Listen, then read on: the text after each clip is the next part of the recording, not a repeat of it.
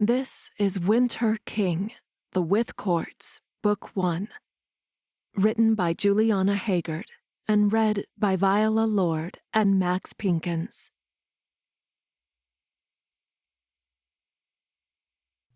One. Cade.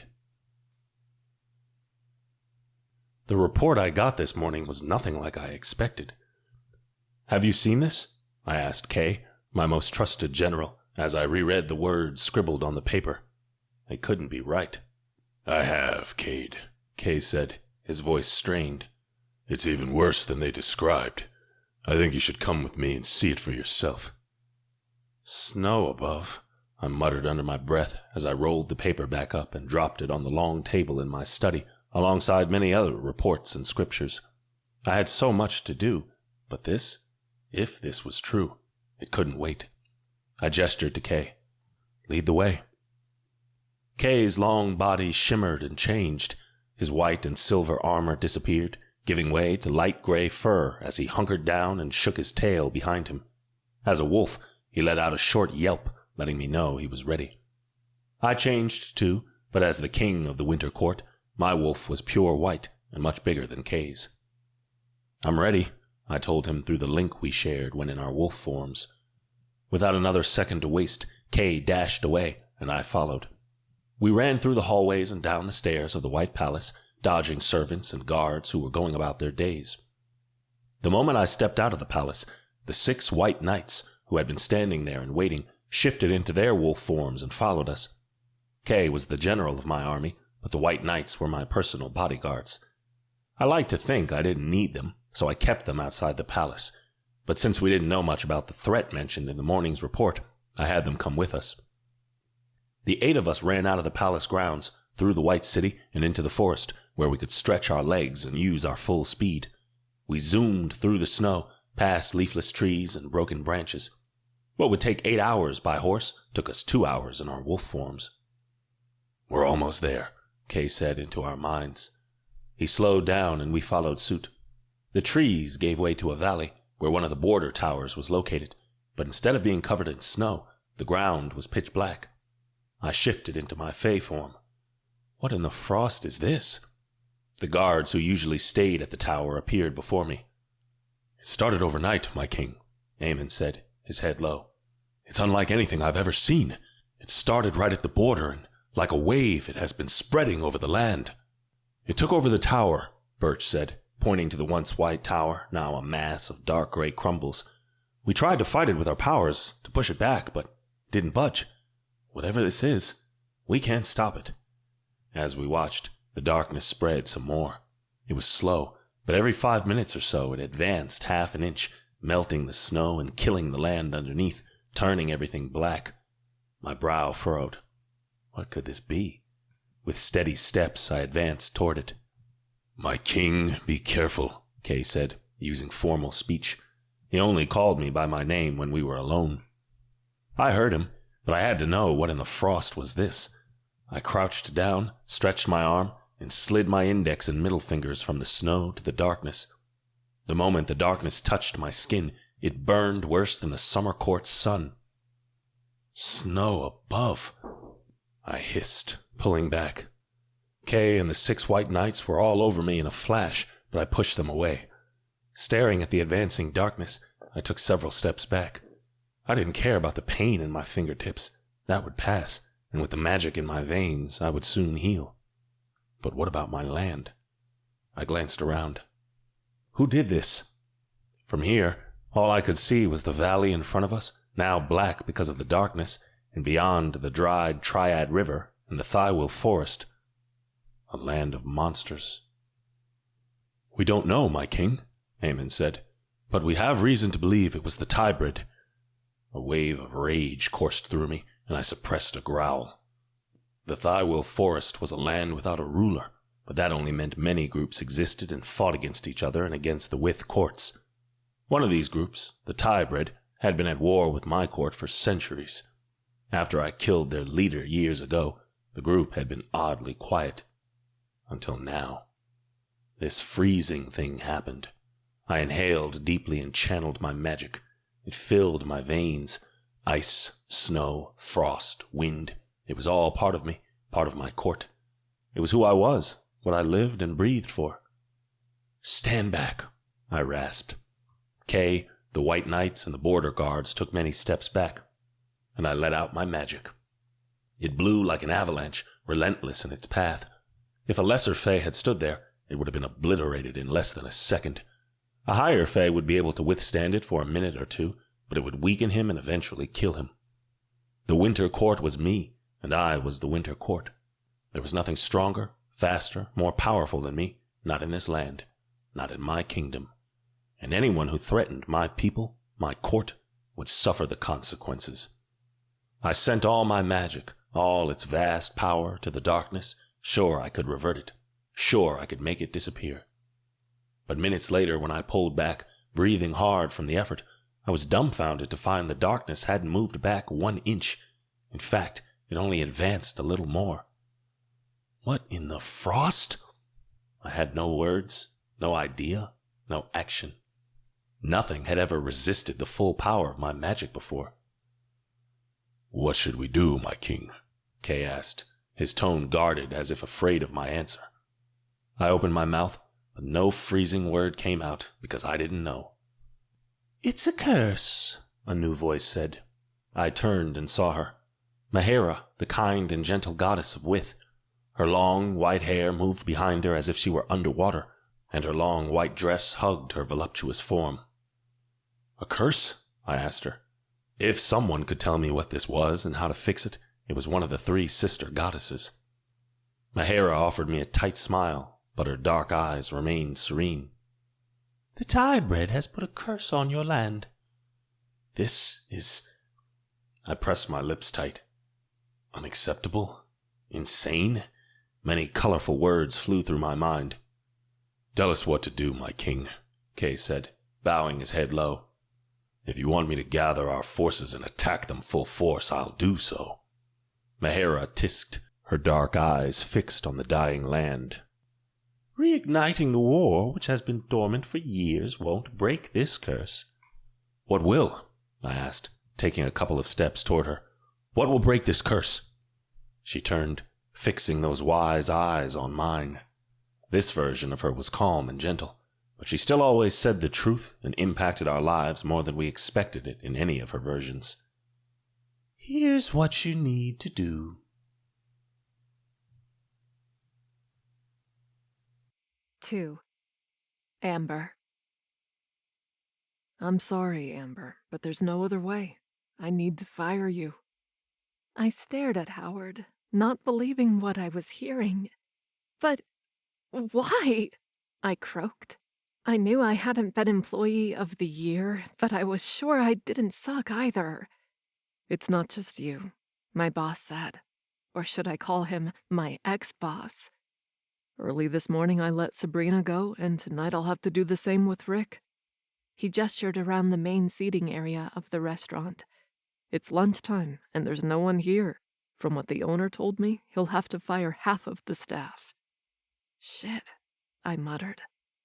The small, local Italian restaurant was never a big hit, but in the past few months things had dwindled fast. For some reason, people just didn't come here anymore, and I felt bad for the owner. I also felt bad for Rick. He was almost 70 years old. He had been working here for over 20 years. After this gig, I doubted he would find something else. As much as I hated being fired, I was one of the youngest here. I was also healthy and optimistic, at least on most days. I was sure I would find something soon to pay my bills. I unknotted the apron from around my waist and handed it to Howard. "I'm so sorry," he said, his tone upset. "It's okay." I tried smiling, but at that moment I wasn't feeling much like it. "Take this." Howard grabbed a brown bag from the table beside us. "It's your favorite, chicken parmigiana. I thought you should have a treat before leaving like this." I took the bag from him, and this time my small smile was genuine. "Thank you." "It's the least I could do." Howard rocked on the balls of his feet. Take care, Amber. You too, I whispered. This was it. Another page of my life turned. Another phase that had come to an end and would hopefully lead to a new beginning. Seeing as I was only 21 and had had so many new beginnings, I was starting to think things weren't going so well for me. With the brown bag in hand, I exited the restaurant, and the facade crumbled. I was optimistic most of the time, yes, but right now, I felt like a lost puppy shuffling down the street with his tail between his legs. My life had never been easy. My father had been a quiet man with barely any emotions. When my mother died when I was 14, he shut down completely. It was like living with a stranger. Then, a couple of years later, out of the blue, he introduced me to a new woman, a total witch. She hated me almost as much as I hated her. She convinced him to move away and start over, but without me. So at 17, I was abandoned. At first, I tried moving on, staying in my hometown, but neighbors became nosy, people whispered behind my back, and social services came after me, wanting to put me in the system. I did my best to dodge them, but once my 18th birthday came around, I left too. I left, and I never looked back. I settled in Brooksville, this tiny town in the middle of nowhere. Though some people were a little wary of me at first. I mean, what 18-year-old girl showed up in a small town by herself? Most treated me well. That had been 3 years ago. With a sigh, I crossed the street and went about my business. I wouldn't go down memory lane, and I wouldn't go down a sad path. I would remain optimistic through all of this journey. I had to. Otherwise, I would break down. I inhaled the chilly air, welcoming the clarity it brought to my head. It was mid-November, and the temperatures were dropping fast. I didn't really like winter. That was why I had moved from New Hampshire to Georgia. It still got cold here, but not as much as the north. Half a block later, I walked by a narrow alley between two shops. Movement caught my eye. I halted and saw an old man rummaging through the trash cans, a piece of orange peel in his hand. The man turned his eyes to me, and his ghastly face sent a pang through my chest. It wasn't just the face, it was everything. His clothes were in tatters. He probably hadn't had a shower in weeks, and his legs were almost as thin as my arms. The man was cold and starving. Without hesitating, I approached him. Here, I showed him the brown bag I had received at the restaurant. You'll like it. The man's eyes became huge saucers. Take it. I pushed the bag toward him. His hands shook as he took the bag from me. Thank you, he said, his voice frail, just like the rest of him. The food wasn't enough, not for me, so I took off my jacket. It was a thin suede jacket that barely did anything. I would feel a little cold without it, but I would survive. Take this too. I pushed the jacket to him. No, I can't take that, the old man said, his eyes huge again. I insist. I pushed the jacket toward him again.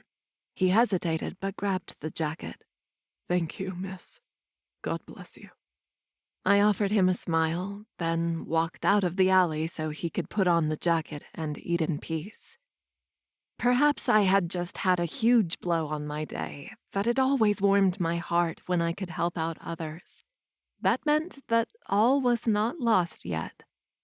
With renewed determination, I ignored the cold and trudged to my favorite coffee shop. I usually ordered a latte and one of their famous croissants, but since I had to mind my budget even more now, I asked for a black coffee. With the coffee in hand, aka my lunch, I took a seat at a table by the large glass windows, pulled my long black hair in a messy bun, and started playing with my phone. Instead of browsing through Facebook and Instagram, I went directly to job hunting websites and searched for local gigs. That was the disadvantage of living in a small town. There weren't many opportunities around. I saw a few things that would require I worked overtime with a measly salary. I also saw lots of manual jobs that required strength and agility. At 5'4" and with my small frame that could be carried by the wind, I wouldn't survive a day. I let out a long sigh and looked out the window. It was the middle of my first day without a job. I couldn't lose hope just yet. Despite trying to avoid my apartment, I couldn't wander around town all day long, especially not without a jacket. Besides, I was tired and emotionally exhausted. I had to go home, take a nice long shower, and sleep. Tomorrow, after a good rest, I would regroup my thoughts and start a new search. Praying Kimberly wasn't home, I opened the door and stepped in. "What the hell are you doing here at this hour?" I inhaled deeply and tried not to let the image in front of me bother me too much. Kimberly stood in the middle of our tiny living room, wearing only a bra and panties, with a lit cigarette in one hand and nail clippers in the other. There were 2 empty beer bottles on the coffee table in front of her, just beside all her dead nails. Her fake blonde hair was pulled into several foam rollers, and her makeup could be seen from 3 miles away. I closed the door behind me.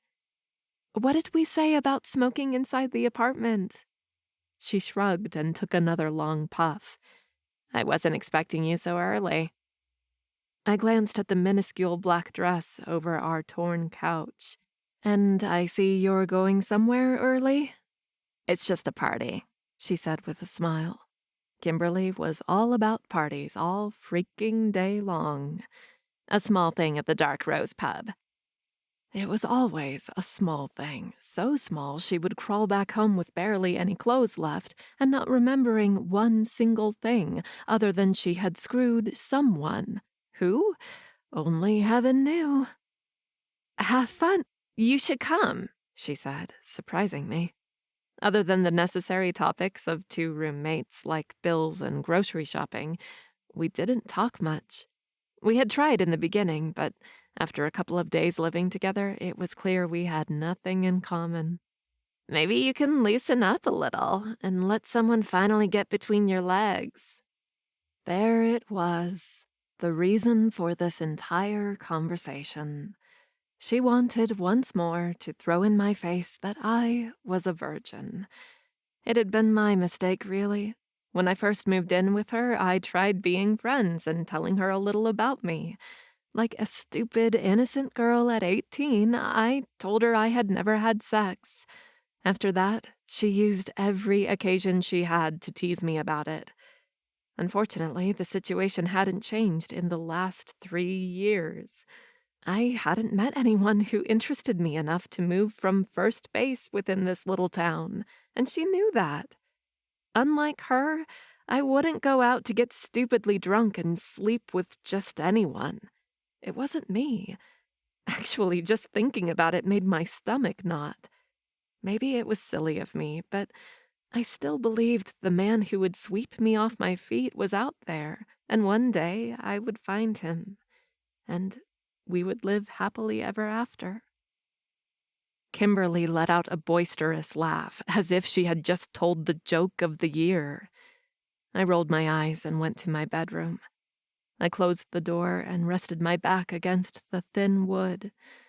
Living here with her was killing my spirit, but this was the cheapest place I could find in Brooksville, and now I wasn't even sure I would be able to continue paying for it.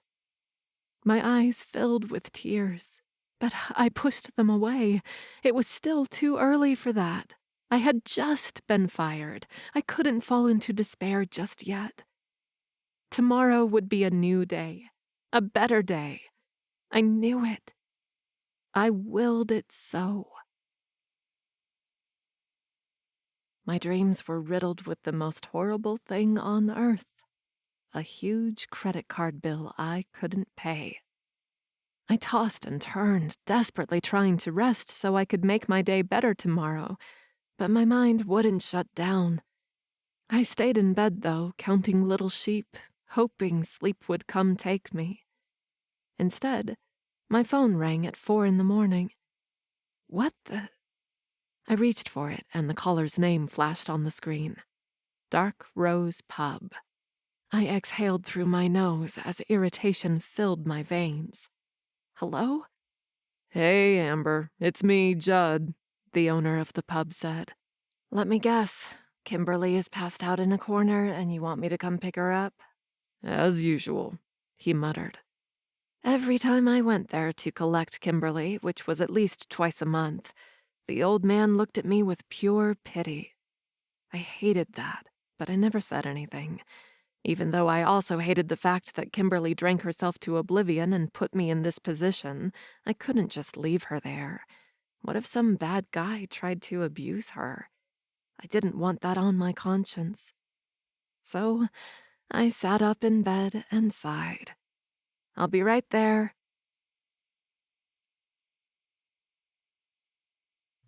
Chapter 3.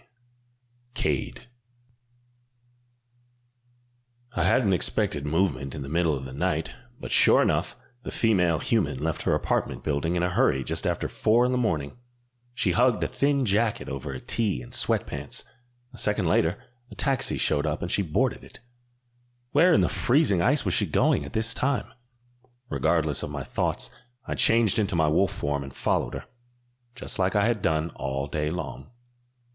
Right after Mahera told me how to save my people, I used my medallion to teleport to the human world. Mahera had helped. She cast a spell over me, saying I would end up near the one I needed to save my court. A selfless, pure-hearted human. When she told me that, I scoffed. A selfless, pure-hearted human? Those were myths. They didn't exist. But Mahera assured me I just had to get near the human and I would know. The moment I saw Amber leaving the restaurant after being fired, with her long black hair whipping in the chilly wind and her bright green eyes looking up at the clear skies full of hope and wonder, I knew it was her. Not because she was absolutely stunning and I couldn't take my eyes off her, but because the pull I felt deep in my core told me that she was the one I needed. She was the only one who could save my people. That idea only got stronger when I saw her stopping by a homeless man and giving her jacket and lunch to him. Then she'd walked around town in a thin sweater, and later had just a coffee, as if that was enough to keep her healthy. If that wasn't selfless, then I didn't know what was. The taxi stopped in front of a pub. Amber got out of the car. "Wait here, please," she said to the driver before running inside. I shifted back into my Fey form and clenched my fists. I had been to the human world a few times before, and I knew what happened inside these places. It wasn't much different from the taverns in my Fey realm, but I still didn't like seeing Amber walking in there alone in the middle of the night. I told myself it was just a natural protective feeling. What if something bad happened to her before she could save my land? I couldn't allow that to happen. So I started toward the pub, but she stepped out a moment later with another female friend draped around her shoulders, clearly too drunk to stand on her own. "Come on, Kimberly," she hissed between gritted teeth. Kimberly was taller than her, making it difficult for Amber to carry her. "Help me here, please." But Kimberly didn't hear her, or she didn't care. Amber continued bearing most of her friend's weight, shuffling toward the taxi. Snow above. Couldn't the driver step out and help? What kind of manners were humans taught? I started moving again when 3 men stepped out of the pub and surrounded Amber and her friend. "Hey, pretty little thing," one of them drawled. "How about you bring your friend and we go play?" Amber's arms tightened around Kimberly. "We're fine." "Come on," another one said, his voice even more slurred than the first guy. He tripped over his own feet as he reached for Amber. "It'll be fun." Amber took a step back, almost falling down with Kimberly's dead weight. The third guy was right there at her back, and he closed his hands around her shoulders. "We'll show you a good time, pretty girl." Something vile, something powerful coursed through me. I wanted to ram into these men and shred them to pieces with my claws and teeth, but I didn't want to scare Amber more than she already was. Going for another tactic, I stopped just out of sight and channeled my magic. I sent ice to envelop those men's legs and arms so they couldn't move, so they couldn't touch Amber without her permission. The moment she realized she had an opening, Amber jolted forward, dragging her friend with her, and slid inside the taxi as fast as she could. The taxi drove away while the men shouted at them. "You frigid little bitch!" one of them hollered. Like a predator, I stepped out of my hiding spot and stalked to the men. "Having fun?" I asked. The three men sneered at me. "Mind your own business," one of them spat. Well, Amber was my business. I called on my magic, and more ice and frost rose, covering every inch of the men's bodies. My will was to kill them, or to at least punch them until their teeth fell out, but I couldn't risk it.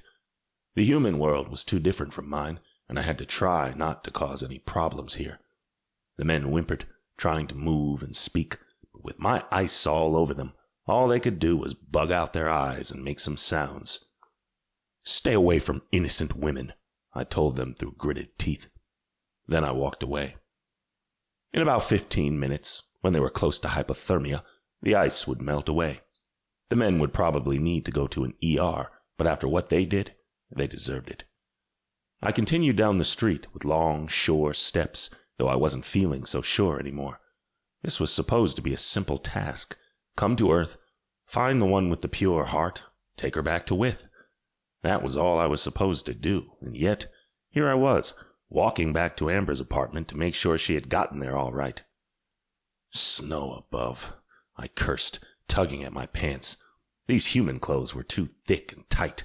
How was one supposed to walk and simply move in tight jeans and a fitted shirt? Relief washed through me once I arrived at her building and saw the light of her apartment window come on. She walked in front of the window before closing the curtains.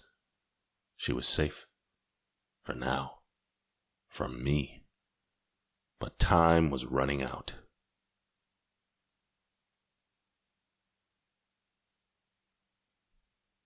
"4. Amber. Last night was one of the shittiest of my entire life. First, I couldn't sleep because I had been fired. Then I was called to pick up Kimberly. Again. She was barely conscious, which made getting her to the cab nearly impossible. Then 3 men harassed us just outside the pub, and to complete the night, Kimberly threw up all over my legs and the carpet in our living room. After changing her and putting her to bed, I had to clean up our horrible carpet and take a shower myself. It was almost 6 a.m. when I finally laid my head down on my pillow again. And I got up 30 minutes later. I couldn't even blame my alarm clock this time, since I had remembered to turn it off last night. It was all due to habit. I used to get up, shower, and go to the restaurant, where there was tons to do before brunch. Or there had been, before it slowly started dying down.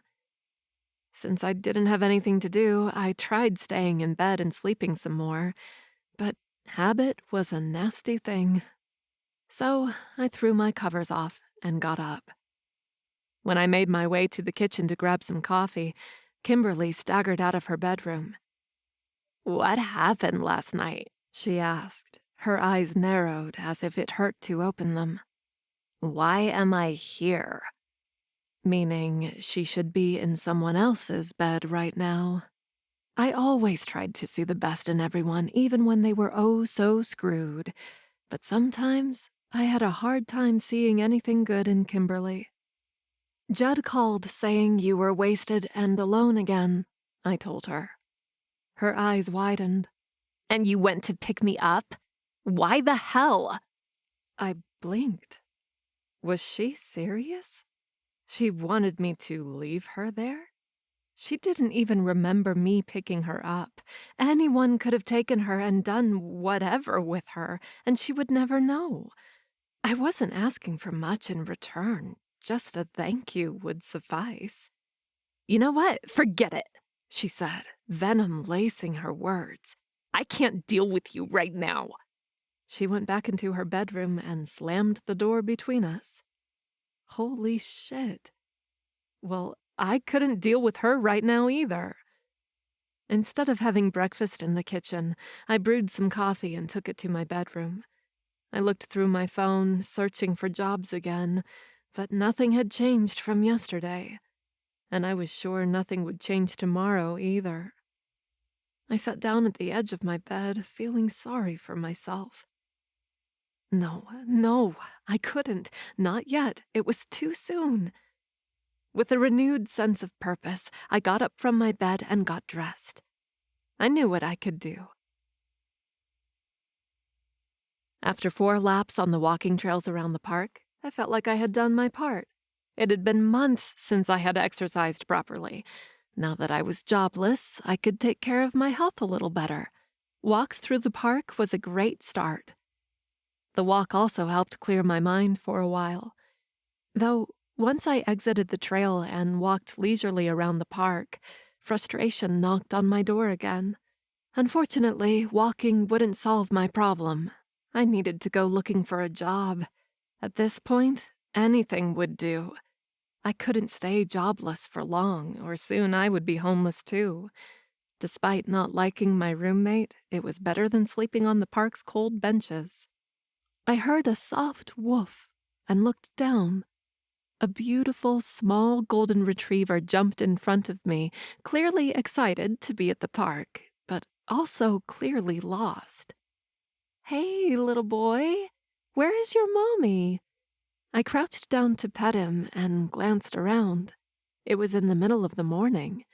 I hadn't come to the park at this hour before, but I wasn't surprised it was empty. Adults should be at work, and kids should be at school. "Are you lost?" The puppy let out another adorable woof. I couldn't leave him here. With gentle hands, I picked the puppy up and started walking around the park looking for his owners. I walked past a couple and an elderly woman, but when I asked, they said the puppy wasn't theirs. Finally, I found a little girl seated at a bench with her mother, sobbing her eyes out. "I've lost him, Mommy," the little girl cried. "Now he's gone." "He's not gone," I said, walking up to them. "Just temporarily misplaced. I believe this pretty puppy is yours." I extended the puppy to her, my hands carefully wrapped around his torso. The little girl's eyes became 2 big balls as she jumped off the bench and wrapped her arms around her puppy as if he was the most precious thing in the world. "Toby!"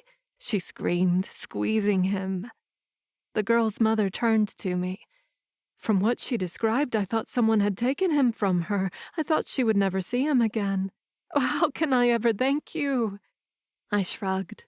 "It's okay. I just saw him alone and thought he was missing his mommy.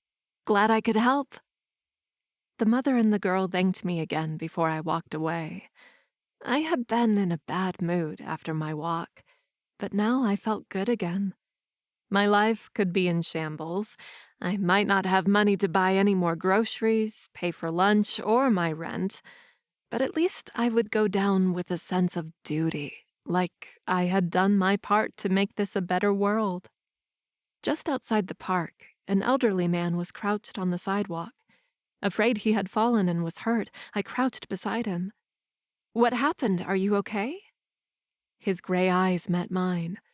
I'm fine, dear," he said, his voice frail and quivering almost as much as his hand. "I just dropped my wallet." He showed the empty black leather wallet to me. "I'm picking up my things." Just then, I saw all the things around him. Coins, bills, credit cards, health insurance card, and his ID. I gulped at the sight of the thick wad of money about to blow away in the gentle breeze. Just a fraction of this money could pay for my rent and my groceries for the next month, maybe more. I didn't understand why he carried so much money around, but my heart squeezed when I helped him pick it up and handed it all to him. "Thank you, dear," he said as I helped him get up. He fished $100 bill from his wallet and offered it to me. "Here, for helping me." I confess, I felt tempted to snatch it, but it wasn't fair. I hadn't done more than just help him for 30 seconds. I didn't deserve money for that. Besides, this could be all this man had. Things weren't easy for the elderly, not in this country. It's okay. I pushed the bill back to him. I'm sure you can make better use of that. He thanked me again, and I dashed away, afraid that if I stayed any longer, I would succumb and accept his offer, which honestly would be like stealing candy from a baby. I hurried back to my apartment, though halfway there I stopped. What would I do there? Mope? Cry? Search for a job that didn't exist? Instead, I decided to walk some more, this time around town. It had been a while since I had walked without any real direction and purpose. Besides, the more I walked, the more tired I would feel later, and that would help me sleep better that night. I walked down some known streets and shops, greeting some faces I had met at the restaurant before, until I saw the old dance studio that had closed a few months ago. The facade had been redone, and it was now called the Red House, a gentleman's club. The sign on the door indicated they would open next week. And they were hiring. I halted and stared at the sign. Could I work at a gentleman's club? What did that entail? If I didn't go in and ask, I would never know. Hopefully they'd need a bartender or a waitress. With my previous experience, I could do that, couldn't I? I thought I could.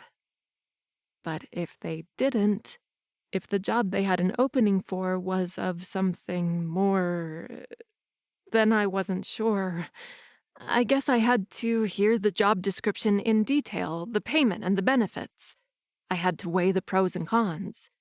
I mean, what if I had to dance on stage in a skimpy outfit? It wasn't what I wanted for me, but that would be better than being homeless, right? Besides, I didn't need to do this forever. I just needed to save some money or do this until I found something better, something more me. Right? Right? I swallowed hard. And then I stepped through the front door.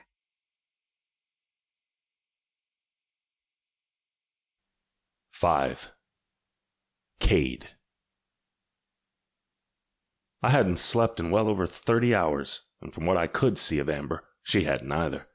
If she had, then it had been short naps between her outings. Like a frosting creep, I followed Amber all morning. I didn't know why I was doing this to myself. I should just grab her and go back to Wyth, to the White City.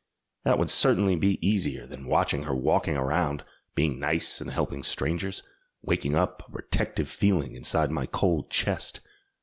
Snow above. Why did she have to be so nice?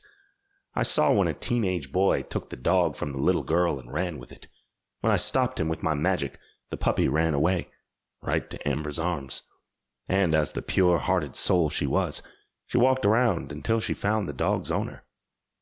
Then there was the old man. She could have stolen money from him. I was certain most humans would. The old man would never know. But she didn't. And when he offered to pay her for her kindness, she refused. Who in the freezing snow did that? She was taking this whole selfless thing to an entirely new level. I was sure I had seen it all from her. Then she shocked me when she stopped in front of that gentleman's club. I knew what those were. I had been to one long ago, in one of my few visits to the human world. Most of what went on inside was just sexy games and play, but sometimes it turned into more. I felt as if lightning had struck me down when she inhaled deeply and went inside the place. What in the frost? The protective feeling came back with a vengeance, bringing some rage and possessiveness with it. Seeing red, I went after her and marched inside the gentleman's club. The place was mostly empty. There was a man stocking drinks behind the bar, a woman wiping tables, and right in the center of it all, a man in a suit talking to Amber. "I was a waitress at a local restaurant," she said, her voice strained, as if she was forcing the words out. That was it. I was done playing. I stomped to them, closed my hand around her wrist, and pulled her out of there. "Hey!" she screamed, jerking against my hold.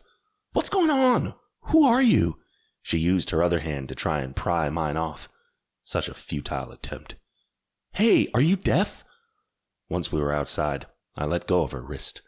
Like a predator, I turned to her, hovering just half a foot from her.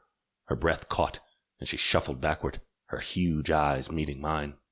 A growl started low in my chest. I had been following her since yesterday, and I had seen her many times. Since I first laid eyes on her, I noticed she was a beautiful woman. But until being this close to her, breathing in the same air as her, feeling the energy emanating from her body, and seeing all the details of her face, I hadn't realized she was more than beautiful. She was stunning. Her long black hair danced behind her back, and her big green eyes seemed to shine with a light of their own. Delicate nose and brows, pink lips, and a long neck with smooth, fair skin that seemed to call to me, begging me to taste it. Close like this, I could hear the sharp intake of her breathing and the palpitation of her heart. I could see the vein in her throat pulsing. I could smell the soft, sweet lavender scent of the perfume on her skin. I could feel the heat coming from her tight body, and I wanted to touch it all. Her lean legs, thin waist, generous hips, and even more generous breasts.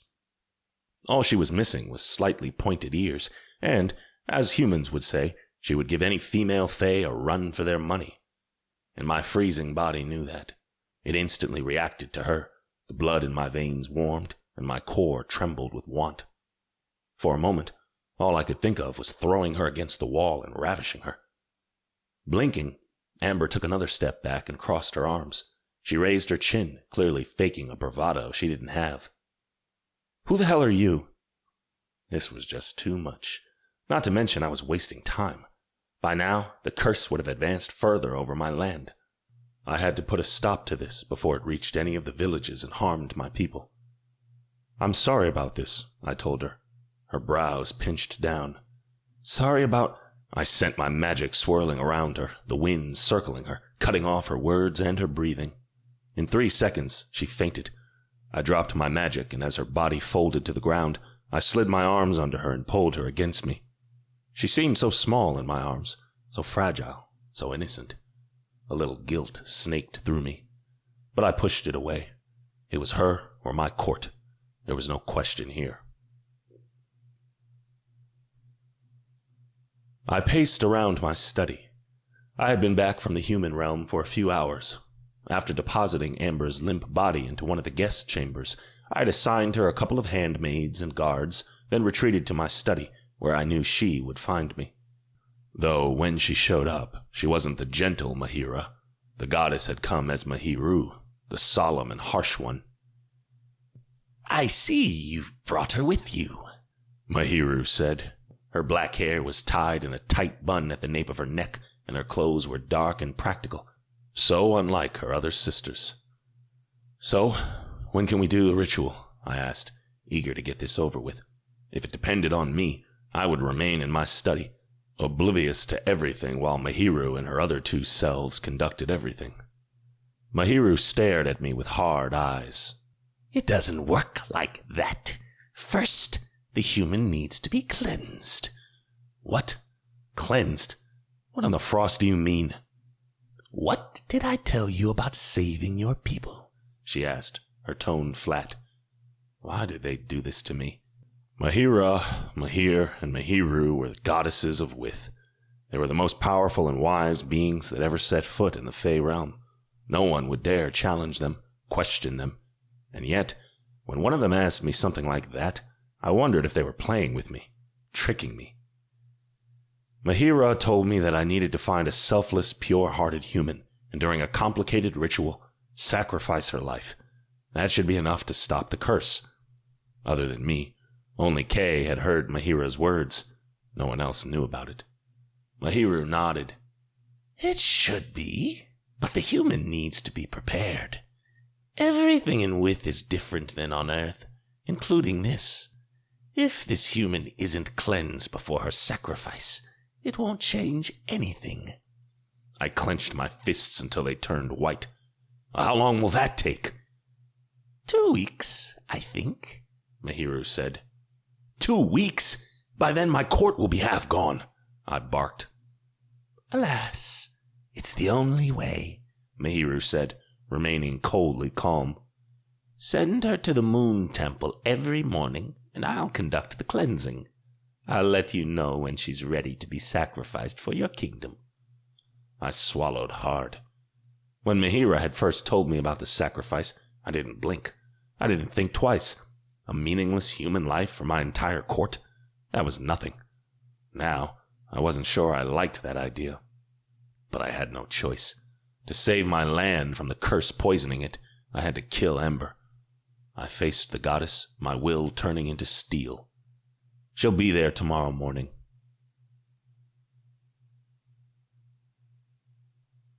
6. Amber. I opened my eyes, but it seemed I was still dreaming. Sitting up, I studied the soft white blanket over my legs. And this dress. I smoothed my hands on the silky fabric of the beautiful white gown I was wearing. Stunned, I looked around. Was I some sort of princess in this dream? Because this place, it was out of this world. The bed was probably bigger than a king size, with a tall headboard covered in white velvet. The nightstands flanking the bed were bigger than my puny desk in my apartment. I scooted to the edge of the bed and put my legs down. My bare feet sank in the soft, thick white rug. On the other side of the bedroom were a tall round table and 2 armchairs, also all white. Everything was either white or silver here. Long, heavy curtains covered one of the walls.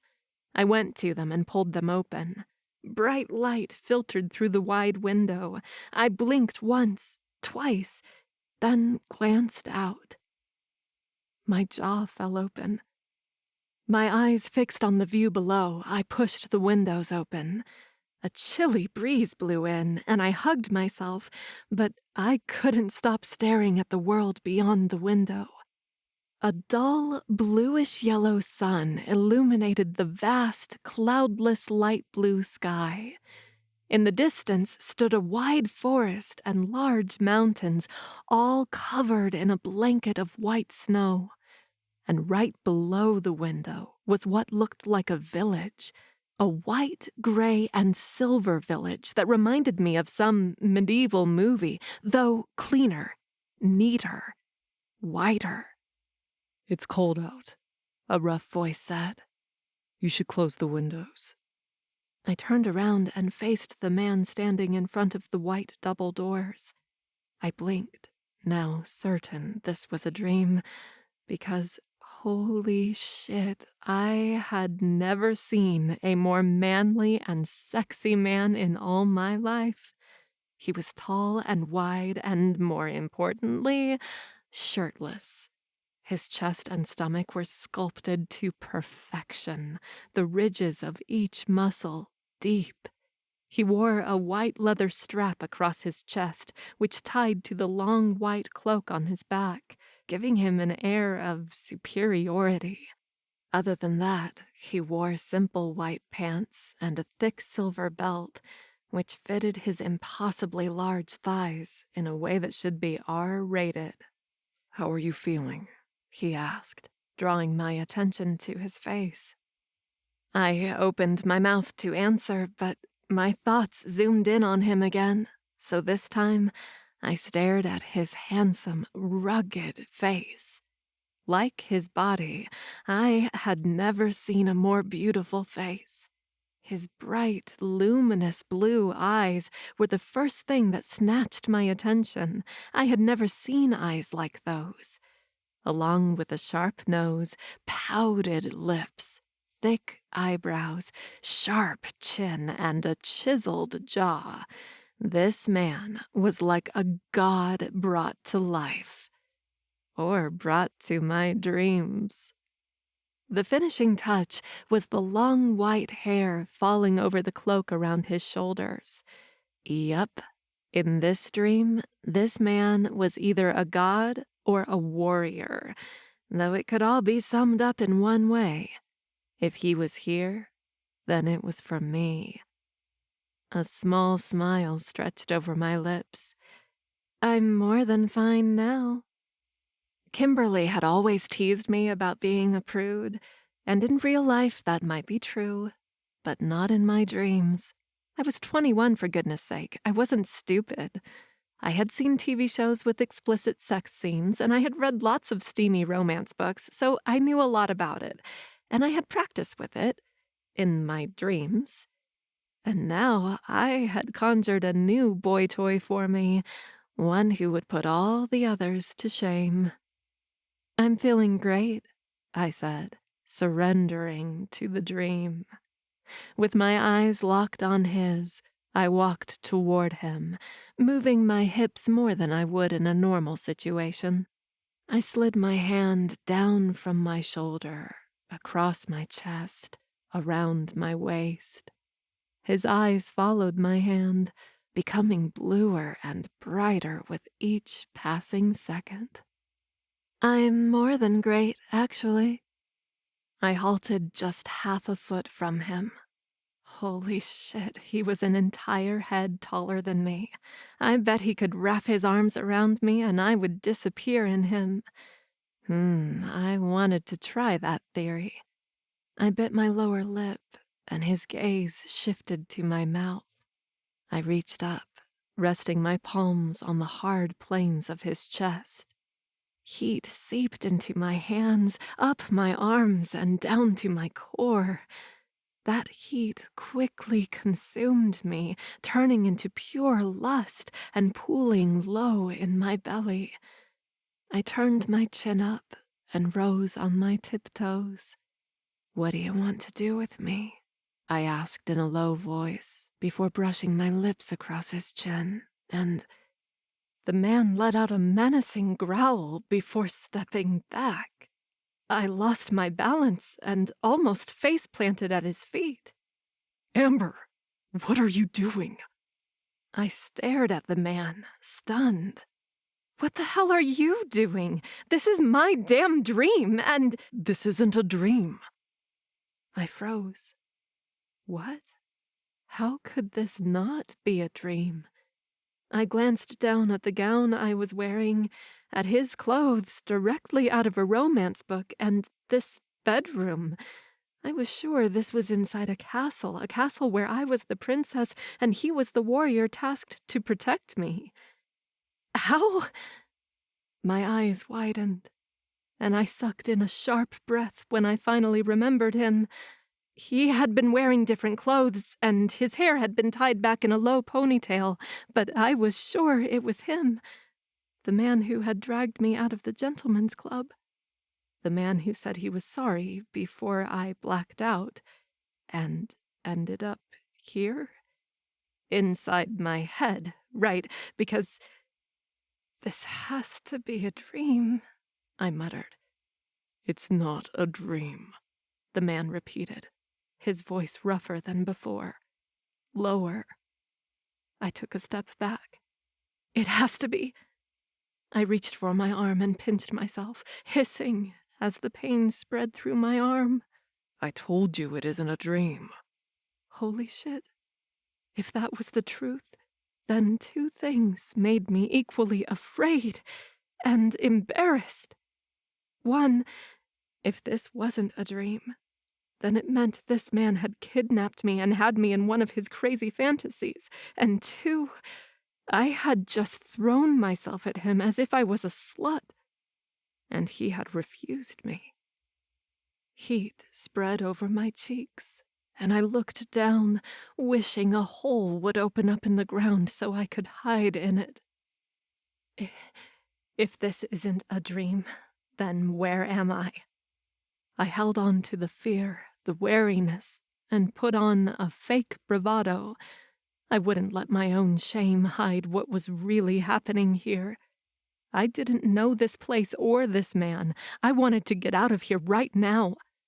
Who are you, and what have you done to me? I quickly glanced around. taking everything in with a new thought in mind. Escape routes. The window was too freaking high, and the other 2 doors I saw led to a closet and a gigantic bathroom. The only other option was the double doors behind the man.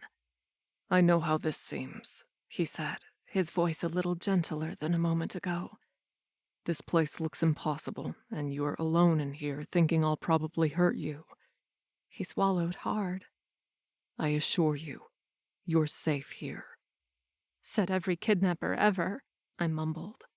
Here. He took a step forward and puffed out his chest, becoming even taller and bigger than before. Holy shit. My name is Cadewyn, and I'm the king of the Winter Court in Wyth.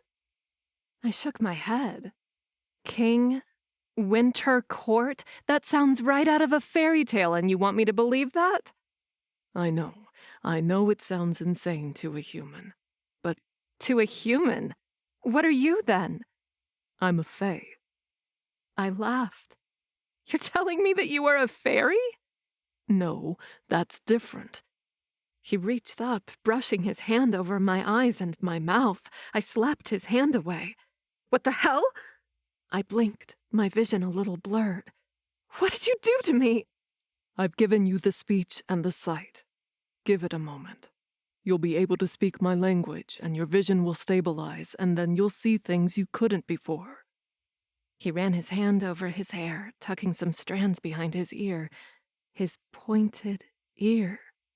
I rubbed at my eyes, sure I was seeing things. You really are a fairy. I said that's different. I'm fae. We're in Wyth, the fairy realm. I started pacing and pressed my fingertips on my temple, feeling a headache coming. This is crazy. This is absurd. Listen, what language am I speaking? I stared at him. Holy shit, he wasn't speaking English anymore, and I was understanding him. What the hell? I slapped my mouth as the same language came out of my mouth. What freakish thing is this? This can't be real. I'm not going to argue with you about what's real and what isn't, Cadewyn said. I'm just going to tell you how it is. We're in Wyth, the fairy realm. There are 8 courts in Wyth. The Winter Court is one of them, and I'm its king. I halted and faced him, both scared and angry about whatever shit was going on here. And what does that have to do with me? Why the hell am I here? I'm sorry for kidnapping you, but I had no choice, he said, his voice low. The sudden softness in his eyes. It was as if he really meant it. I was desperate. I brought you here because I need your help. My brows arched up. What kind of help?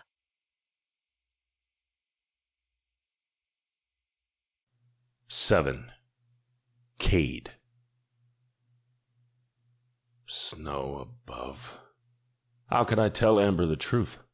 Just a moment ago, she was lost in a fantasy world in her head where she tried to kiss me, and I almost let her. When she sauntered up to me, her green eyes fixed on mine, her sensual body moving toward me, then she stopped right in front of me and touched me, her lips grazing my chin. I almost lost it. I almost surrendered to the lust igniting my insides and demanding that I throw her on the bed and taste her, have her, eat her alive. But it wasn't right. As much as I wanted to surrender to the desire that was starting to drive me crazy, I couldn't. I wasn't supposed to be so enthralled by her, so shaken by her, so ensnared in her web. I was supposed to kill her, to ask her to die for my court. How in the freezing ice would I tell her that? In 2 weeks, there will be a big event, I told her, trying to insert as much truth as I could in my lie. You need to take part in this event so we can save my land. Her delicate brows slanted down. Save your land? From what? I hadn't considered showing her the curse, but now that she had asked that, I wondered if it wasn't a good idea. If she saw what we were up against, and maybe she would feel honored to take part in said event and not hate me as much when she learned the truth. Besides, I hadn't checked on the curse since I came back from the human world. I wanted to know how far it had advanced. I extended my hand to her. I can show you. Amber watched my hand, still wary of me. I couldn't blame her. To humans, the Fey realm, our appearance, and our magic seemed absurd. And being here, finding out this wasn't a dream, and having to trust a stranger, all that would be difficult for her. I would rather just go home, she said, her voice tight. Can I help you from there? I shook my head once. You can't, but here's a deal. Why don't you come with me and let me show you what you'll be saving us from? If after seeing it you still want to go home, then I'll take you. It was a risky gamble, but one I took, betting on what I had seen of her in the 30 hours I had followed her. Amber was the selfless and pure-hearted human Mahira had told me about. I was sure of that. I just hoped she would be selfless about my land and my people, too. If she saw the curse with her own eyes, she wouldn't resist it. She would want to help. Why should I believe you? She asked. You could be lying to me. True, but would that change anything? You're still in this room, and I know you can't overpower me and escape. Stay locked in here, or at least come outside with me. She winced. When you put it that way... I outstretched my hand to her again. What do you say? She hesitated, but ended up slipping her hand in mine. I folded my hand around hers, intrigued by how small and delicate it was, just like all of her. The same deep protective feeling I had before stirred in my chest. I frowned, not liking the thoughts and emotions it was bringing forth. I stepped back and gestured to the door. This way. Nobody bothered us when we left the guest chambers and walked through the palace hallways. We strolled past a few guards and servants, and they all stopped and bowed to me. Meanwhile, Amber stared at everyone and everything in her way. I tried putting myself in her shoes and imagined I was seeing the White Palace for the first time. The palace was grandiose and powerful, with wide corridors, big arches, tall ceilings, heavy ice chandeliers, smooth white floors, and long, tall windows. It was sure intimidating. But to me, it had always been my home, and beyond it were my people. We made it to the doors leading to the back garden, where the stables were. I thought we were safe. Then her voice rang through the walls. Where are you going? Kiara asked. I turned to my little sister. She wasn't as little anymore, but to me, she would always be a child. I loved her, but since the death of our father many years ago, she had turned quiet and lonely, and I didn't know what to do to reach her. Kiara, this is Amber. I gestured from one woman to the other. Amber, this is Kiara, my sister. Kiara glided across the floor as if she walked on a cloud, her steps long and precise. As the Winter Princess, she carried the traits of our people. White hair, light blue eyes, fair skin.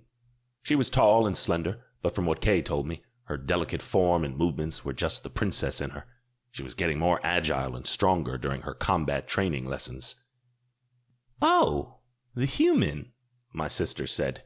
She looked at me, and I arched an eyebrow. Kiara didn't know the real reason Amber was here. Only Kay knew that. All the others just thought the same as Amber, that I needed her for a ceremony. After that, we didn't need her anymore. Welcome to the Winter Court. Thank you, Amber said, her voice low. She was openly staring at my sister, probably still taking in the fact that we were Fae and not humans. Kiara glanced at me. You didn't answer my question. I'm taking Amber to see the curse, I said simply. Kiara dipped her chin in a nod. I see you forgot she's human. I frowned. What in the frost was she talking about? One moment. Kiara disappeared into a room on the left, which led to the servants' quarters underground. A moment later, she came up with a heavy white fur coat in her hands and handed it to Amber. You'll be cold without the proper clothing. I had forgotten about that. Though my body was warm, like humans, the cold was part of who I was. The Winter Court people didn't feel cold easily. In fact, we thrived when it was the coldest. Kiara helped Amber put on the coat and pulled its hood over her head. "Thank you," Amber said, looking like an ice queen with that coat on. The dark hair contrasted with her fair skin and the white of the fur. Like this, her green eyes looked incredibly bright. I ached to touch her. "I'll let you go now," Kiara said. I stripped my gaze from Amber and cleared my throat. "Right." I beckoned to the door behind us. "This way." After a quick wave to Kiara, Amber followed me out. The 6 white knights immediately fell into step with us, startling Amber. "Don't mind them," I told her, but she didn't seem very convinced. I guided her to the stables, where I had a servant boy help me get Blizzard, my horse, ready. We're taking a horse?" Amber asked, sounding unsure. "Where are you taking me, and, can we take a car?" I almost laughed at that. "We don't have cars here. We have carriages, but if we go by horseback, it'll be faster. Though the border was 8 hours away. To make it a little faster, I would infuse my magic in Blizzard's powerful legs." "But this horse is huge." "Don't worry." I had to keep in mind that everything was different here, even the horses.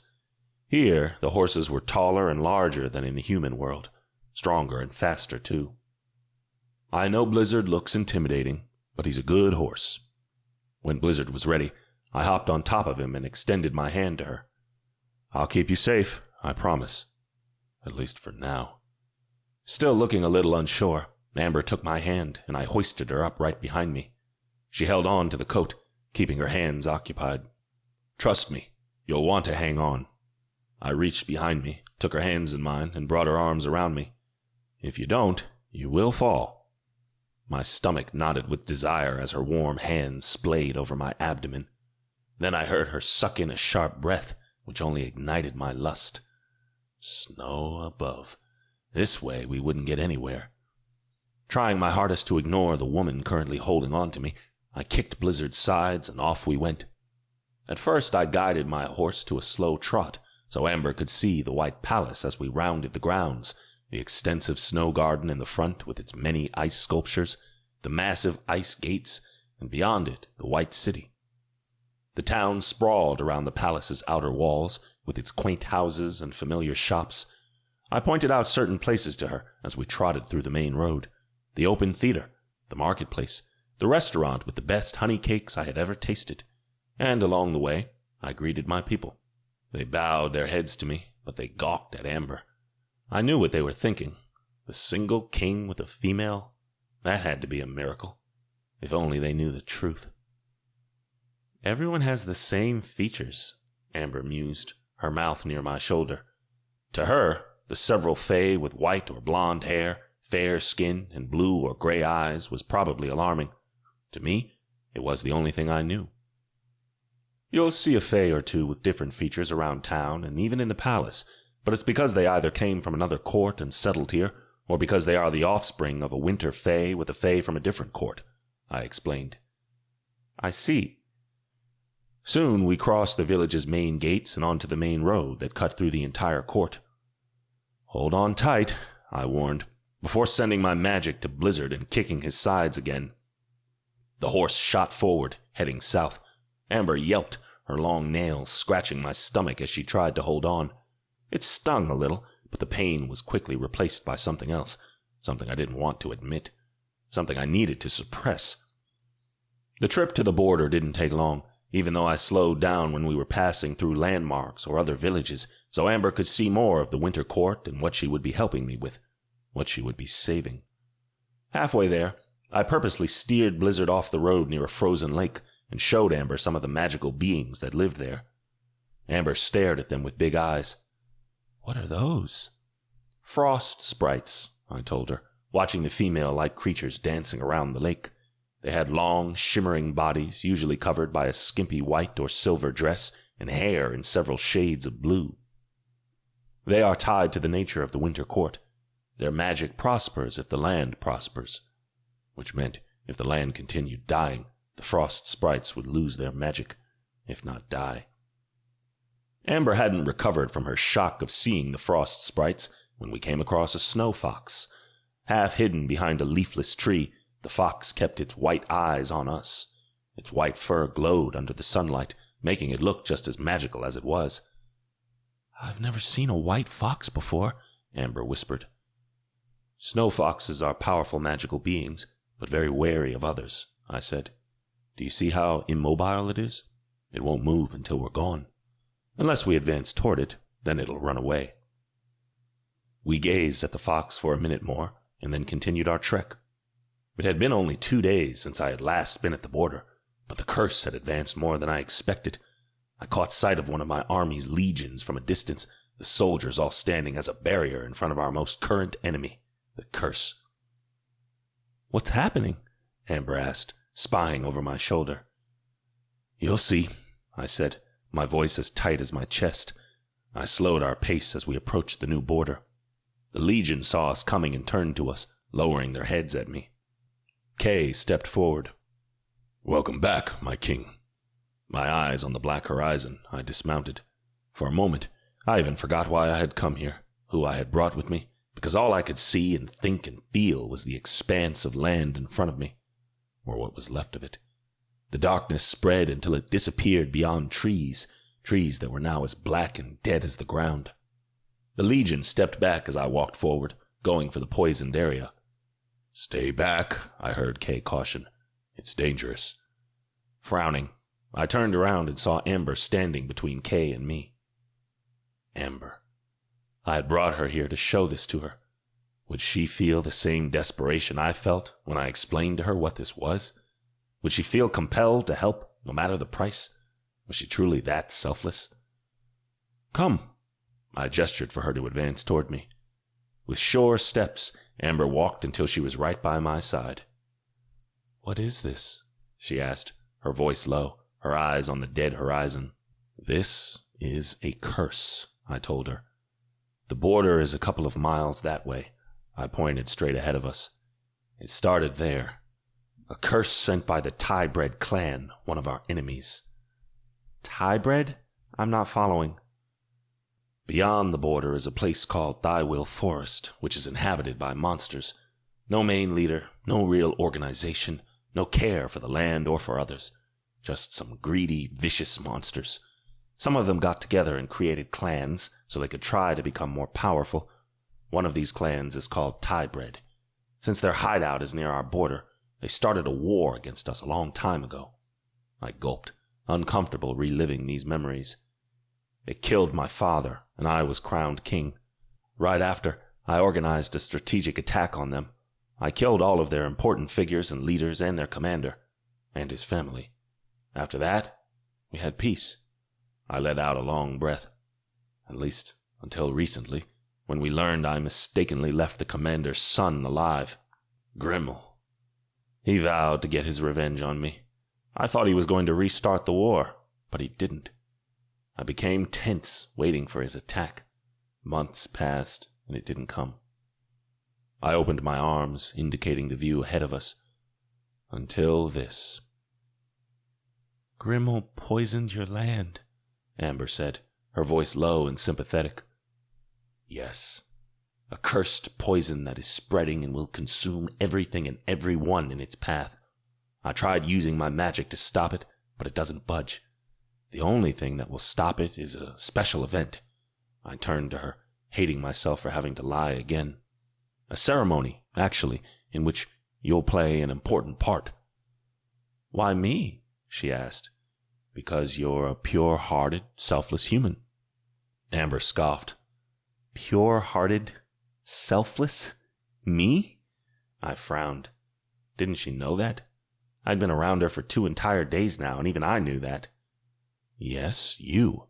The most pure-hearted and selfless person, human or fey, that I ever met." She blinked, as if I was telling her something absurd. "Well, I'm sure you're mistaken, but why not? We can try it. Worst thing that will happen is for it not to work, right? When can we do it?" I shook my head. "It doesn't work like that," I told her. At least I wouldn't be lying about this part. "You have to undergo a cleansing ritual every morning for 2 weeks before we do this." Amber's mouth fell open. 2 weeks? Believe me, I don't want to wait either. I gestured to the cursed land again. "This is what happened in 2 days, and for this ritual to work, we'll have to wait another 2 weeks." "But—" Her eyes searched mine. "We made a deal," I continued. "If I showed you what you would be helping us with, and you still wanted to go home, I said I would take you." I hang on to her nature, hoping I was right about her. "Can you look me in the eye and say that you can leave just like that after seeing this?" I pointed to the dark land just a few feet from us. "It's just for 2 weeks. Please." Amber looked at the poisoned land, then back at me. I could see her conflict stamped in her pretty eyes. Then her shoulders sagged. "All right. It's not like I have anything to do back at home anyway." I let out a long, relieved breath. She had bought it. I knew she wouldn't be able to resist it once she saw the land, once she understood what it would do to my people. But because of that, I felt a pit called guilt opening deep in my chest.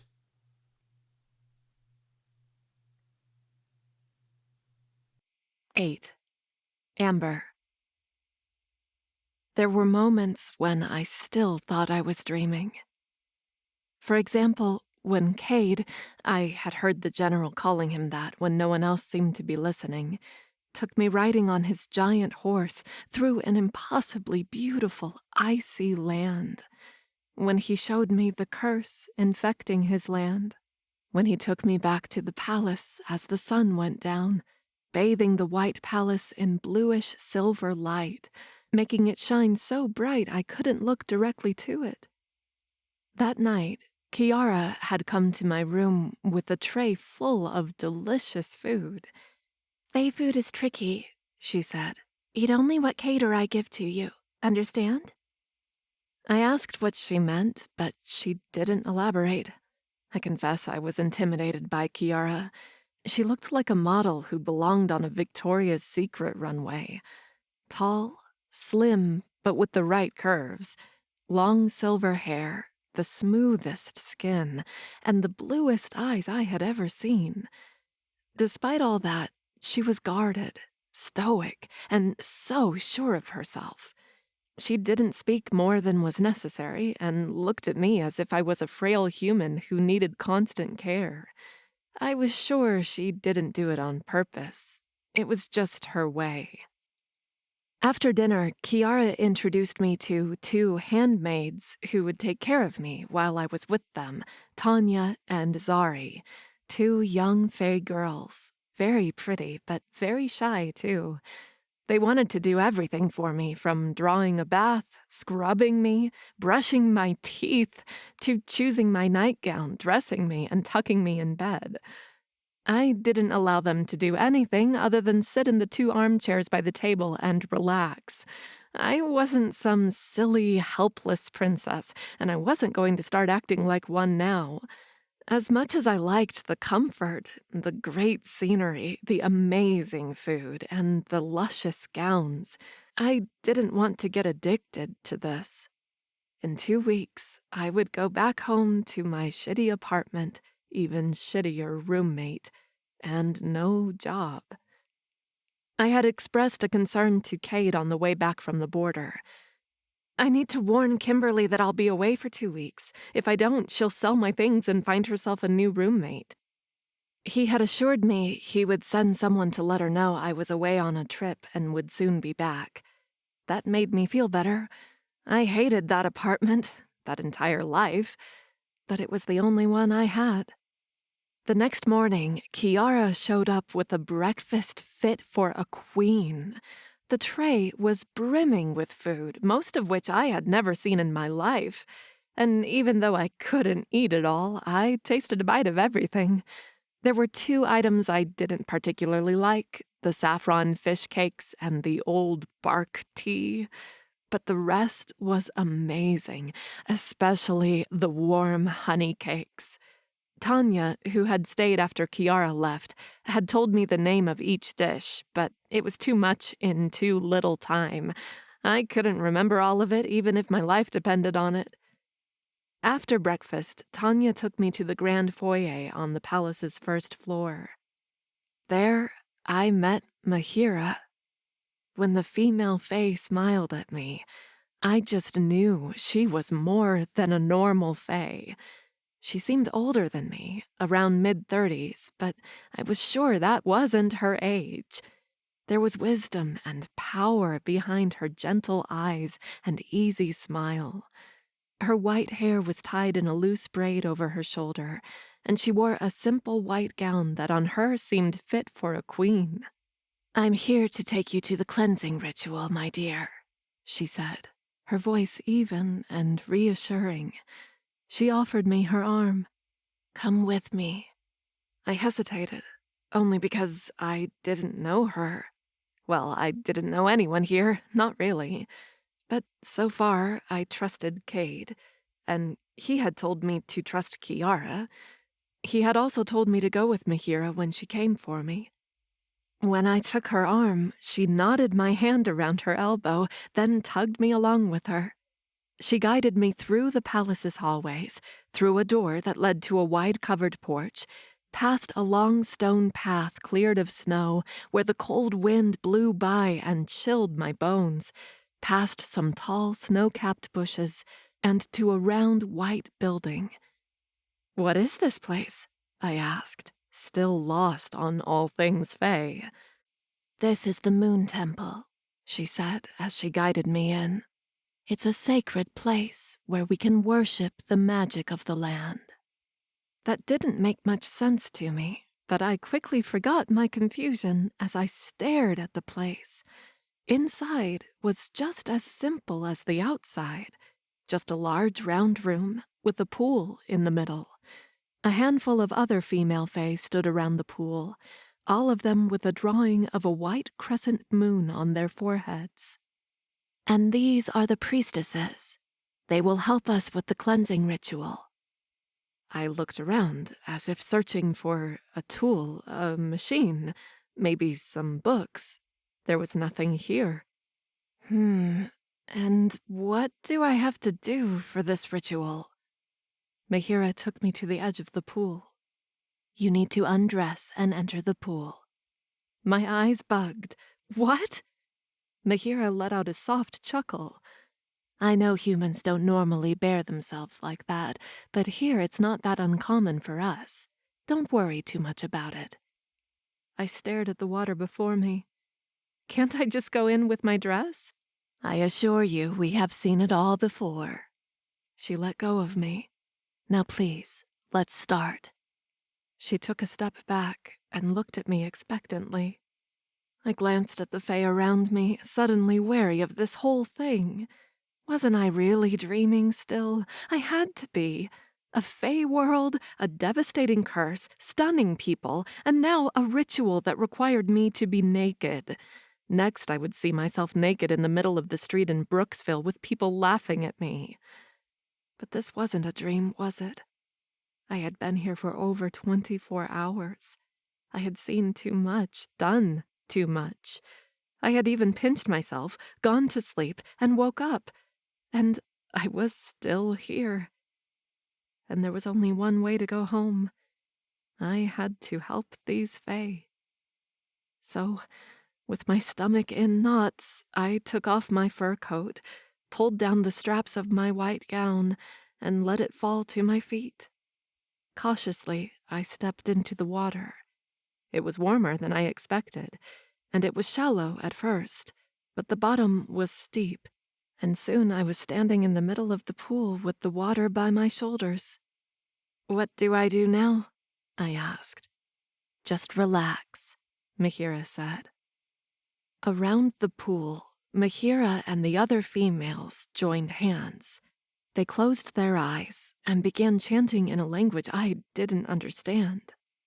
I felt exposed and awkward in the pool while these beautiful fae sang and swayed side to side. The warm water heated slightly, and a bright white light showed up at the bottom of the pool. I stepped back, but the light spread through the water as if it was coming from everywhere. It tingled against my skin, making me hotter and lightheaded. "Mahira," I whispered as my vision blurred. "It's okay, my dear," she said from somewhere above me. "Just surrender." I didn't want to. I didn't like this. I didn't feel in control. But right then, I didn't have much choice. Whatever this was, it was much stronger than me.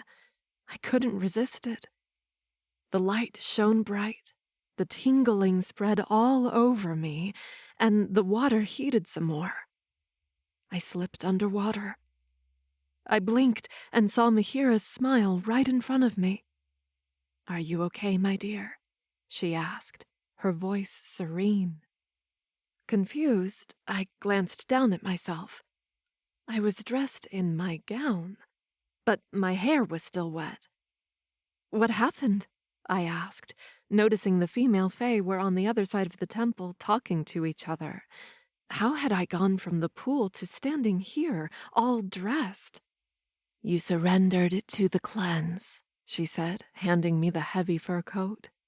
"It's all done for today." She gestured to the entrance of the temple. "You can go now." I frowned. That was it? She wouldn't take me back to the palace herself? I was allowed to walk by myself? Well, it wasn't as if I was a prisoner, was it? I was here to help, and then I would be sent home. Home. I wasn't sure if I had one of those anymore, or if I had ever had one. Suddenly sad, I walked out of the temple. I pulled the hood of the fur coat over my head and tugged it tighter against me. This damn cold. This kingdom was beautiful, at least the little bits I had seen so far, but I didn't think I could ever get used to the cold. Halfway along the stone path that led back to the palace, I halted. Cade stood in my way. I inhaled sharply as I stared at him. With the snow blanketing the ground and the palace right behind him, he looked like a painting, one of a powerful god who took my breath away every time I laid eyes on him. The wind blew around us, whipping his long white hair behind his back and moving the edges of his long cloak. I knew he was the freaking king of winter or whatever, but couldn't he put on a damn shirt when he was outside? One, it was too cold. I didn't care if he didn't feel cold like I did. Seeing him like that made me colder. And two, it actually didn't. Seeing him like that made me hot, way too damn hot. Didn't he know by now that he could render me breathless with one glance, with one word? "How was the ritual?" he asked, his rough voice drawing me in. He took a few steps forward until he was only 3 feet from me. "It was interesting," I admitted. I was still confused about the entire thing. Fae rituals and magic didn't make any sense to me, so I couldn't really tell what was working or not. But if it really was necessary for the main ceremony in 2 weeks, then so be it. I didn't see any harm in spending my mornings with Mahira and the other female fae. "Yesterday when we left to see the curse, I noticed you seemed very curious while we rode through White City," Cade said. "I was wondering if you would like to take a tour of the city with me." I stared at him. I would love to, but don't you have kingly stuff to do other than waste your time with me?" His thick brows curled down. "I don't think that showing you my city and my people is a waste of time. I think you'll fall in love with this place and feel even better about helping out. That's certainly worth it." A faint rush of excitement coursed through me. The silly girl in me liked the idea of being out with him way too much, because it was as if he was asking me out on a date. I hadn't been asked on too many dates before, and back home, I doubted a man like him would ever look at me. I knew he was spending time with me and paying me attention, because apparently I was the only one who could save his land from the curse. Otherwise, he wouldn't even look at me twice. Maybe not even once. But for a couple of hours, I could pretend he did look at me, that he cared about me. I shook my head once, pushing all these crazy thoughts away. It was too silly, too ridiculous. I had to think of this outing as a business meeting. Nothing more. If you say so, I said, trying to sound mildly uninterested. I was sure it was all in vain. Cade guided me to the stables again, where Blizzard was waiting for us, along with the 6 white knights. He jumped on the horse effortlessly and pulled me up behind him. Once again, I was self-conscious of holding on to him, of touching his warm body and feeling the dozens of hard muscles under his skin. It was hard to focus on anything else this way. The horse jolted forward, and I splayed my hands on Cade's stomach, holding on tight. Then, as the horse settled into a nice, slow trot, I buried my face in his back, mortally embarrassed. Soon we left the palace grounds and entered the city. But unlike yesterday, Cade steered the horse off the main road and went to the marketplace. At the main entrance, he brought Blizzard to a stop and hopped off. Then he helped me down by holding my hands. The white knights started dismounting. Still holding my hand, Cade turned to them and said, "Don't stay too close." The white knights bowed their heads in acknowledgement. Cade let go of my hand and beckoned me to come with him. By now, we had passed several fae, and they all stared, not only at their king, but at me, too. They were probably curious about what a human woman was doing here. Once we entered the marketplace, I tried focusing on the beauty of the place, not the curious fae who turned to look at me.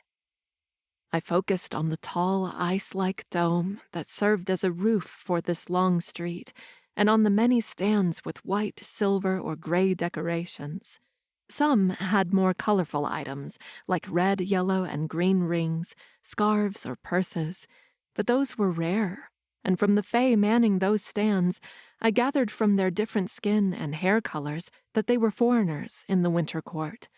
But from the little I could see, the foreigners were treated as equals here. Every 2 steps, Cade stopped and greeted his people. They all bowed to him in respect, making me wonder if I should do that too, if I should keep my distance from him. After all, he was a fae king, and I was an insignificant human. Though he didn't smile, I didn't think I had ever seen him smiling. Cade seemed more relaxed and at ease than I had ever seen him. Some of the fae he knew by name. He stopped by a shoe stand and asked about the fae's wife. She had been sick last month, but now she was much better. Cade really cared about his people, and that was quite heartwarming. Surprising me, Cade stopped by a jewelry stand. He picked up beautiful earrings with dangling snowflakes at the end and brought them to the side of my face. "I'll take these," he said to the stand owner. The fae insisted Cade take them for free, but Cade paid him anyway. Then he handed them to me. A gift. I stared at the earrings, confused. Was there a meaning behind this gift? Why was he giving it to me? "Thank you," I whispered, taking the earrings from him. As if nothing had happened, Cade moved on. I stared at the earrings for a moment longer, admiring them and his kind gesture, then tucked them in the pocket of my coat and followed him. As we went deeper from the marketplace, the stands changed from displaying jewelry and clothing to spices and food. A mix of sweet and spicy scents reached my nose, making my mouth water. Cade warned me to wait for him to tell me what I could eat or drink. "Why can't I eat it all?" I asked, curious. "Some food and drink act like strong drugs to humans," he said, his voice tight. "Others can make you lose your mind completely." Well, that was scary as shit. Cade handed me something that looked like cashews, but tasted so sweet it melted on my tongue. Then he offered an ice cup with a clear, smoking liquid. It looked like some kind of sparkling water, but when I drank it, I coughed as a burning sensation went down my throat. It reminded me of the only time I drank vodka and almost threw up after the first taste. But after a moment, the burning was gone, and a sweet and tangy taste replaced it. "It's amazing," I said. It really was. Not just the drink, but everything. The great food, the myriad of scents, the elegant stands, the incredible setting, the content fae. It was all so impossible, so magical. I really felt like I had landed in a fairy tale. We went on until the stands disappeared, giving way to what reminded me of a square. A group of fae played odd string instruments in a corner, while others danced and drank and chatted. Kids ran around playing and laughing, and on one side, a group of fae displayed their magic. I stared in awe as they moved their hands, creating ice sculptures. Birds, mermaids, trees. It was the first time I saw magic with my own eyes, and I suddenly felt so small, so insignificant. There were no words to describe what I had just seen. "Come with me," Cade whispered, his mouth close to my ear. I shivered at his proximity. He entered a building to the side of the marketplace, and I followed him. "Through here," he said, taking the wide steps. We climbed up a few flights of stairs until they ended at a door. Cade opened it and gestured for me to go on. Still a little wary, I did, and gasped. We were atop a building on the roof. Ice railing lined the edge of the roof, and from here I could see everything. The palace in the distance shining almost silver with the sunlight from the afternoon, the white city sprawling over a couple of miles, and down below, the ice dome angled just right, showing off some of the marketplace underneath. I leaned forward on the railing and breathed in deeply. For once, the cold didn't bother me. I glanced at Cade, standing right beside me. "Your city is beautiful," I told him with a small smile. "Everything here is beautiful. Thank you for showing this to me." He fixed those brilliant blue eyes on mine. "My pleasure." He shuffled to the side until he was a foot from me. "I think they like you." I blinked. "Who?" "My people," he said, his voice hoarser than usual. "You know, I've never been seen, at least by them, with a female before. This is the second time in 2 days that I've shown up with you by my side. They probably think something is going on." My cheeks heated, and I was sure I was becoming redder than a tomato. "Don't you have someone special?" I asked before I could stop myself. Not that I didn't want to know, but that question did sound a little more than just me being curious, even to my own ears. "No." His lips turned downward. "As a king, I shouldn't waste my time with relationships." I frowned at that. So, what? The king was supposed to be alone? "What I mean is I shouldn't date for fun. About 80% of the Fae find their mates when they're still young, so I should wait until I find mine." My stomach dropped. So, he was waiting for his mate. That was very noble of him. Then why did I feel so betrayed by that? "I hope you find her soon," I forced myself to say. Cade nodded, and his brows slammed down. "Amber," he whispered. I practically leaned forward. "Yes?" His gaze flickered to my lips. Was I seeing things? I had to be right. Yesterday, when I thought it had all been a dream, he refused me. But right now he was looking at my lips as if he wanted to kiss me. He reached over, brushing a loose strand of my hair back. His fingertips grazed my cheek, sending a delicious shiver down my spine, and I sucked in a sharp breath. "Amber,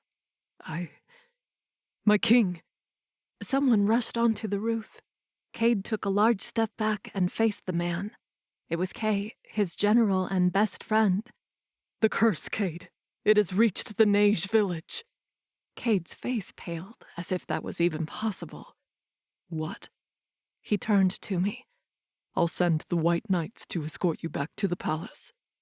Without another second to spare, he started after Kay. Wait, I called out.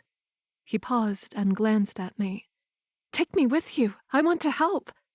Eyes sporting blue fire, Cade shook his head. You'll be safer in the palace. I opened my mouth to argue, but he was gone. I leaned over the rail and watched as he and Kay exited the building and rushed through the crowd, probably racing to get to his horse. A moment later, a white knight appeared at the roof's door. I'll escort you back to the palace, my lady. With a sigh, I followed the knight.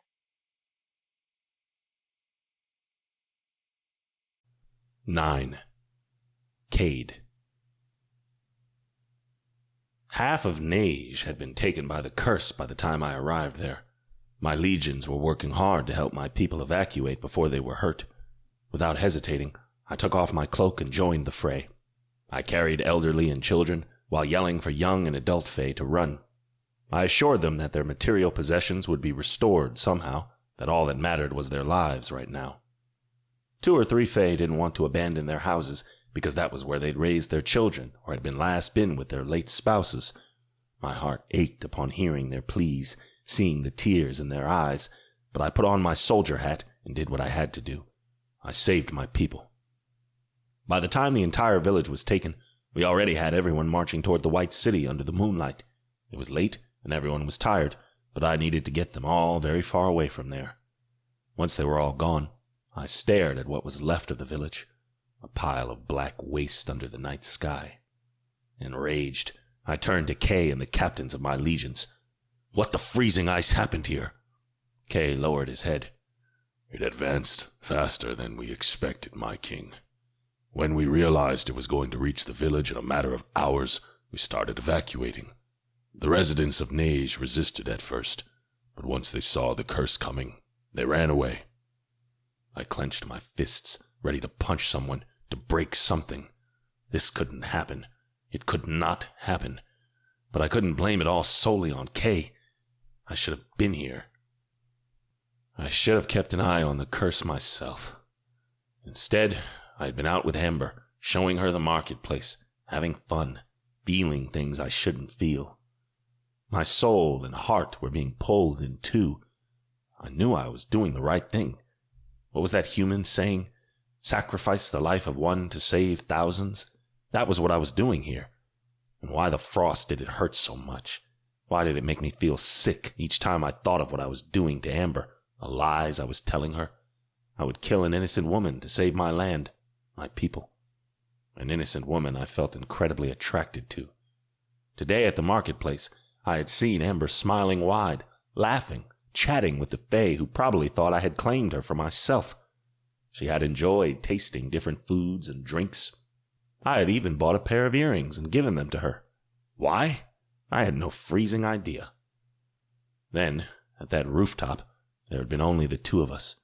At that moment, there was nothing else I wanted more than to kiss her, and to wrap my arms around her, bring her to me, and have her right there and then.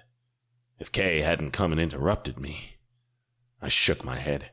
I didn't know what I would have done. I really didn't want to think about it. Moreover, I had bigger problems to worry about. This curse was still advancing, and it seemed to be going faster by the minute. I couldn't just sit here and wait until 2 weeks passed. There had to be something else I could do now to make this situation better. Thinking quickly, I shifted into my wolf form and took off. "Cade!" Kay yelled after me, but I was too fast. I didn't give him a chance to follow me.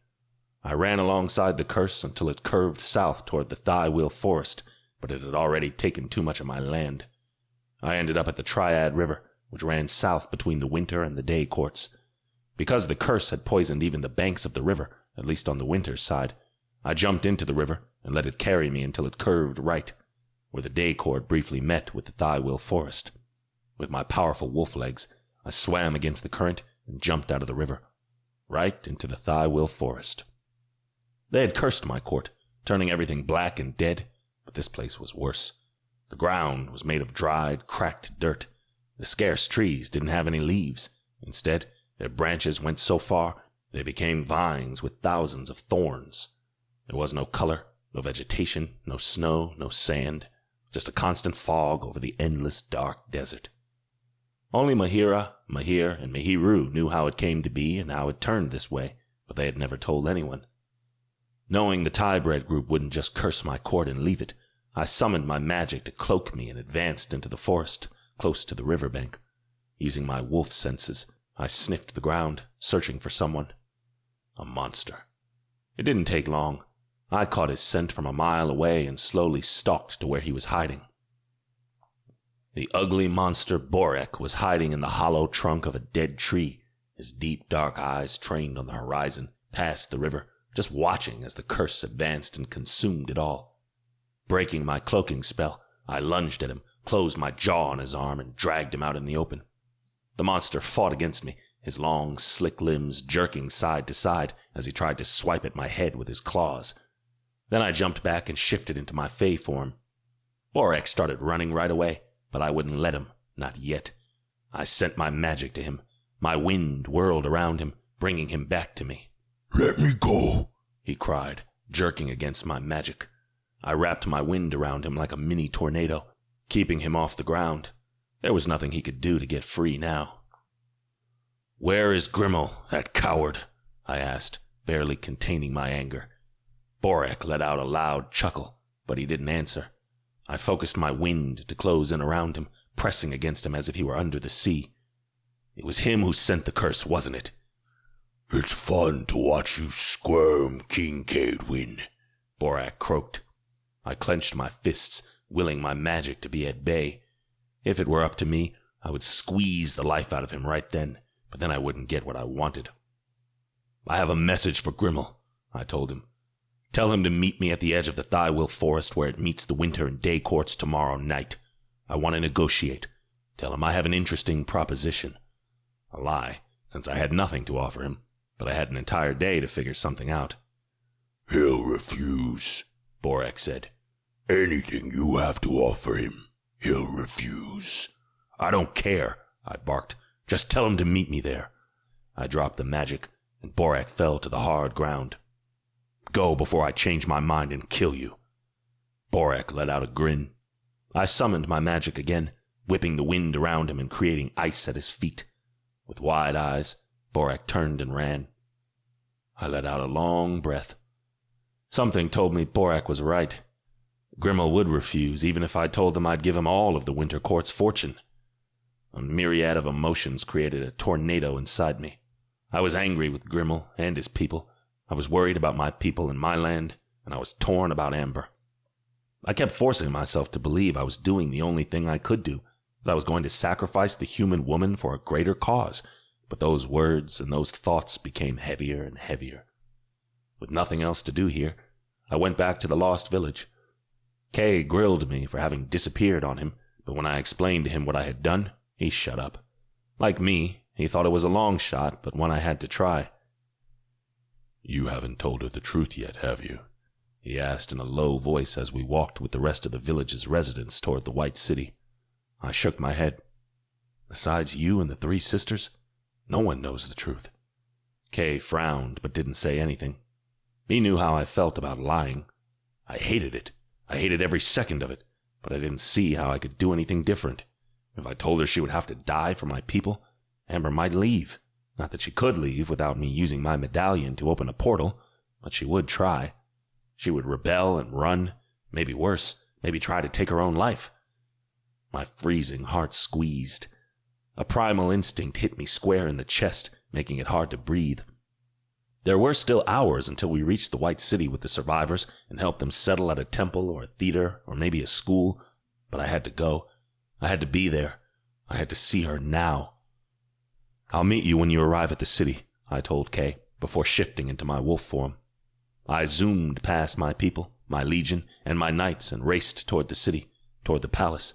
It was full night when I got there, and the palace was already quiet and dark. Despite it all, I went directly to Amber's room. The 2 guards stationed at the door bowed their heads to me. "Is she inside?" I asked. "Yes, my king, but she has been asleep for a couple of hours," Nisol told me. Snow above. I had arrived too late. Grunting, I marched away from her and into my own chambers, where I took a cold shower to calm me down before I did something stupid. I stayed under the water for a long time, and my body only grew hotter. I had to do something about this insane need. The water pouring over my head and back, I splayed a hand on the tile wall in front of me and closed the other around myself. Thinking of her, I quickly reached Cloud 9. Then I came crashing down. This, Amber and I, couldn't happen. If I ever felt any desire for her again, and I was sure I would, I better just work with my own hand, giving me some kind of release, even if I knew it would never be as good as the real thing. I stayed under the water for a few minutes, cooling down.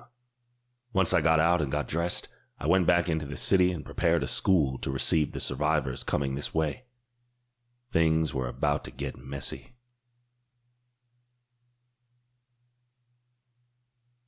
"10. Amber." I tugged the fur coat tighter around me as I walked through the garden. The stone paths weaving alongside the hundreds of leafless ice-topped trees had been cleared of snow, but the rest of the estate was plain white. I stopped by a large area where many of the paths met, where a light gray stone fountain stood. The sculpture in the center was of a child fae reaching up with both hands, cupping a crescent moon. There was no water in it, only crystal clear ice. Even so, the fountain was beautiful, powerful, like everything else in this land, like the king of this land. I hadn't seen Cade since he left me at that tower beside the marketplace the day before. Last night I had asked Tanya, one of my handmaids, if she had heard about Cade, but she said he hadn't come back yet. This wasn't my land, but I was worried about it, and about Cade. He had left so hurriedly after Kay told him about the village. What if something bad had happened to the village's people, to Cade? A woman carrying a big wicker basket appeared on the path, startling me. I startled her, too, as she gasped and tripped on her own feet, dropping some of the white fruit piling high in the basket. "I'm sorry, my lady," she said, crouching down to pick them up. I rushed to her and helped her out. "It was my fault." I picked up one of the fruits. "This is an apple." "Yes," the woman said with a smile. "A snow apple. They are white and delicious." I glanced at the woman. The first thing I noticed about her was her brown hair. She clearly wasn't from the winter court. But then I noticed something else. She didn't have any pointy ears. She was human, like me. I bit my tongue before I asked her what she was doing here, how she had come here, and why she didn't leave. I frowned, thinking of all the fantasy romance books I had read. In them, fairies kidnapped humans to be their servants, switching them for changelings, and fed them fairy food so they couldn't leave. Was that the case here? A sick feeling stirred in my stomach. No, it couldn't be. Cade wouldn't do that. Would he? I finished picking up the apples and helped the woman up. "Thank you, my lady," she said, bowing her head. "Take one. Try it. You'll like it." Curious, I picked up one of the snow apples, but didn't eat it. I was too wary for that. After another bow of her head, the woman continued down the path toward the castle. I glanced at the apple in my hand. Human servants, different food I wasn't supposed to taste. What if this was a lie, too? What if I couldn't eat any of the food in Fey land because I, too, would be trapped here? Suddenly, I felt very unsure about everything. I heard the crunch of snow behind me and thought it was one of the guards who had been following me since I arrived here, coming to tell me I had somewhere to be, or even to go back to my bedroom. I understood the palace was a secure place, and everyone around here had bodyguards following them around, but sometimes I wondered if they weren't there for my protection, but to keep me locked in here. A figure stood by my side, facing the fountain. His presence, his energy immediately rubbed against me, and I inhaled deeply. "Cade," I whispered, turning to face him. He looked at me, and my worry only increased. His hair was messy behind his back. His cloak had dark spots, as if he had rubbed against dust, or worse, and there were dark circles under his eyes. My fingers itched to touch him. "What happened?" "We were able to save everyone, but the village was lost to the curse," he said, his voice heavy, tired. "I spent the night settling them in one of the city's schools and making sure they had all they needed." "I'm sure they are grateful for you," I said, being honest. But then my previous thoughts poked at my mind. "Cade, can I ask you something?" He didn't hesitate. "Sure." It's just..." I glanced at the apple in my hand. "I just saw a human servant carrying a basket full of snow apples." He furrowed his brow. "You want to know about humans?"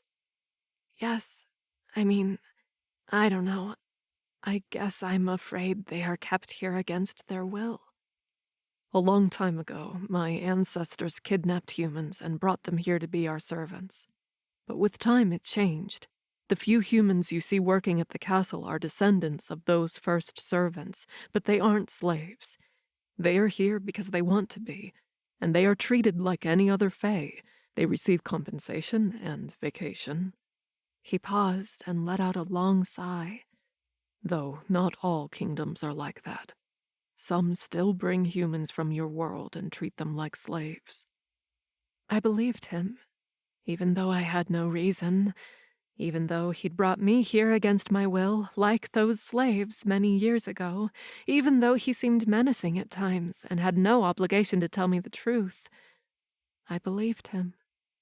"What about this?" I showed him the snow apple. "Can I eat it, or is this one of those foods I shouldn't try?" One corner of his lips curled up, and my heart skipped a beat. Was that a hint of a smile? "You can eat it," he said. "But let me warn you, it's delicious. You'll want more as soon as you're done with it." I smiled at him, not sure why. His blue eyes searched mine, so intent, so deep, my breath caught. "Cade." We both turned as Kay walked toward us. "Sorry to interrupt, but I need to deliver this to you." He handed Cade a rolled-up paper with a black leather tie. Frowning, Cade took the paper, unrolled it, and read it. "Snow above," he whispered. Lips pressed into a thin line, Cade nodded once. "Thank you, Kay." Kay bowed his head to Cade, then to me, before whirling on his heels and marching away. Cade closed his hand tight, crumpling the paper. "Everything okay?" I knew it wasn't, but I didn't know how to ask him, how to make him talk to me. "Last night I sent a message to Grimmel, the leader of Tywyll," I said with a gasp. Why was he reaching out to that monster? "Yes, you remember." He sounded slightly impressed. "Anyway, I sent him a message asking him to meet me. I wanted to negotiate about the curse, try to convince him to break it himself, to call it back, anything." He squashed the paper tight in his hands, forming a ball with it. This was his answer. "He refused to meet you?" From his reaction, it wasn't hard to guess. "But it's okay, right?" I tried smiling again to encourage him. "We still have the ceremony, right? Everything will be okay in the end." He stared at me, his blue eyes fixed on mine in a way that woke up butterflies in my belly. My cheeks warmed. "Amber, I would like it if you had dinner with me tonight." I blinked, stunned. Was this dinner like a date, too? I didn't put too much thought into it, because if I did, I would become too self-conscious and would act like a hormonal teenager in front of a king. Despite myself, my smile widened. "I would love to."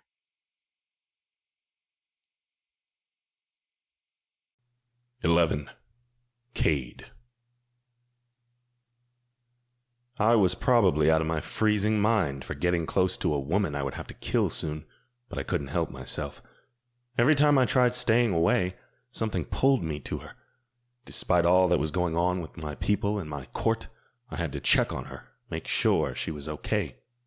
Like a frosting fool, I put on one of my best outfits, white trousers and white tunic with silver embroidery, silver cuffs, and a white leather strap with silver details over my tunic. I also donned my white fur cloak, which I promptly took off when I arrived at the main dining table. The servants had cleaned the room, set the table for two with white plates, silver cutlery, and crystal glasses, and made what was supposed to be delicious fae food with a human twist. Both new and familiar, so Amber could have the best of both worlds. Kiara entered the dining room a minute after me. She stared at me, deep worry etched on her forehead. Having dinner with the human? Since I hadn't told her why I had brought Amber to the Winter Court, like all the other fae except for Kay, she probably thought I was enamored with the human woman. If only it were that simple. Just making sure she's comfortable while she's with us, I told my sister. Until when will she stay with us? I didn't like all these questions. Why? Wondering if it's worth it to become friends with her? Kiara shrugged. Maybe. I let out a long sigh. She'll be gone in less than 2 weeks, so don't get attached. Usually so quiet and aloof but composed, Kiara let me see into her emotions more than ever when her shoulders sagged and her lips turned downward.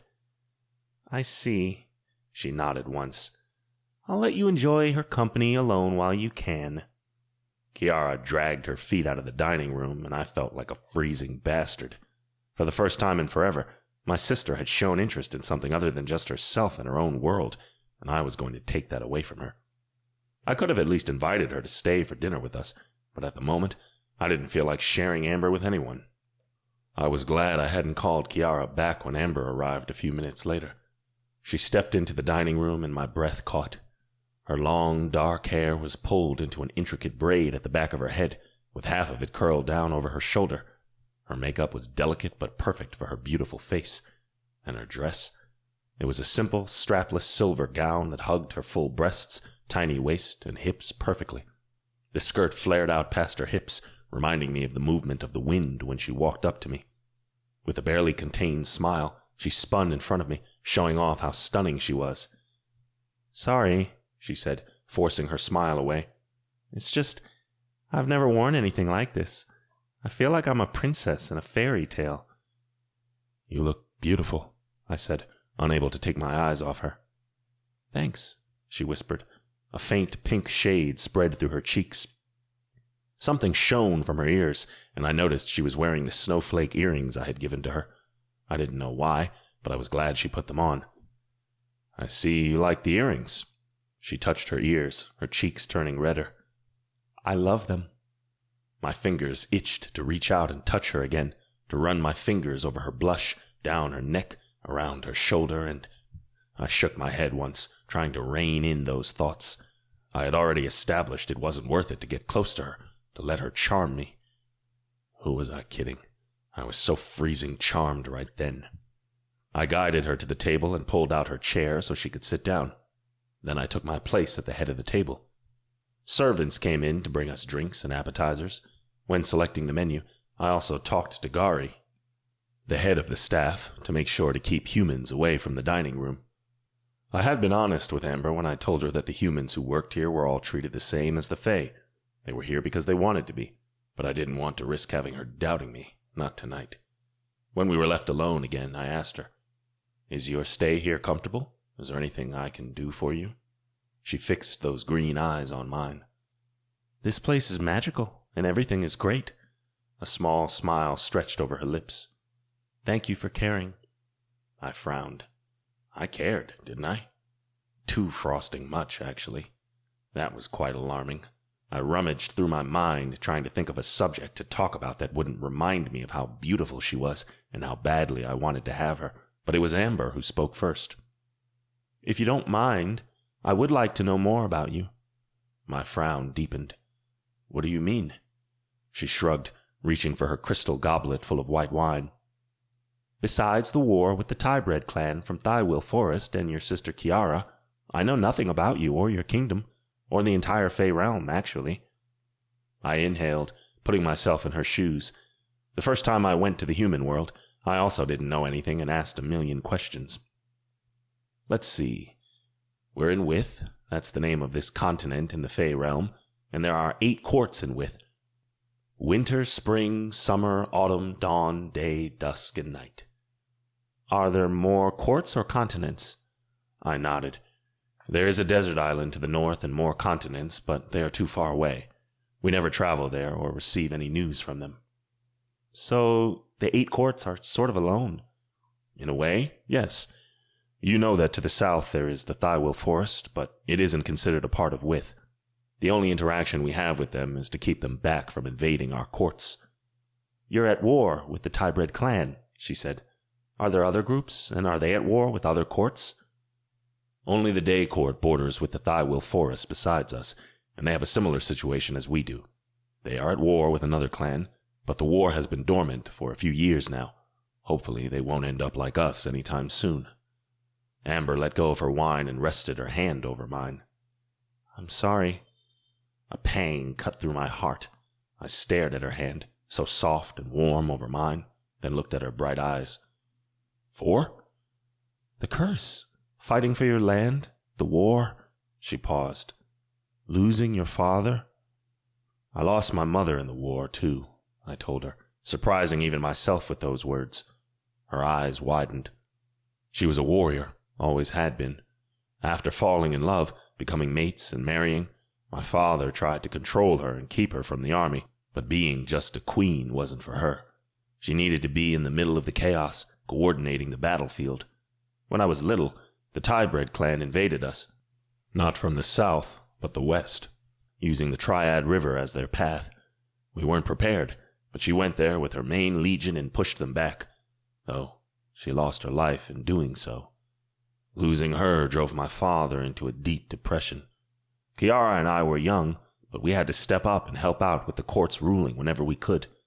I think our enemies noticed the court was unbalanced and our leader was weakened. That was when they struck and killed my father, too. I'm so sorry, she squeezed my hand. How old were you? Young by our standard, but not too young for you. She tilted her head to the side. What does that mean? Fae age slower than humans.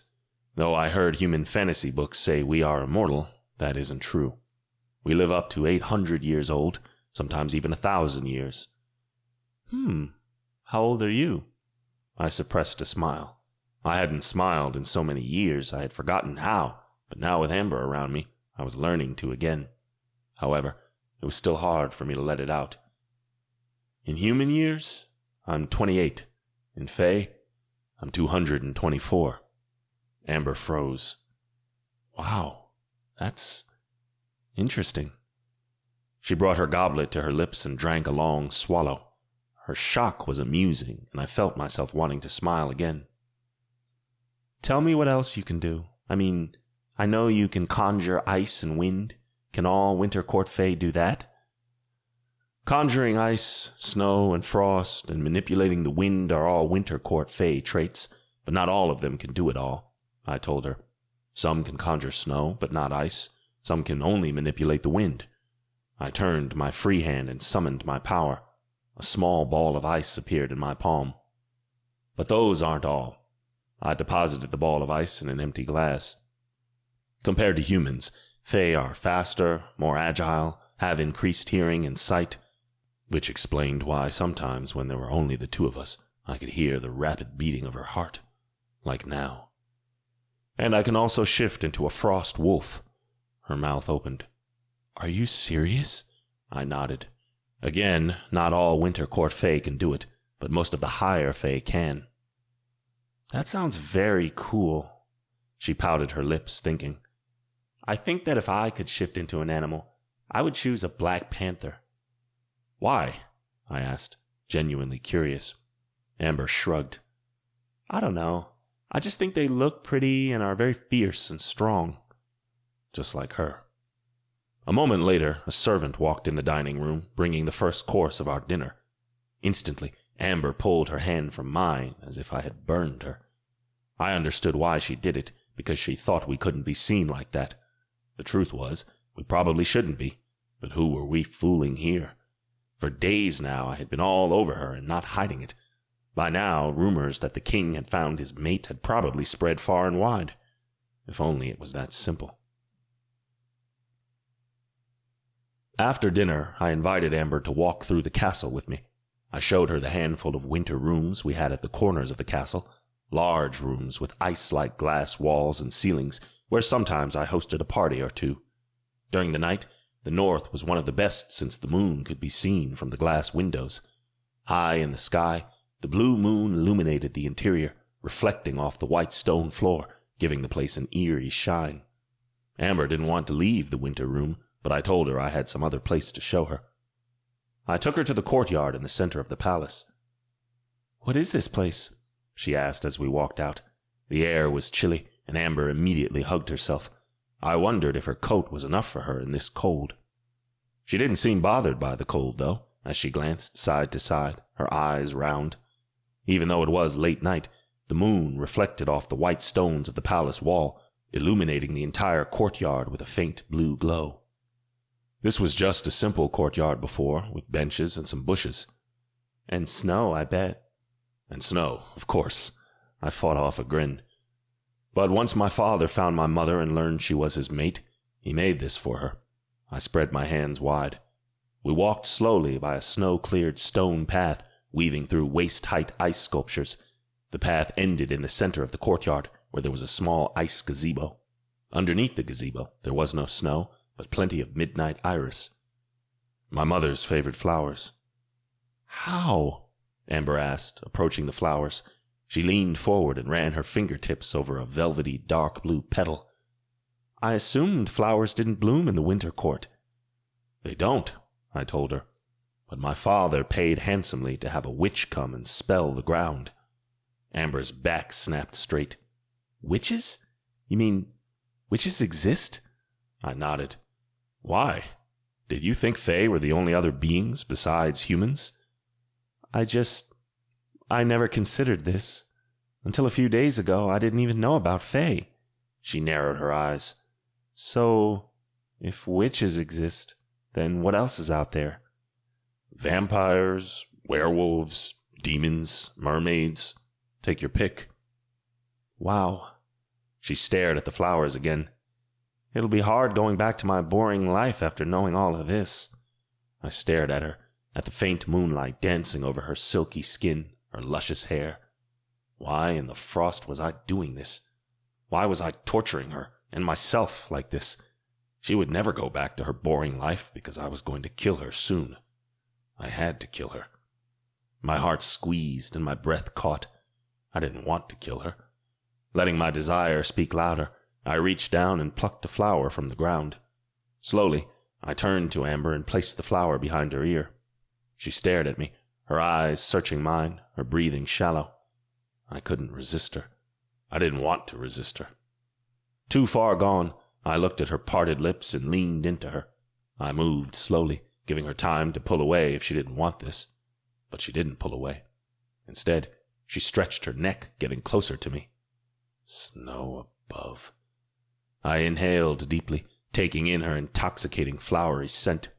With a growl, I brushed my lips against hers. One more chance for her to pull back. Just one more. She didn't. I closed my mouth over hers, claiming her lips, claiming her tongue, claiming her soul. Right at that moment, I didn't care about fated mates, commitments, and whatnots. All I cared about was tasting her, having her. With a whimper, Amber opened up for me, letting me in. I teased her tongue with mine, exploring her mouth, drinking her in. I wrapped my hand around her waist and pulled her to me. Her body melted against mine, the soft curves of her breasts pressed tight against my chest. As the crown prince and later king of the winter court, I shouldn't be seen around with any female. I was supposed to wait for my mate, but there had been times when I had been weak. There was only so much I could resist. But I had never felt so weak, so defeated as I felt with Amber. This pure-hearted, selfless human could not have any real magic and power of her own, but she sure as frost had some power over me. Her hands traveled up and around my neck until she buried them under my hair at my nape, tugging slightly. A rush of heat coursed through me. Snow above. I deepened the kiss, my hands slowly trekking up her back to find the buttons of her dress. I needed to get her naked. I needed to take her. I had to have her. Right here, right now. My fingertips trailed the skin on her back right above the dress, and Amber moaned against my mouth. The little sound sent a wave of heat to my hips, making me crazy. Really crazy. This was more than crazy. It was insane. I jumped back, putting well over 4 feet between Amber and me. Off balance, Amber almost fell to the ground. I reached for her, but stopped myself. This was truly insane. I had to keep telling myself that, otherwise I would give in again, especially when she looked up at me, confused. But the confusion was quickly gone. A glint of anger fell over her green eyes, and she hugged herself. "I'm sorry," I forced myself to say. "I shouldn't have done that." "If you say so," she whispered. Those words, her voice, they cut through my chest, and I had to fight against myself not to reach for her again. She didn't know her future. How could she understand why I was so desperately trying to stay the frost away? "I'll send someone to escort you back to your room." Feeling like the biggest bastard on Wyth, I spun around and marched away. It was all I could do before I actually went through with my desire, with my want, and made everything worse.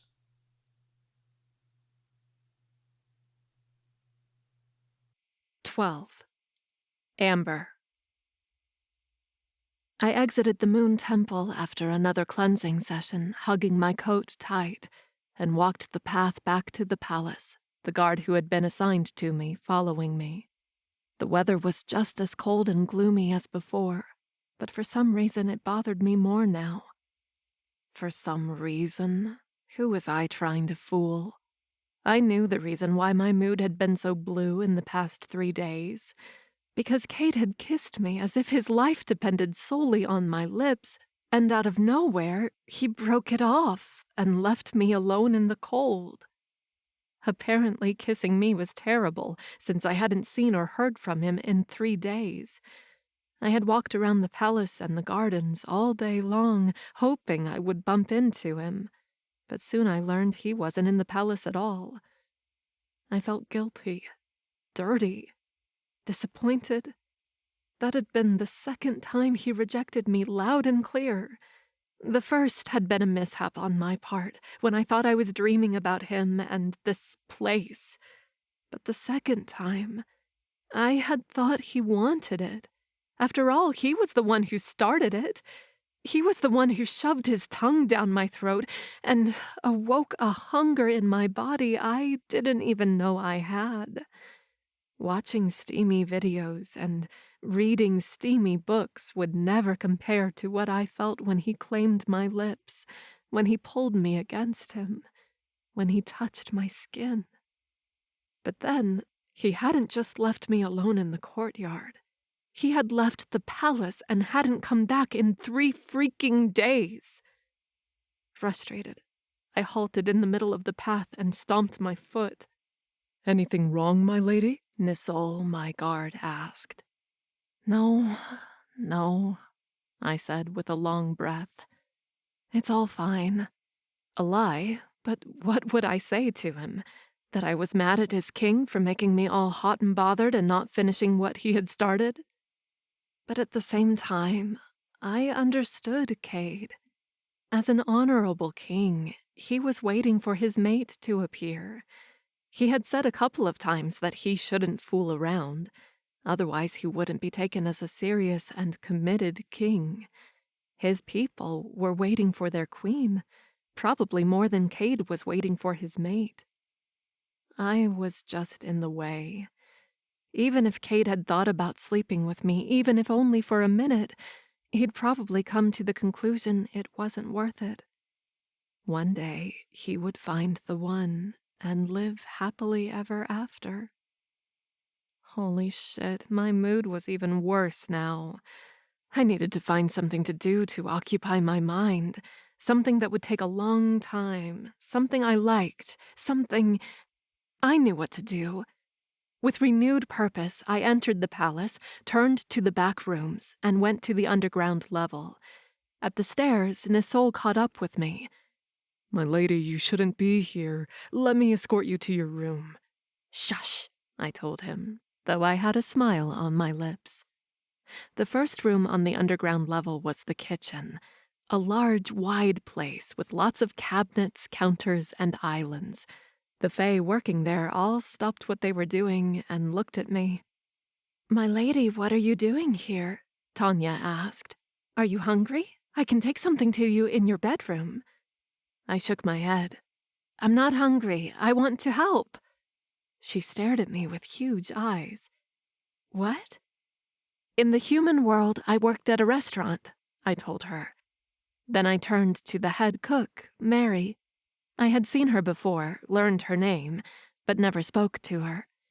"I didn't cook there, but it's one of my passions. Let me help you." Mary shook her head vehemently. "If King Cadewyn finds out I let you in here, he'll have my head." The plump Fae trudged forward and pushed me back. "You better go." "I'm not going," I said, my words firm. I was damn tired of being told where to go and what to do. I still had 10 days in this land. I would go insane if I didn't do something. "Just go on about your day, and I'll work by myself, as quiet and out of the way as I can." I sidestepped her and looked around the kitchen, trying to find a corner where I could work without bothering them. Ignoring the stares and whispers, I settled at the corner of an island right in the middle of the kitchen. Then I tried familiarizing myself with it. To the left, there was a giant pantry with many refrigerators, though they looked 500 years older than anything I had seen on Earth. To the right were the cabinets with pots, pans, bowls, utensils, and more. Each island or station was equipped with a stove, range, and sink. There was no microwave, but I wasn't planning on using one. First, I went to the pantry and looked over the ingredients. I had no idea what plenty of things were, but all that I needed to make my favorite treat was right there. I picked the ingredients and took them to my station. Then I went to the cabinets and grabbed the pans and pots I would need. When I came back to my station, Tanya showed up beside me. She had a folded cloth in her hand. "Here, since I can't convince you to leave, then at least wear these." I took them from her, and even before I could see them and thank her, she was gone. I unfolded the cloth. It was an apron and a bandana. With a smile, I wrapped the apron around me and used the bandana to tie my hair back. Then I got to work. The Fae kept stealing glances at me, probably wondering what I was doing. When my treat was in the oven and the delicious aroma began to fill the kitchen, they started commenting on how nice it smelled. Since the oven here was also outdated, I kept a close eye on my treat, afraid I would burn it. When the first baking sheet was out of the oven and cooling on my station's corner, Mary came over to me. "What's that?" she asked, eyeing the baking sheet with suspicion. I cut a small square and offered it to her. "It's hazelnut chocolate brownie with almond pieces." She took the piece of brownie from me, sniffed it, then shoved it into her mouth. Her eyes bugged. "Snow above, this is delicious." I smiled wide. "Glad you say that, because I made a lot." I pulled out the other 2 baking sheets from the oven. "These 2 are for all of you." The Fae gathered around my station. I cut squares off the brownie and put them on plates before passing them around. In no time, all the Fae were smiling at me, thanking me for the treat, and asking if they could help me with anything else. Actually, I won a favor from the head of staff. I turned to Gari, who had shown up a few minutes ago and had instantly reprimanded me for being there. Tanya had given me a square of fabric where I put as many slices of brownie as I could, then knotted the edges of the fabric, forming a small package. "I want to send this to the king, wherever he is." She eyed me with suspicion again, but she took the bundle from me. I heard one of the soldiers is going to meet with the king later this afternoon. I can send this with him." I felt relieved. "Thank you." She shook her head but left the kitchen, and I assumed she was going to find this soldier. Feeling lighter and better, I turned to my station. Some Fae still stole pieces of brownie, but most had gone back to work. Happy to be doing something, I cleaned up my mess, even though 2 Fae complained that was their job, and started cooking something else.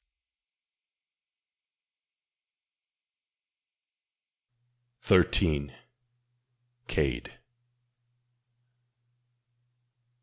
Coward, that was what I was. For 3 days I had been a coward and hidden away from the White Palace. Every cell in my body screamed for me to go back and finish what Amber and I started that night, but it wasn't right.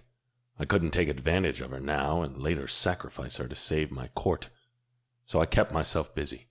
First, I checked on the Fae lodging at the school in the White City. I brought extra clothes, food, and toys for the kids. But it wasn't enough. They couldn't stay in the school forever.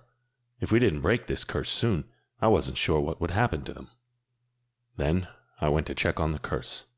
It was advancing, inch by inch, and soon would overtake another one of my villages. So I called on Kay and the biggest of my legions so we could start evacuating the residents sooner rather than later. We worked relentlessly for over 30 hours, trying to convince my people to move, then helping them pack essentials and sending them north on the main road toward the White City, where I would have to find another place to house more of the refugees.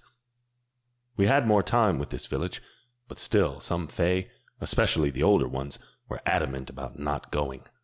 I could simply carry them out, but I tried reasoning with them first. They had to understand what was going on. They had to obey their king. On the afternoon of my 3rd day away from the palace, Kay rode around the village, checking for the curse's advancement. Meanwhile, the 6 white knights and I went around the village, entering the houses and making sure no one was left behind. We stopped by the center square in the village to rest. "I don't trust staying here, my king," Zeton, one of the white knights, said. "We should leave." "Kay will be back soon." I took a long sip of water. If the curse was already here, he would have told us. Zeton didn't seem convinced. He kept glancing around with worry etched on his forehead. Well, all my white knights seemed worried. I was worried too, but the curse wasn't that fast. Besides, we had already evacuated the entire village, I was sure. We were just going around one more time for my peace of mind. The sound of a horse trotting made me stand up. It was a young soldier, the one who brought me important messages from the castle every day. He stopped the horse, jumped down, and bowed his head to me. "Greetings, my king." "Any news?" I asked, noticing he was holding a folded cloth in his hands. "Nothing new, my king," the young soldier said. "The refugees are becoming agitated, but remain contained. Mahiru showed up there while I was checking on them and receiving the reports. She said she'd talk to the theater and see if they can schedule some free showings for the refugees, just to give them something to do." "That's a good idea," I said, surprised by the goddess. I expected that one of her sisters, not from Mahiru herself. "We should find more activities like that, especially for the kids." "I'll start a list," the young soldier said. "Oh, this was sent to you, my king." He extended his arms, offering me the folded cloth. I took it from him, realizing there was something inside. "What is this?" "Gari asked me to bring this to you," the soldier said. "There's a note inside." I unfolded the flaps of the cloth and found something that looked like chocolate cake, but smelled even better, and a small note. I picked up the note and read it. "My dear king, today I learned your human knows how to cook like one of these angels humans believe in. However, Mary asked me to tell you she doesn't like strangers in her kitchen. Please come get your human, Gari." I frowned. This was sent by Amber? To me? I gave it to Zeton. "You all can share this." Determined to not fall for her charms, I turned away from them in the scent of that cake. The white knights didn't waste any time. Tired and working non-stop because of me, they were probably also hungry, since I had barely stopped to eat anything. I heard gasps and moans from my fierce, strong knights. "My king, this is delicious," Zeton said. I think you should at least try it before it's all gone. I crossed my arms, trying to contain myself. I had to be strong and honorable and resist temptations. That was what a king was. Someone who had to make hard choices, who stuck to the right path, who endured the unimaginable for his court, who abdicated his own well-being for his people. But when Zeton got closer, bringing that sweet scent back to my nose, I gave in. I reached into the cloth and picked up a small square of gooey chocolate cake. I bit into it. Sweet, warm flavors I had never experienced before, not together, exploded in my mouth, and I suddenly wished I hadn't shared it with the knights and had eaten the whole thing by myself. This cake thing was delicious, almost as much as Amber was, and now I was craving her again. A desire to run back to the White Palace hit me hard, making me breathless. I needed to see her. I needed to talk to her. I needed to hold her against me, to kiss her, to have her. All of her. Almost mindlessly, I took a step forward. "Run!" Cade's shout pierced through my skull. The knights and I turned toward it. Galloping through the streets, Cade urged his horse to go faster. "Run!" he shouted again. "The curse is here. It's coming fast." My stomach dropped. The knights flanked me, and along with the young soldier, we ran up the main street toward the edge of the village. Just then, we heard something else. "Help!" My knees locked. I halted and glanced around. "Did you hear it?" "Yes," Zeton said. Cade brought his horse to a stop beside us. "There's no time." He jumped off and pushed me to the horse. "Just go." "Help! We're here!" we heard again. "Fan out and find them," I shouted to my knights. "No," Kay said, his tone defiant. I could count on the fingers of one hand how many times Kay had defied me like that, especially in front of others. "Look!" He pointed back. The curse, black and thick and relentless, advanced through the village like an ocean wave, faster than I had ever seen it. Streets, houses, fences, pillars, everything crumbled underneath it, becoming pure darkness. "Help us, please!" I glanced around, my heart beating fast against my chest, bringing on too much pain, too much despair. Finally, I found them. A couple of elders behind a glass window on the second floor of a small house on the other side of the square, just inches away from being taken by the darkness. I ran to them, but Kay and Zeton held my arms, pulling me back. "We have to save them." The elders punched on the glass. They tried to open the window, but it wouldn't budge. I remembered seeing them before, early this morning. They had been very upset when I told them we needed to evacuate the village. They had been two of the many who said they wouldn't go anywhere. But I had convinced them to join the rest and march away. Or at least I thought I had. They must have come back later, when my legion and I were busy, and slipped into their house undetected. I didn't know why they did that. Did they think we were bluffing? That we were going through this freezing craziness because it was fun?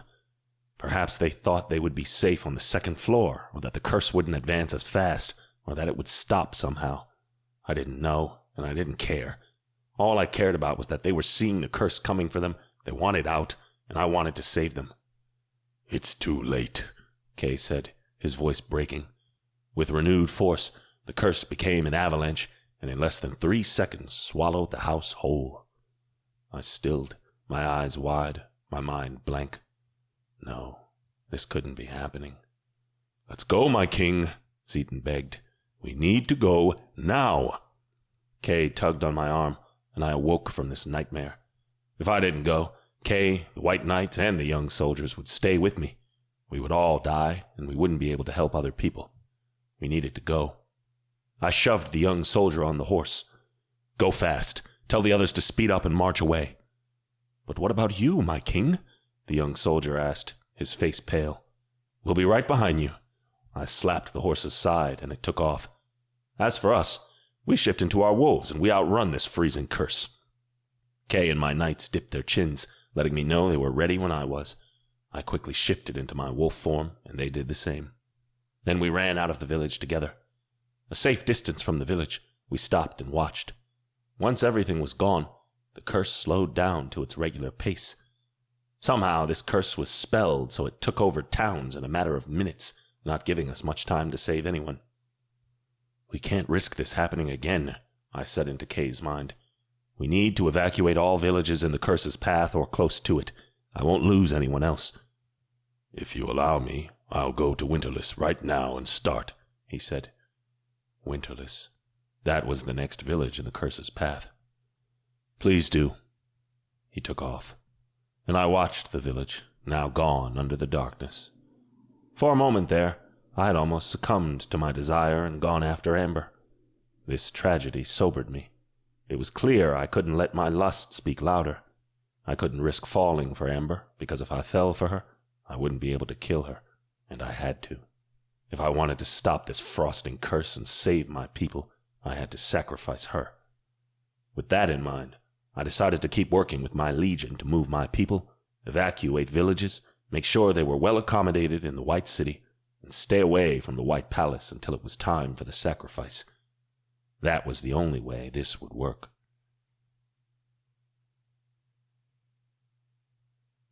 "14. Amber." After my successful batches of hazelnut chocolate brownie, I had been welcomed at the kitchen. In the last 2 days, I had been there 3 times. By now, the staff of the palace all waited with bated breath for my next dish, even when it was something as simple as French toast or a cheese omelet. But I didn't want to spend my afternoons solely at the kitchen, so I had my guards show me the library.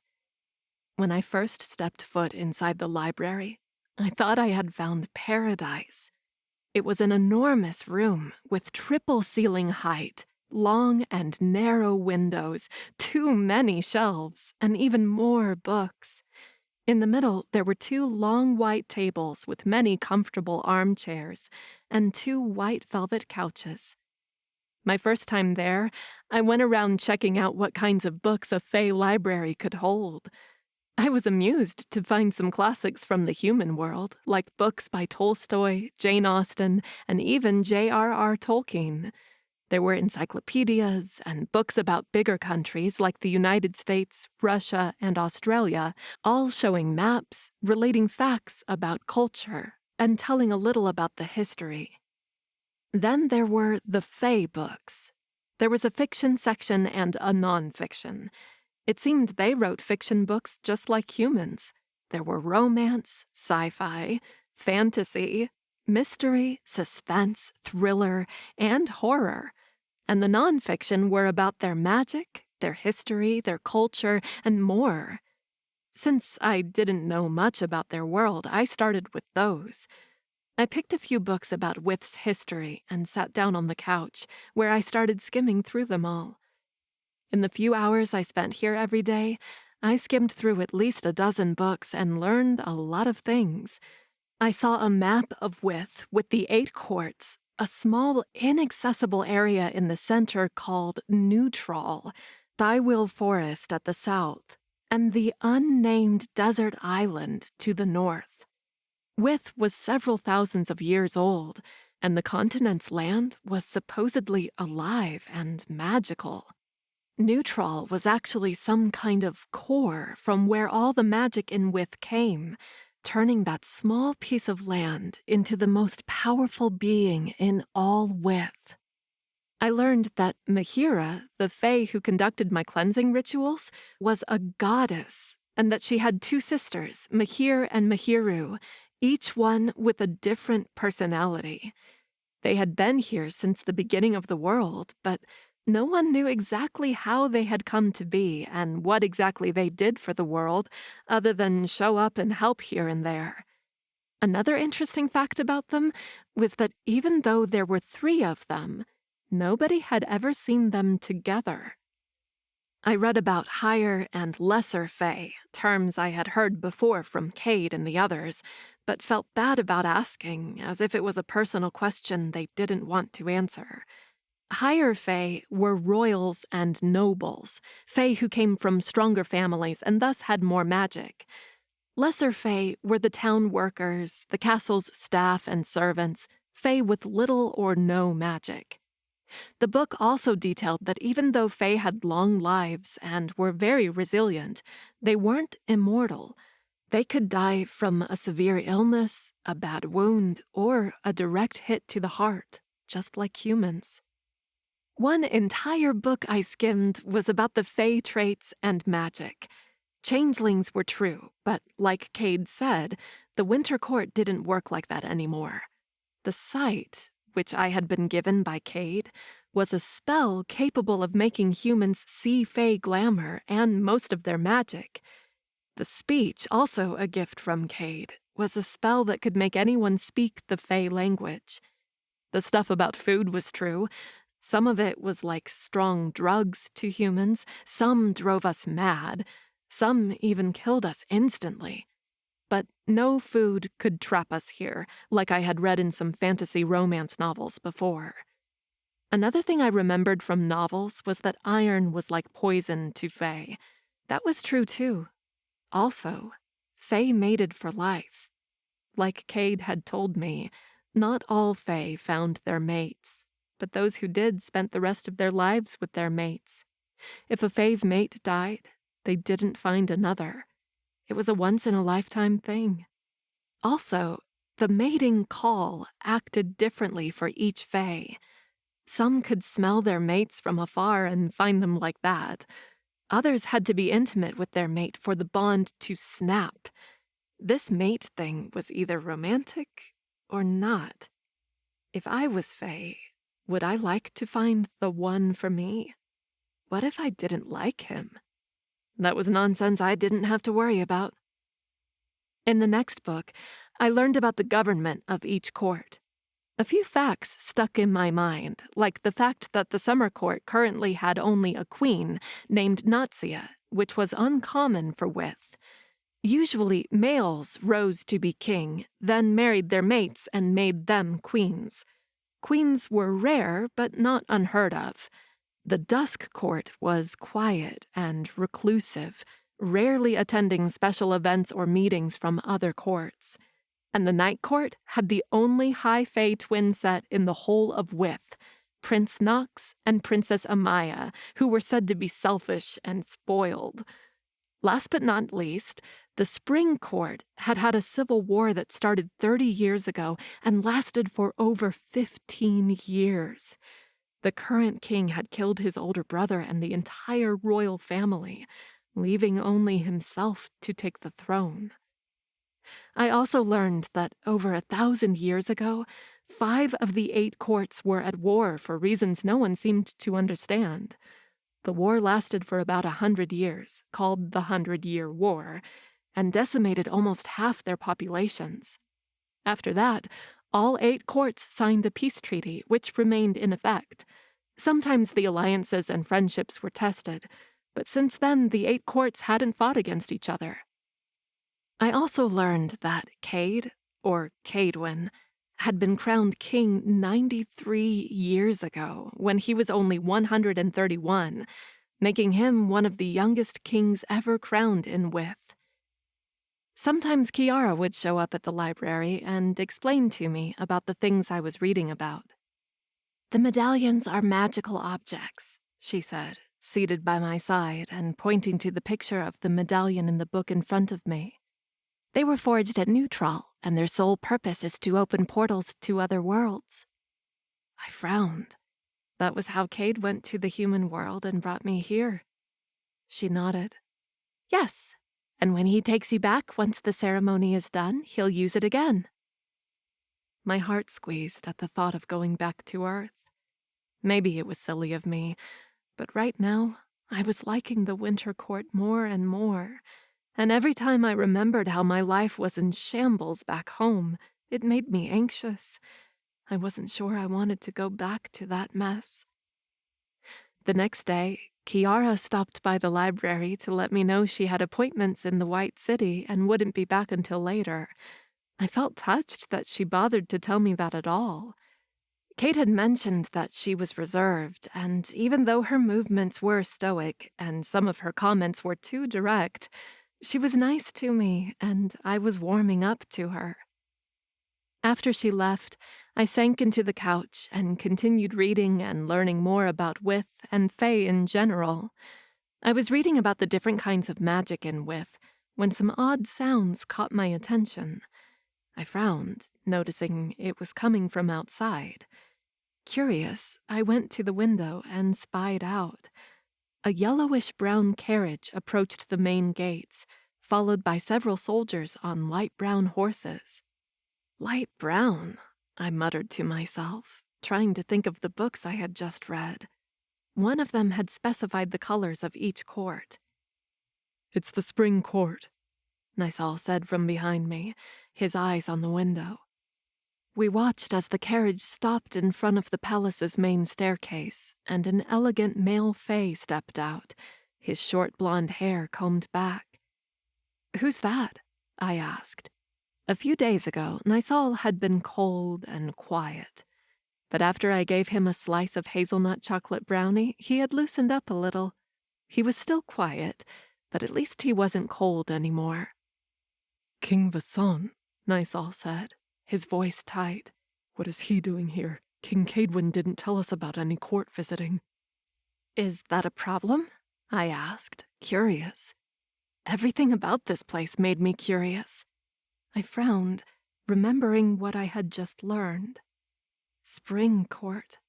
Was this the king who had killed his own brother for the throne?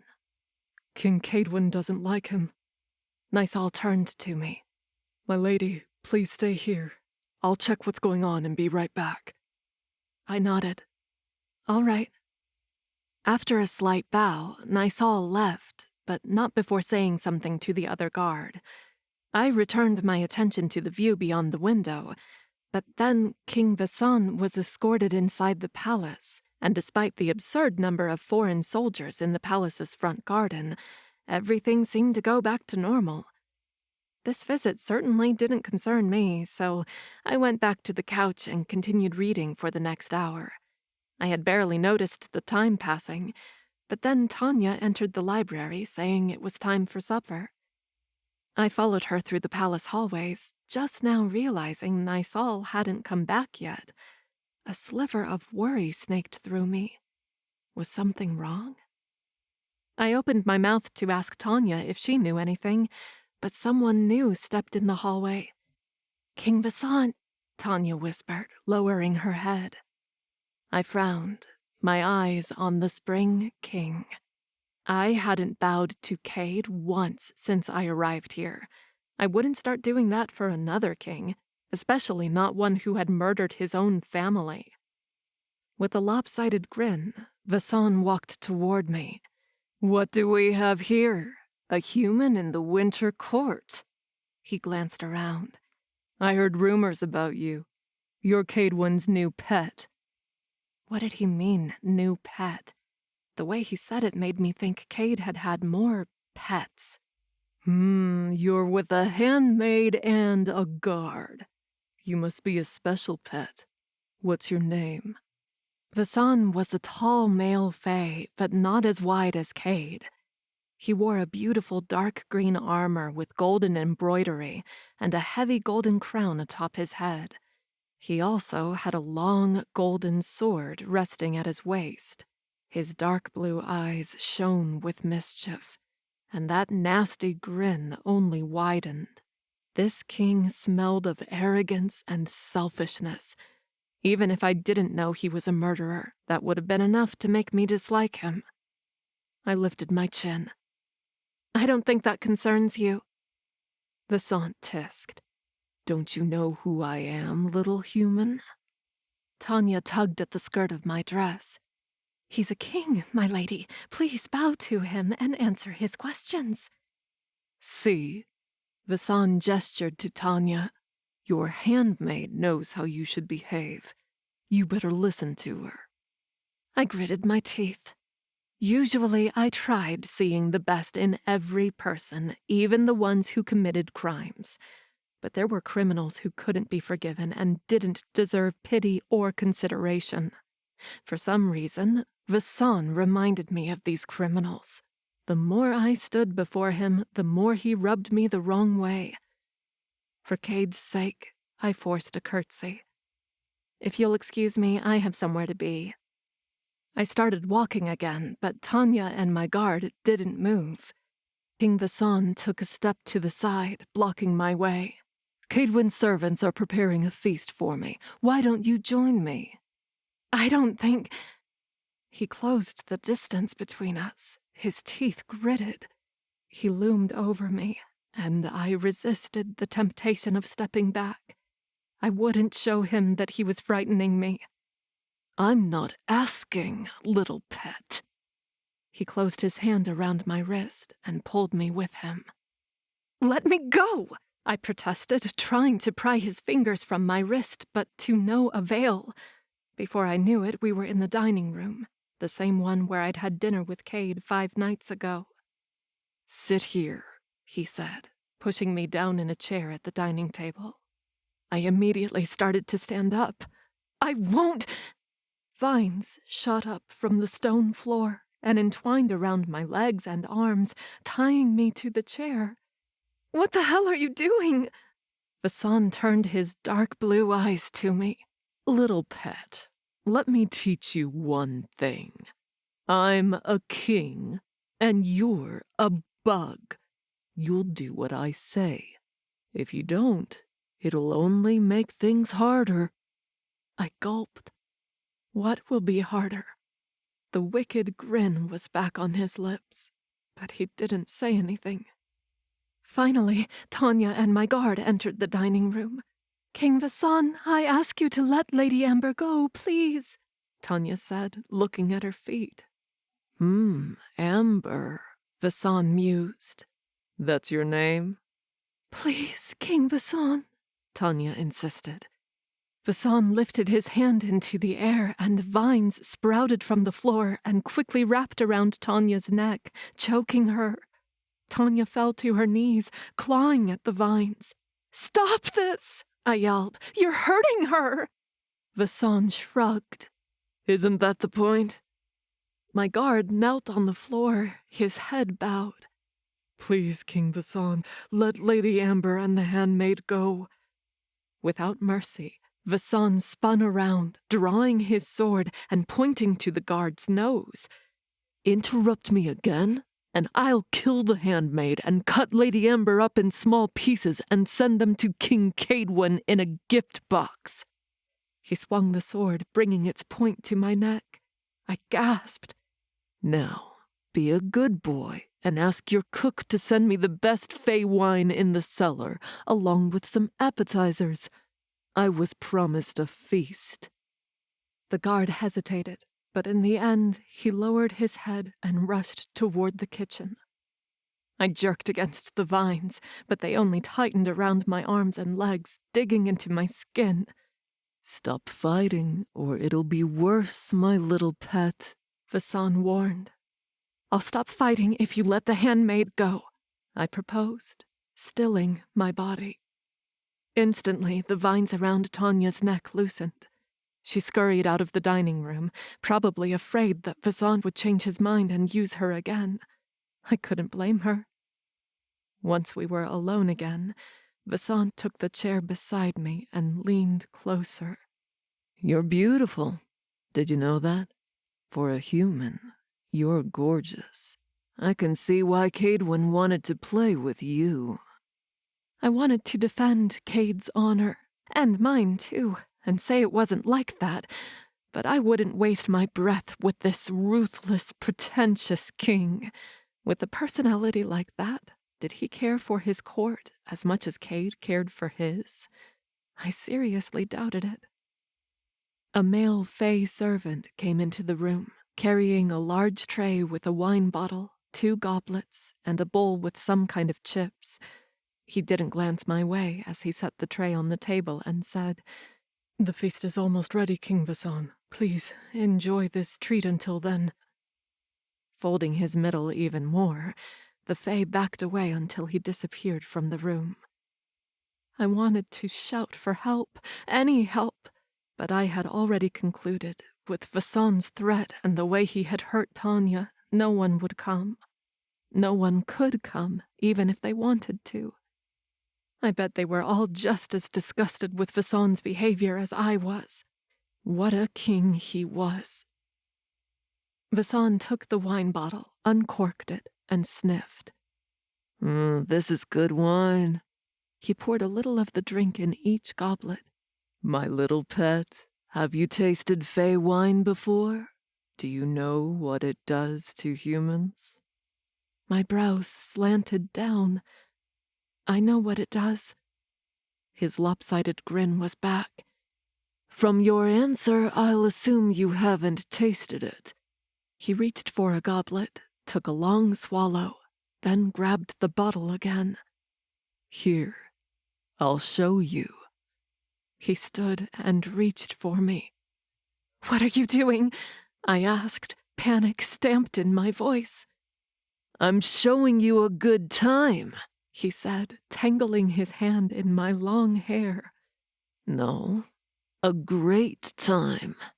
He tugged my hair hard. I screamed as my head was yanked back. Vasson shoved the bottle's neck into my mouth and poured the wine down my throat.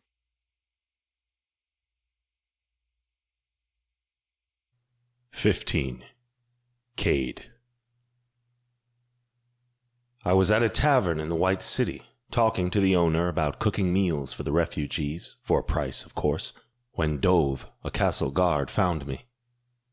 "My king," he bowed his head low. "King Vasson is at the White Palace." "What?" I barked. I had received a report that Vasson had crossed the border, but according to him, they were just taking a shortcut to the Dusk Court, where Vasson had something important to do. So had he lied, or decided to make a short visit while here? More than that, was he stupid? He knew I didn't like him, like most of the other kings and queens. 30 years ago, Vasson had started the civil war that ravaged the Spring Court, and after 15 years of fighting, he had killed his older brother, the actual king, and his entire family, and then he took the throne for himself.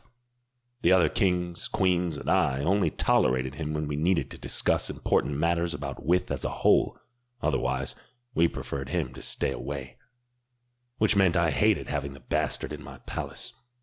Especially with Amber in there. If Vasson saw Amber. Desperation grew inside my chest. To be faster, I shifted into my wolf form and dashed toward the White Palace, with my 6 knights following closely. I ran into the palace and took a long sniff. Amber's sweet, flowery scent was everywhere in the palace by now, but I could easily identify where it was strongest, meaning she was either there or had just been. I followed her scent, skidding through the hallways until I burst into the dining room. When I saw Amber on a chair, her arms and legs tied by vines, and Vasson leaning over her, pouring a bottle of wine down her throat, I lost it. I rammed into him, pushing him away from her. He fell to the floor, skidding several feet away, his crown on the floor. The bottle, almost empty, shattered on the floor, sending millions of shards everywhere. Startled, Vasson rolled back up, snatched his crown, and shot up, his magic at his fingertips. "Cadewyn," he smiled at me but didn't drop his magic. "I heard you had a human pet, but I didn't know she was so tempting. Glad I stopped by so I could play with her." I shifted back into my fey form. "Don't you dare touch her again," I said, my voice low, barely controlled. If he said the wrong thing, if he moved the wrong way, I would kill him. Snow above, I would rip his chest open. That act would start a new war, but right then, I didn't care about that. All I cared about was getting this bastard away from Amber. "Despite the new toy, I came here on business," Vasson said. I snorted. "You really think I want to talk business with you, Vasson?" "It's important." He let go of his magic and straightened his back, becoming serious, more serious than I had seen him in years. "I want to talk about an alliance." "Do you hear yourself?" I shook my head. "You know I despise you, and to make everything worse, you came into my house and messed with my people. I forced myself to be civil for my court's sake. If we started a war right now, we would be doomed.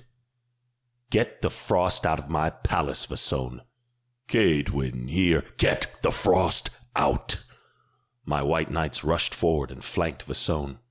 With a huff, Vasson let my knights escort him out. As he walked by Amber, who was practically passed out on the chair, he spat at her feet. I clenched my hands, trying to contain my rage.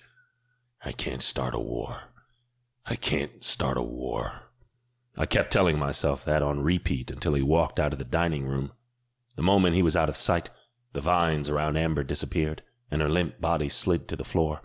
With my fast reflexes, I picked her up in my arms before she hit the hard stone floor. Both of Amber's guards entered the room through the kitchen, their heads low. "Where the frost were you two?" I asked, my anger barely contained. "1,000 apologies, my king," Nisol said, staring at his feet. "I left to go check on what was going on and to find you. Meanwhile, Vasone took charge of things.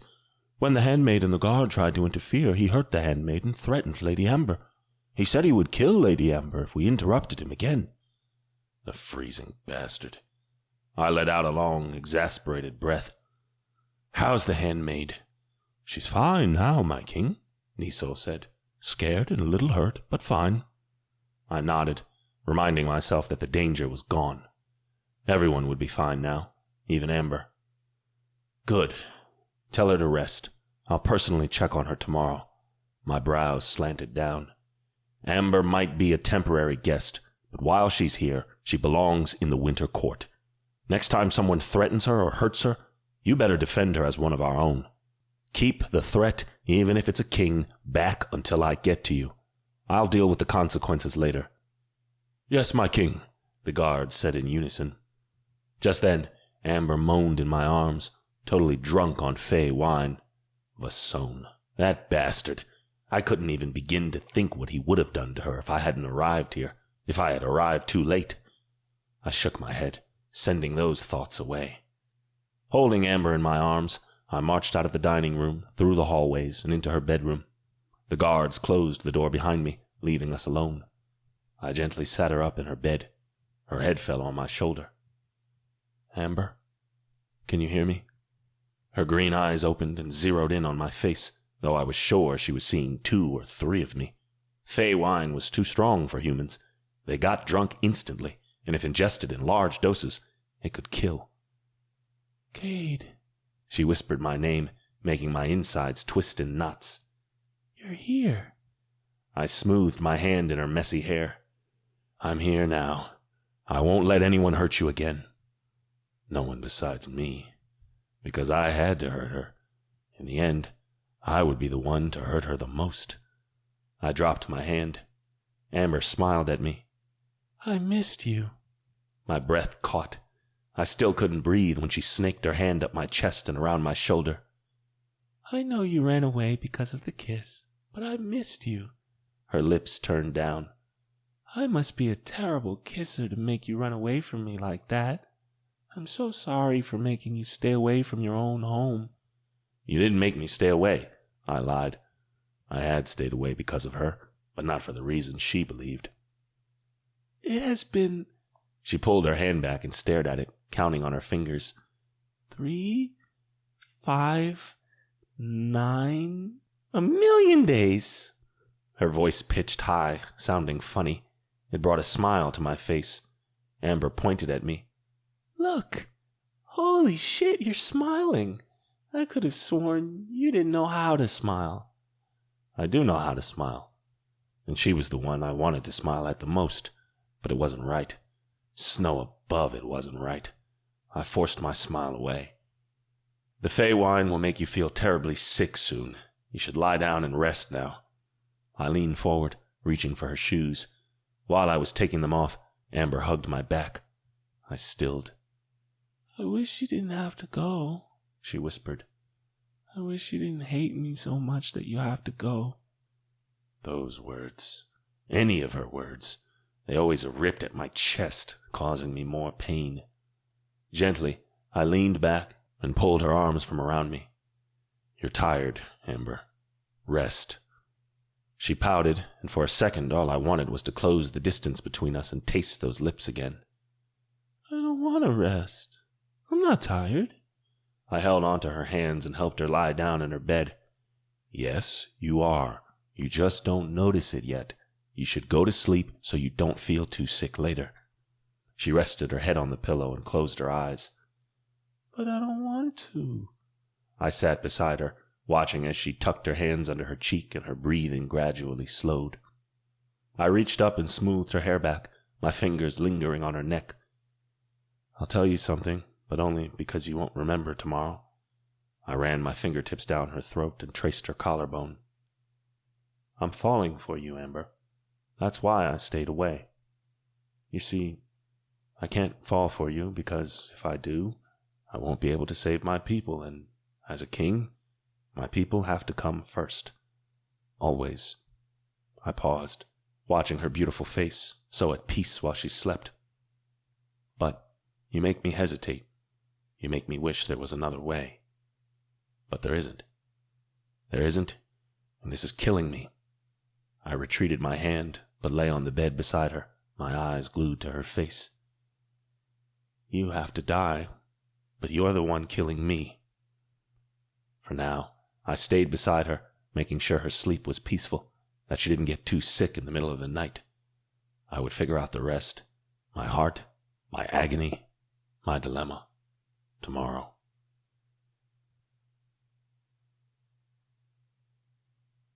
"16. Amber. A nasty headache assaulted me when I sat up in bed. The sun was already high, but I couldn't even look at the window because it made my head hurt more. What the hell happened? Then it all rushed back to my mind. The song, the vines, the wine, then Cade in his fierce wolf form sending the song off. Cade carrying my super drunk self to my bedroom, me saying all sorts of embarrassing things while he insisted I'd go to sleep. I had been way too drunk with fey wine, but I remembered most of it. I buried my face in my hands, mortified. "Good morning," a chirpy voice said. Eyes wide, I lifted my head and found someone I knew, but hadn't met yet. "Mahir," I whispered, staring at the goddess. She was more beautiful than the drawings in the books. Actually, she looked just like Mahira, the same face, the same body shape.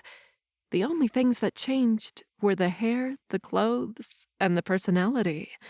Mahir's hair was bright red, tied in a loose ponytail on the top of her head. She wore a red tunic over red leggings and high-heeled red boots. Supposedly, she was the fun sister, loud and bright.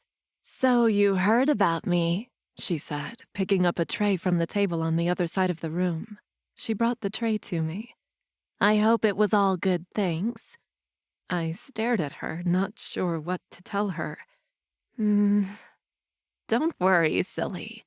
She put the tray on the mattress beside me and waved me off. "I'm playing with you." She gestured to the tray. "You should eat your breakfast and drink this."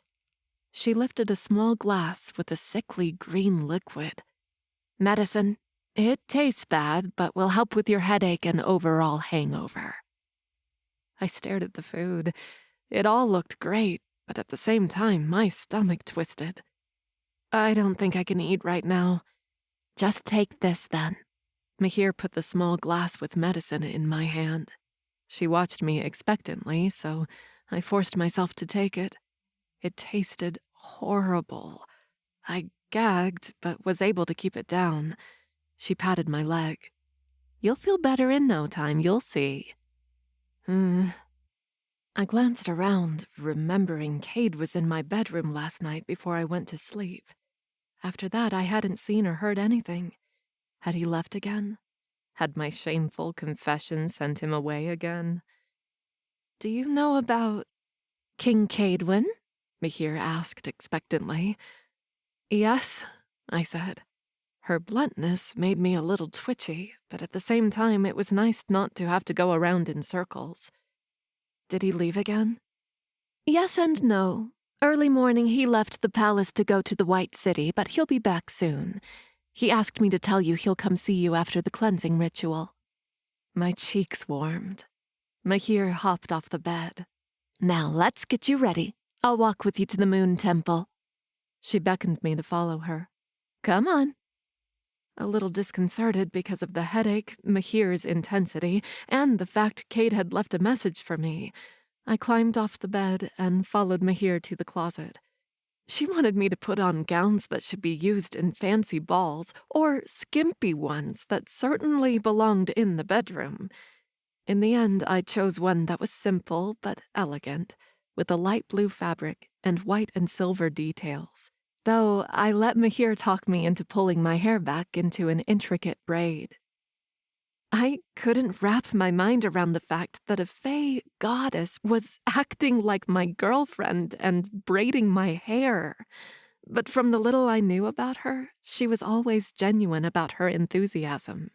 She was so enthusiastic, in fact, that some of it rubbed off on me. By the time we went to the Moon Temple, I felt much better and less anxious about meeting Cade later. I couldn't freaking wait. I hadn't expected to see Cade as soon as I stepped out of the Moon Temple, but there he was, looking so stoic and powerful and hot as ever, standing in the middle of the stone path. Didn't the man own a shirt? I had seen him wearing one before. I might have to tell him he better wear shirts when around me. His light blue eyes were fixed on me as I walked to him. "How are you feeling?" he asked, his voice rough as always. Better? The embarrassment for the previous night came back with full strength. I'm sorry if I said and did things last night that— "There's nothing to be sorry about," Cade said, interrupting me. His thick brows slammed down. "I'm the one who has to apologize. Amber, I'm so sorry about Vasan and what he did to you. I promise you, nothing like that will ever happen again." I was glad to hear that, though he didn't owe me anything. Thank you. Cade cleared his throat. "I was wondering if you would like to go out for a ride with me. There's a place I would like to show you." It was hard to curb my excitement. I would love that. Cade offered me his arm, and I took it. Mounted on Blizzard, we rode through the White City, then turned north at the road. We skirted a small village, went a couple more miles, and finally arrived at a valley covered in snow. Cade brought Blizzard to a stop and pointed down. "Right there." I followed his finger and tried to find whatever he was pointing at. Right in the middle of the valley was a small lake with smoke rising from the water's surface. I gasped. A hot water spring. Cade nodded. "Something like that. It's the only one in the entire winter court." He kicked Blizzard's sides, and the horse started moving again, sending him down the valley on a hidden path at a much slower pace. Cade let out a long breath. I frowned. "What's wrong?" "A lot of things," he said in a low voice, surprising me. I hadn't expected him to actually answer me. "The curse took 2 villages already, and is quickly advancing on a 3rd. In the past few days, I've been evacuating the residents, bringing them to the White City, and making sure they are comfortable." "So that was why you were away," I mused. Cade nodded once. "I'm worried, though. The White City is right in the center of the winter court. If the curse speeds up again, we might have to evacuate from there, too." "Is there a way to hold the ceremony sooner? Like, I don't know, tomorrow?" "I actually asked Mahiru that yesterday," he said. "She told me you're still not ready for it. You need at least a few more cleansing rituals." I didn't understand about the need for a cleansing ritual and this other bigger ceremony, but I wasn't Fae. I would never understand everything they did and felt and needed. Even so, I could sympathize with all the misfortune falling over the winter court. I rubbed my hand down his back, comforting him. "I'm sorry." "It's okay. You're doing everything you can. We all are." A moment later, we arrived at the hot spring area. Even from a distance, we could feel the warmth of the water, making the air foggy and the bank of the lake snowless. We hopped off Blizzard right where the snow ended and the grainy sand started. I looked around. I could see a lot of snow covering the valley and the mist from the hot lake, but not much more. Despite that, this place felt peaceful. I like it here. You'll like it even more in the water, Cade said, unbuckling the leather strap from across his chest. His heavy fur cloak fell to the ground. My eyes bugged. What? He fixed his eyes on mine, so meaningful they took my breath away. Come into the water with me, he said before stripping off his pants. Cheeks suddenly very hot, I averted my eyes. When I heard splashing in the distance, I dared look at him again. He was deep into the lake, the water at his chest. Come. How could I resist when he called me like that? My body shook as I slowly took off my coat and slipped off my dress. The chilly wind brushed against me, but right then my body was becoming so hot it didn't bother me. I bit the inside of my cheek, pausing for a moment. Then I quickly took off my bra and panties and trudged into the water, all the while under the careful, lustful gaze of the waiting Fae King. That look, the shine in his eyes, it emboldened me somehow. I felt sexy and in control as I walked deeper into the hot water, amazed by the nice, warm temperature, but more amazed that this was happening. I halted a few feet away from him. His eyebrows slanted down. Why are you so far away? He reached forward, grabbed my arm, and pulled me to him. No pauses, no waiting, no hesitation. I crashed into him, his rock-hard body against mine, and then his hands were on my back, and his mouth closed on mine. His lips moved fast and urgently against mine, as if he needed to do this quickly before I faded away. I was sure I would have a bruise tomorrow, but I didn't care. As long as he extinguished the increasing fire in my body, I didn't care. His hands slid down my hips, and I lifted my legs, knotting them around his waist. Snow above, Cade muttered against my lips. He pulled away and unwrapped my legs from around him. A pang cut through my chest. Was he rejecting me again? Right now? Suddenly, he turned me around and pressed my back against his chest and my ass against his hard-on. I swallowed hard. I want to do something first, he whispered in my ear. He snaked an arm around my chest, his hand closing over my breast. Then his other hand slid down, down, down. Cade showed me things I had never done before, that I had never felt before. Is this good? He asked, his voice low, husky in my ear. I opened my mouth, but only moans came out. I couldn't speak. I had lost my voice, my bearings, my mind. All I had in mind was Cade's fingers and the incredible way they made me feel. Suddenly the world shattered, and I went to new heights. Without giving me a moment to breathe, Cade spun me around and lowered his mouth to mine, kissing me long and deep. I melted into his arms, sure I had found paradise. Holy shit, what was this? What was this feeling? This pleasure, this heat, this man, this moment. It was just perfect. And I needed more. I needed more of Cade. Then Cade broke the kiss and went completely still. I frowned. What happened?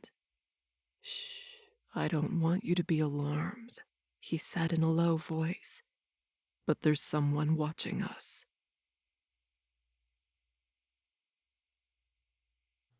"17. Cade." Amber turned her blue eyes to me. Her face paled. "What?" I smoothed her wet hair back. I don't think they are friendly. They? I nodded once. Yes, there's more than one. And they were trying to be very quiet, but I guess they didn't realize that with my powers I could hear the wind better than anyone, and the wind brought their tense breathing back to me. What upset me the most was the timing. Did they have to come just now? Just when I had Amber exactly where I wanted? The sound of her moans, her wet center, her ass brushing against my cock. I was still hard, and now I would have to either run away or fight. What will we do? Amber asked. Listen to me, I said. I want you to act normal. Go to the shore and get dressed. You want me to get out of the water? Like this? She gestured to her body, her hot, naked body. Do you prefer waiting for them to come into the water? Her eyes grew even bigger. All right, I'll do it. And then what? We'll hop on Blizzard and gallop away as fast as we can. I slipped my hand into hers and squeezed. Do you trust me? Amber nodded. I do. Snow above. I was touched by her trust. I was touched by everything she was and believed and did. How I wished she didn't believe me. How I wished she knew better and ran away from me, too. But I couldn't worry about that now. There were enemies surrounding us, and I couldn't risk having her in the middle of a battle, even a small one. She was human, after all, and easily hurt. I had to make sure she was safe. Ready? Let's do it. We trudged out of the hot water, the cold air burning our skin. I quickly pulled her coat over her shoulders to hide her body from whoever was watching us. She pulled up her dress, and when she was fully dressed, I shoved on my pants and pulled my cloak over my shoulders. I forced the wind to whirl faster around the valley, bringing me more sounds. Their breathing and almost silent footsteps were closer. I reached for Blizzard's reins and helped Amber up into the saddle. The wind whipped again, telling me they were even closer. Just go, I told Amber, before slapping Blizzard's side and sending him away. What? No! Amber cried, fumbling to hold on to the reins. 12 monsters from the Tywyll Forest emerged from the snow, just a few feet from me.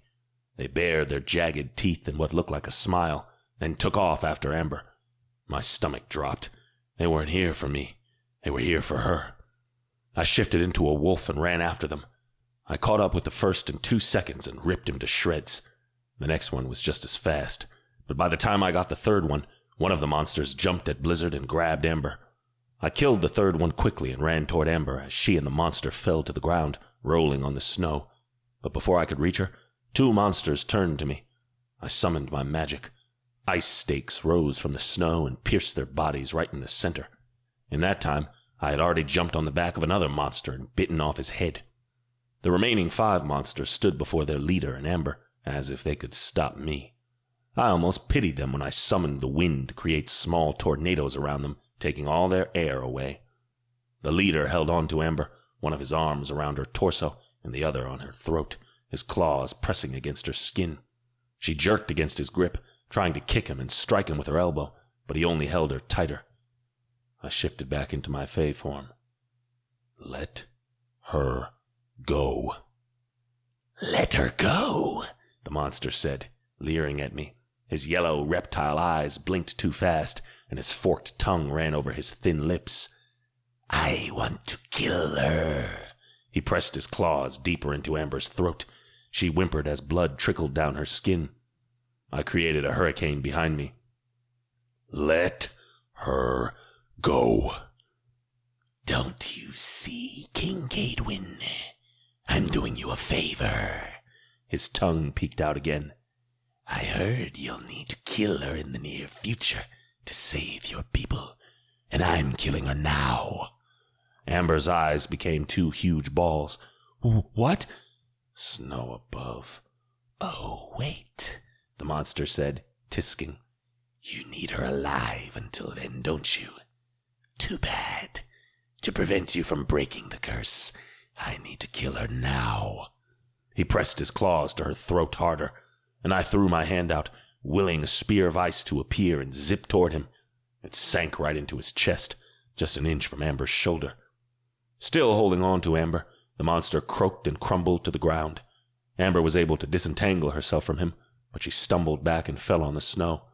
She stared from the dead monster to me, her big eyes full of fear. "Amber," I whispered, not sure what to say, what to tell her. This wasn't how I had imagined it all going. "Please, don't look at me like that." She scooted back on the snow. "Stay away from me." She got up and retreated a few more steps. "Is it true? What he said? Is it true?" I let out a long sigh. "Yes," I confessed, my heart heavy. "Mahira told me that to stop the curse, I had to sacrifice the life of a pure-hearted, selfless woman. She said that when I went to Earth, I would know who would be fit to fulfill the sacrifice. The moment I saw you, I knew. Back then, I didn't think twice. I just brought you here and—" "You tricked me!" she spat. "You brought me here and you had me believe that I was helping you? That all I had to do was go through some cleansing ritual so I could help you save your people, and then I would go back home? You never mentioned I had to die." I ran a hand over my wet hair. "I'm sorry." It was all I could say. "I'm so sorry." Amber shook her head. "I don't care. I'm going back home." She turned her back to me and started marching away, barefoot in the snow. Snow above. This was all messed up.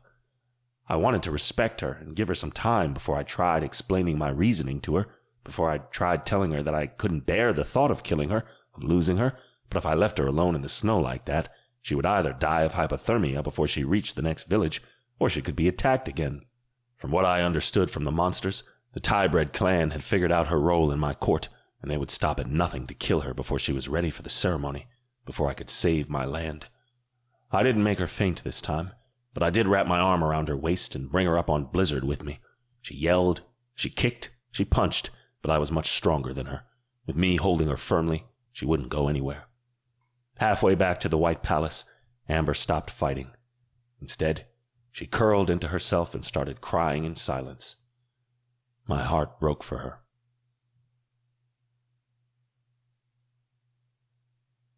18. Amber. I quickly realized I couldn't fight or outrun Cade, so I gave up. I didn't try running from him when we dismounted at the White Palace's gardens, or when he brought me inside and locked me in my bedroom. Before, I had felt like an esteemed guest. Now, I was a prisoner. I wondered, did everyone know I was to be sacrificed for their court? Did they know and pretended they didn't when they looked me in the eye, talked to me, laughed with me, brought me food, cooked with me? I felt betrayed, humiliated. I glanced around my bedroom. How could I escape? The door was locked, and even if I could open it, there were at least 2 guards outside. The window was too high, and I would break my entire body or die if I tried to jump. Stubborn, I opened the windows and looked out. The exterior of the palace resembled sleek ice. There were no places for me to use as footholds. There was no way to climb down. Not willing to give up just yet, I started knocking and pushing on the walls around the room, trying to find some secret opening. But nothing budged. I was truly locked in here. I sat down on my bed, accepting the truth. Even if I found a way of escaping the palace, I had no way of returning to Earth. I needed one of those medallions Cade had to open a portal and go back to the human world.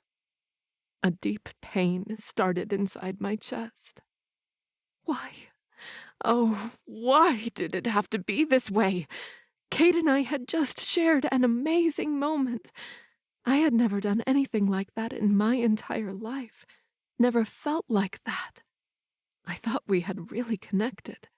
For a brief moment, I had let myself believe I was in paradise, and when the ceremony thing ended, Cade would ask me to stay in Wyth with him. Then I learned the truth, and my heart shattered into 1,000,000 pieces. A knock came from the door, startling me. I ignored it. If it was the handmaids with dinner, I had lost my appetite. If it was Cade, I really didn't want to see him right then. The knock came again. "Amber, it's Kiara." I thought about ignoring her, but she had been very kind to me so far, even if she probably knew I had to die to save her court. My pure and selfless heart couldn't just shut her down. "I want to be alone right now," I said. "I know. I just wanted to let you know that I didn't know. Nobody knew. They still don't. Cade only told me because he was raging in his bedroom and I went to confront him." She paused.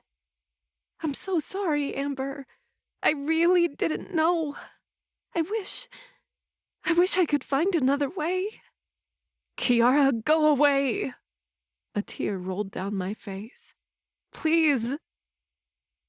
No knock followed. No more words. I assumed Kiara really left. Another tear escaped my eyes. Then another. I wiped my face, upset with myself for crying. I should be raging, breaking things, threatening them to make them let me go. What good would that do? I had already concluded that I couldn't escape unless I stole a medallion, and I couldn't see that happening. Defeated, I crawled to the pillows at the head of the bed, hugged them, and tried to sleep, because that was the only way to forget. The next morning, I didn't get up from bed, but I sat up when a different handmaid came in, holding a tray with breakfast. "Where's Tiana?" I asked. "She's sick, my lady." The female fae lowered her head.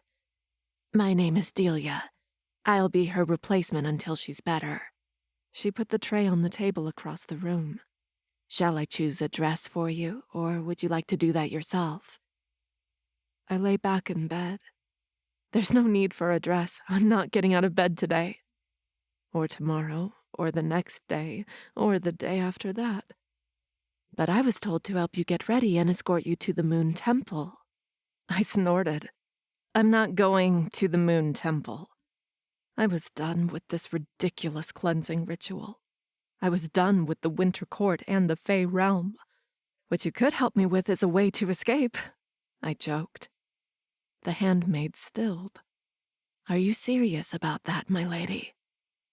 I sat up and stared at her. "What if I am?"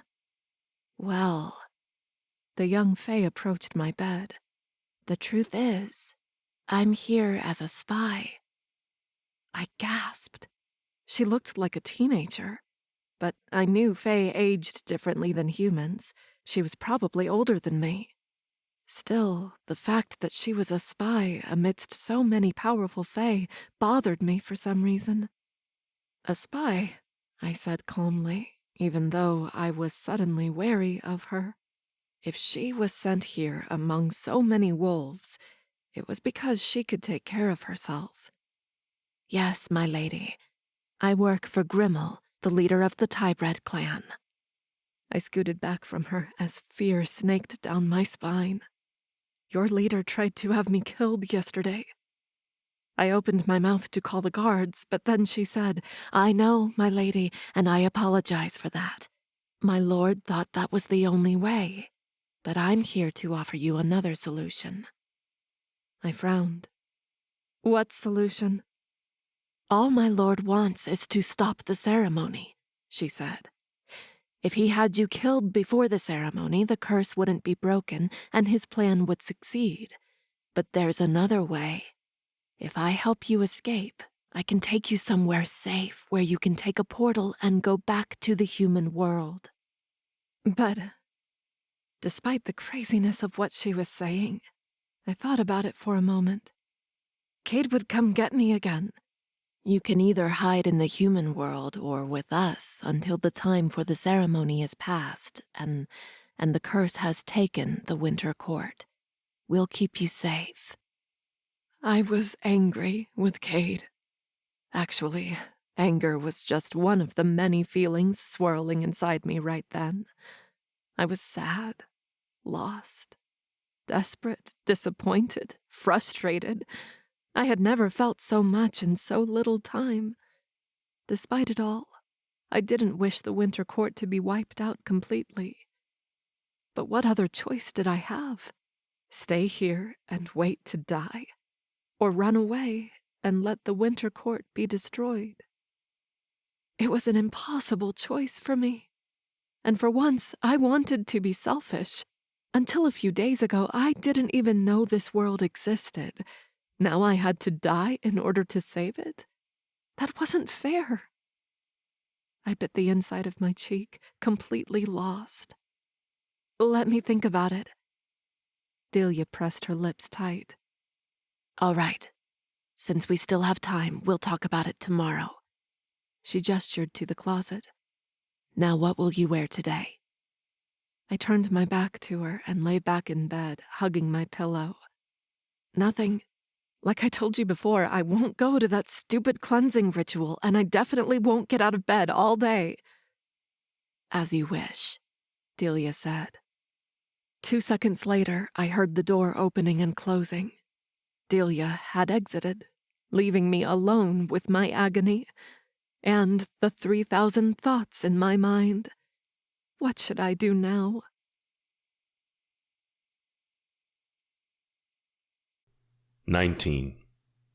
Cade. Every cell in my body screamed for me to go to Amber's bedroom and check if she was okay, but I stopped myself because I knew I would only make everything worse. She wasn't ready to talk yet. Honestly, I wasn't sure she would ever be. Her new handmaid told me she had refused to go to the Moon Temple this morning, as I expected. Then, Mahira showed up in my study as I paced across the floor, sure soon I would leave markings on the hard white stone. She assured me that missing one cleansing ritual in the middle of them all wouldn't be a problem. Are you sure there's no other way to stop this curse? I asked Mahira again. I probably had asked her that 1,000 times now. I'm sure, she said, her tone curt. There were so many other problems, though. I was beside myself that Grimmel had sent assassins to kill Amber, which meant he would try it again. And now Amber knew about her purpose here, and she hated me. I didn't know which problem was the worst. During the day, I tried occupying my mind with useful things, like helping and organizing the latest evacuations, setting up new spaces for the new refugees, and finding activities for them to do. Soon, we would run out of space in the White City.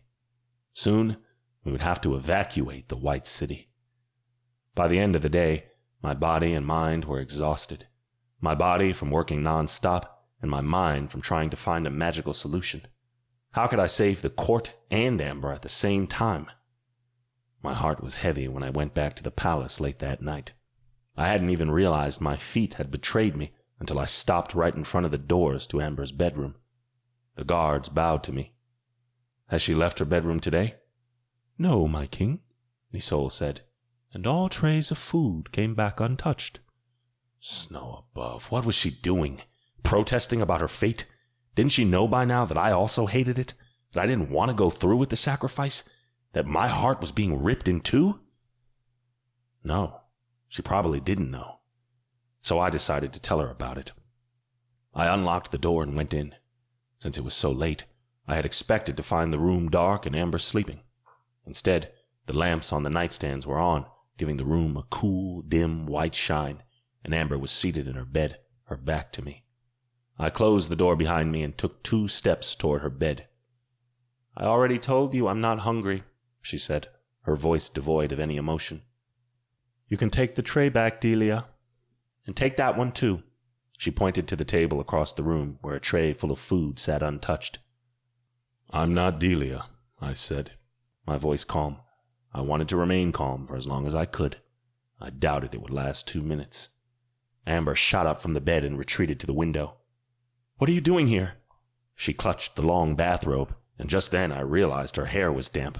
She had just taken a shower. Snow above. Was she naked underneath that robe? I shook my head, pushing those thoughts away. This wasn't the time to think about that. I heard you haven't eaten all day. I wanted to make sure you're all right. She crossed her arms. Do you think I'm all right? I let out a long sigh. I know you're not.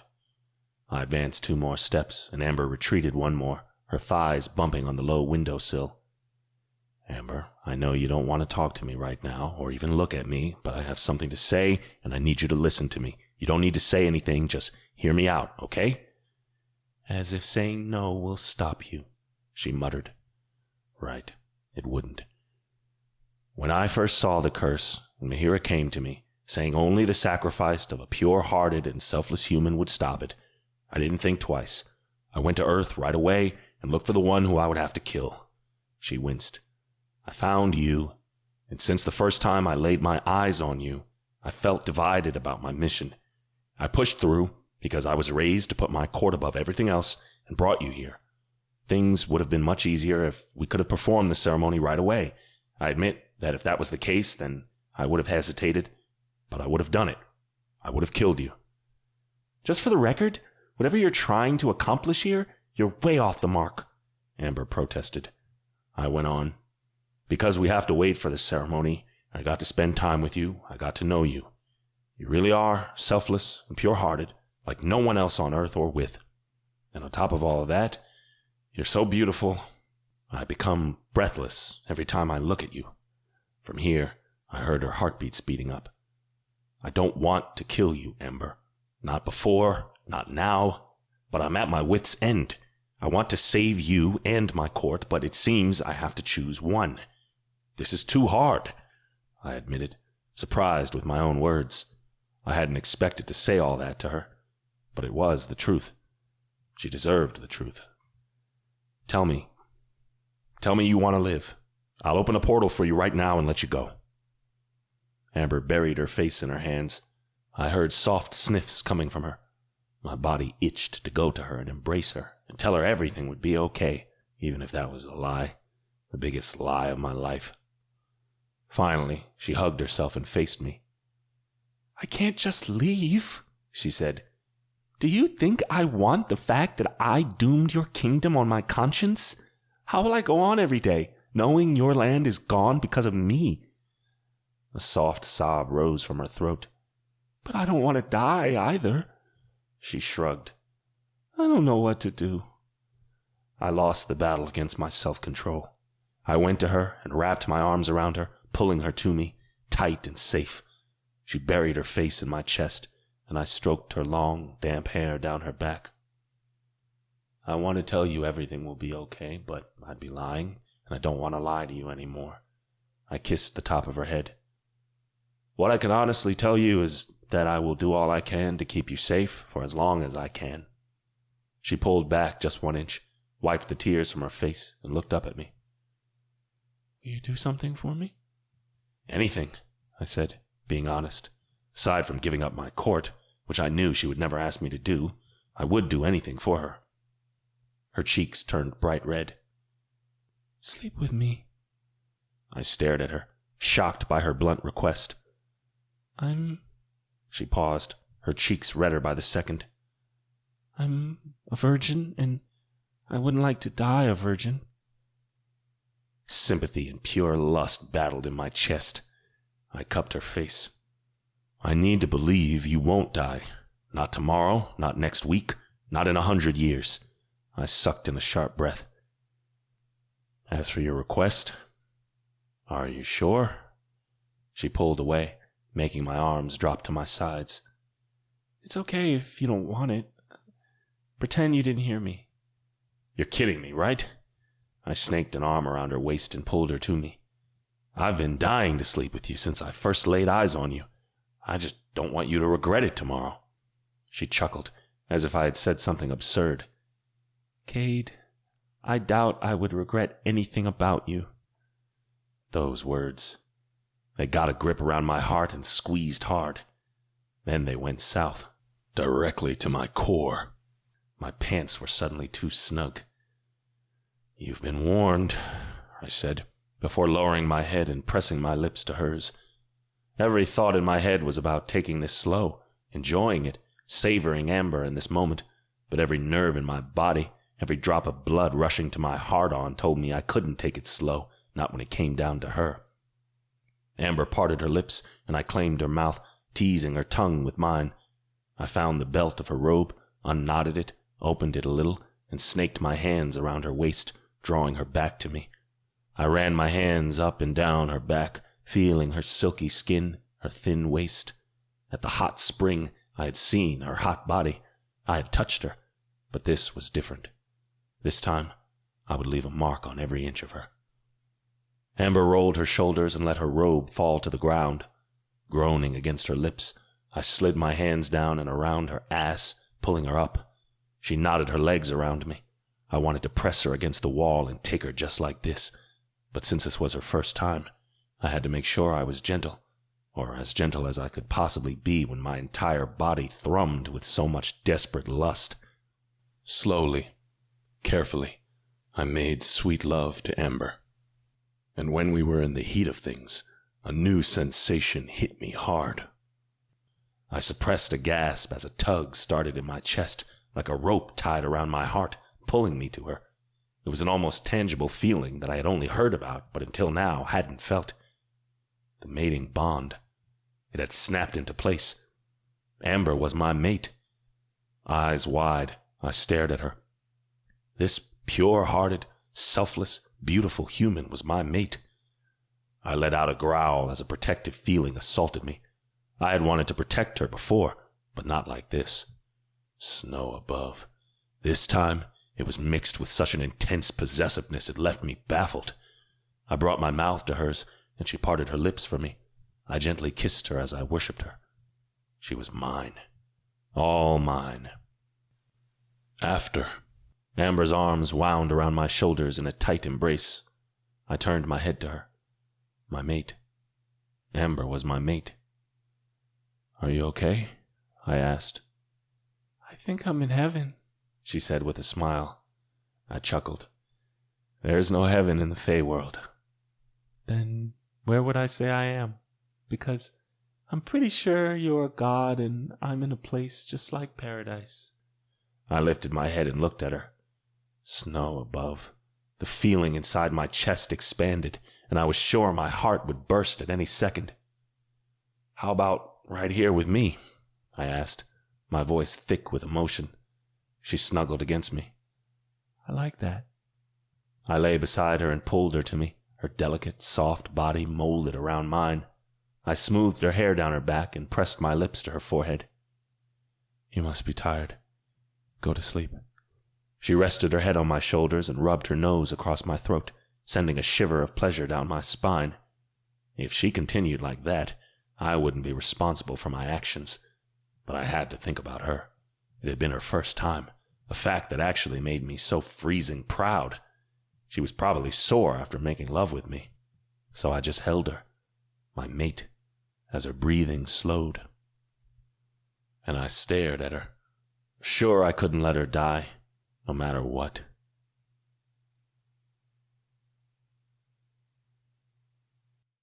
"20. Amber." After last night, I didn't expect to wake up alone.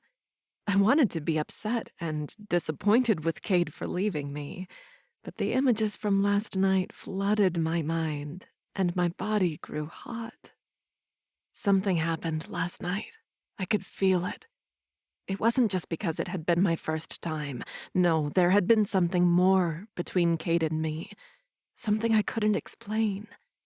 I knew I liked him before having slept with him. Now my feelings were tenfold. Just thinking about him made me miss him, made me want him, made me hot for him. It was like there was a connection between us, a pull that drew me to him. I knew it was probably all in my mind, but I couldn't help but wonder. I hugged the pillow and inhaled deeply, savoring Cade's delicious scent. If I went back home, could I take this pillow with me so I would always smell Cade? A sudden sadness fell over me. I climbed down from the bed, picked up the bathrobe from the floor, put it on, and went to the window. I opened the glass and welcomed the chilly breeze that brushed against me. This cold wind was part of this kingdom, as were the snow-capped mountains in the distance, the bustling city below, the lively marketplace, the beautiful places I had seen when riding with Cade here and there, and the magic. If I left, if I ran away, all this would be gone. Cade would be left with a bunch of miserable people without a court. I couldn't just leave and do nothing. If I could help them to keep this beautiful court from disappearing, then I had to do something. Though I had never thought of myself as a pure-hearted and selfless person, I had always considered myself to be good, someone who tried to do good deeds. I would do a good deed now, too. For this beautiful land, for the amazing king who had stolen my heart and soul, I would die. Anxious about my decision, I didn't wait for Tanya or Delia to come in with breakfast and escort me to the Moon Temple. I ate one of the small honey cakes that had been left on last night's dinner tray, cleaned up, got dressed in a simple light gray dress and my usual white fur coat, and went to the door. Holding my breath, I turned the handle, and the door opened. I smiled. Yesterday the door had been locked all day, but after last night, I had a feeling Cade would leave the door unlocked this morning. My guards seemed surprised to see me after over 30 hours of me being locked inside my bedroom. "Good morning, my lady," Nisol said. "Is there anything I can do for you?" "Do you know where Cade is?" I asked, a little embarrassed at the question. Had they seen him leaving in the middle of the night? Had they heard us? "King Cadewyn left your bedroom about 1 hour ago," Nisol told me. "He said he had a meeting with Mahira to attend, but would soon come back to see you." I felt a little better now that I knew Cade had left not long ago and that he would be back soon. Perhaps I could use my free time well, too. "Let's just go to the Moon Temple," I told him. "I'm ready for this morning's ritual." The guards bowed their heads and fell into step with me once I started down the hallways. I was halfway along the stone path that led to the Moon Temple when Delia called out to me. "Lady Amber, wait!" I halted and waited for her. Upon reaching me, she bowed her head for a second. "My lady, I was worried when I went into your bedroom and didn't find you. Would you like me to bring you some breakfast?" "I already ate," I told her with a smile. Though I ate too little, I would soon be hungry, but I wanted to wait until Cade came to see me again so we could have a meal together. "I'm fine for now, thanks." Delia glanced at the guards, who were several feet behind us, then leaned forward and asked in a whisper, "Have you thought about my proposition? Do you want my help to run away from the Winter Court?" "Yes, I've made my decision. I'm going to stay and die for the Winter Court." "What?" Delia asked, shocked. I smiled at her, ready to explain to her about my reasoning. But then she attacked me. It happened too fast. One moment she was a fae with white hair, the next her skin peeled away, showing off a slick gray body. She advanced on me. My guards saw it happening and came to my aid, but she threw her hands toward them, sending a dark powder through the air around them. The guards slowed down and soon tripped on their own feet before falling on the hard stone path. With a gasp, I stared at the monster now in front of me. "What the hell are you doing?" "If you aren't coming of your own accord, I'll take you by force." She blew the same black powder in my face. It was like a cloud of darkness had fallen over me, making me incredibly sleepy. I tried fighting it, but I couldn't keep my eyes open, let alone move. In no time, I plunged into the dark.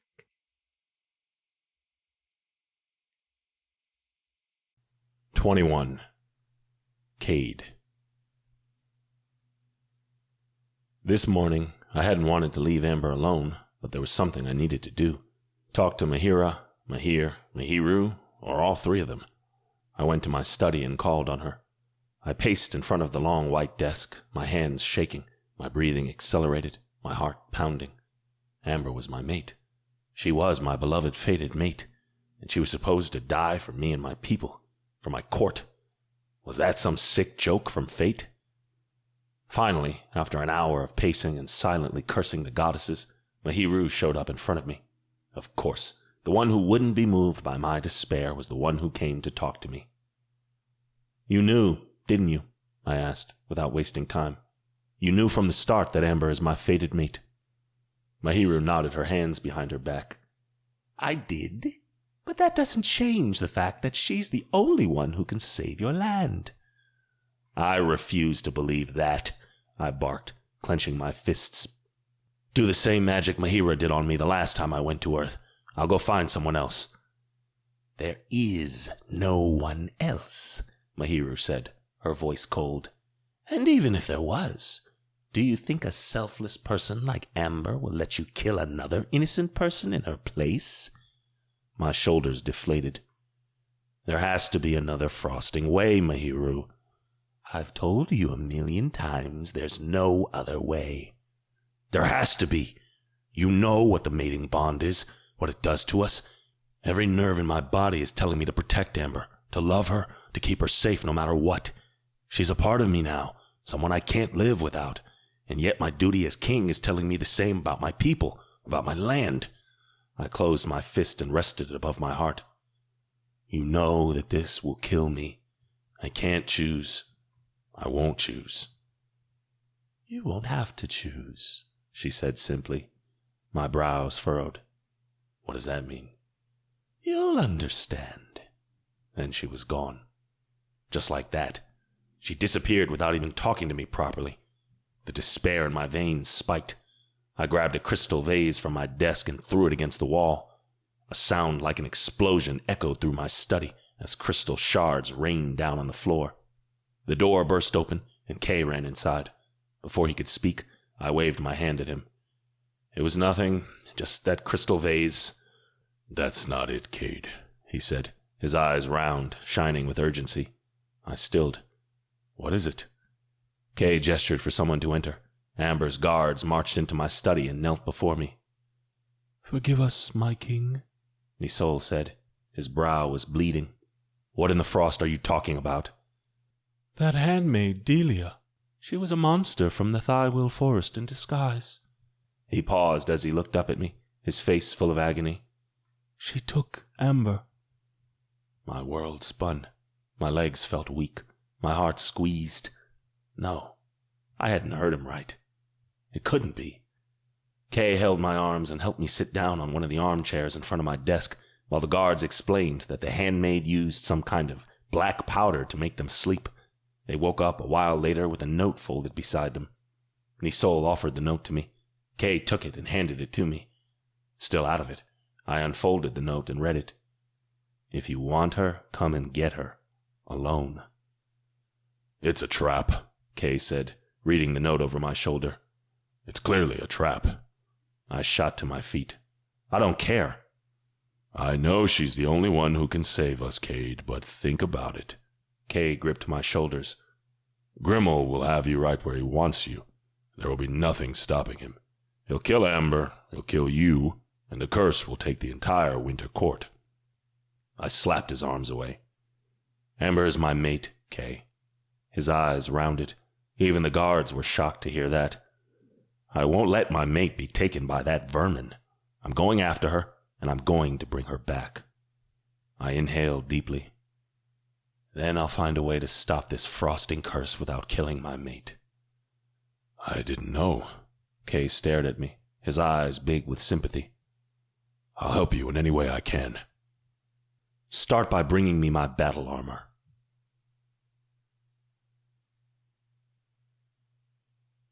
"22. Amber." When I woke up, my heart pounded hard against my rib cage and panic bloomed under my skin. I found myself tied to a pillar in the middle of a large, strange room. The ground, walls, and tall ceiling were smooth in some parts, but most of it seemed like rough stone, as if it had been carved inside a mountain. Coarse pillars, like the one I was tied to, lined the room, and right in the middle was some sort of dais with a throne-like chair made of dried and twisted tree branches. "She's awake," Someone yelled beside me, startling me. Delia stepped into my line of sight. Her fey form was gone, replaced by a repulsive monster. Slick, greenish-gray skin, a long face, even longer limbs, claws for fingers, no hair, yellow eyes that blinked too fast, and razor-sharp teeth. She reminded me of the monsters who had attacked me at the hot spring lake. Oh, shit. She had brought me to the Tywyll Forest and handed me over to Grimmel, the leader of the Tybred group, on a silver platter. The panic I had been trying so hard to control escaped and flooded my veins. My arms shook, and my breathing grew shallow in pure fear. This couldn't be happening. I couldn't be here. My heart sank. Right when I had finally come to terms with what I had to do, I was stolen away. It seemed on the way here I had lost my coat, and my dress had several smudged spots as if I had been dragged through mud. Fighting my fear, I jerked against the rugged rope, rubbing my shoulders, chests, and wrists against it, sending pain shooting through my entire body. "So you're the human who can break my curse," someone said. A tall, man-like monster walked toward me. My stomach knotted at the sight of him. Underneath his crude leather pants and vest, his skin was a dark gray. Black veins ran all over his body. His snake-like eyes were bright red, and his ears were long and pointed. He sneered at me, showing off his jagged teeth. He could chomp off my arm in one bite with those. He halted just a couple of feet from me, his foul odor reaching my nostrils and making me gag. He was Grimmel, the leader of the Tybred. I was sure of it. "I thought my curse couldn't be broken, but if those 3 witches say your death will do the trick, I believe them. So far, they haven't been wrong once." He tilted his head, his red gaze skimming over my face, my body. "You're pretty for a human. It'll be a shame to kill you." I inhaled a shuddering breath. I didn't want to die, not just yet. I had accepted the fact that I would be sacrificed to save Cade's court, but if I died now, then his land would be lost. Desperate, I glanced around my feet, hoping they had left a knife or a sharp stone close by so I could use it to cut my ropes. Like at the White Palace, I didn't really think I would get very far, but I needed to try something, anything. I couldn't just stay tied to this damn pillar and wait for my demise.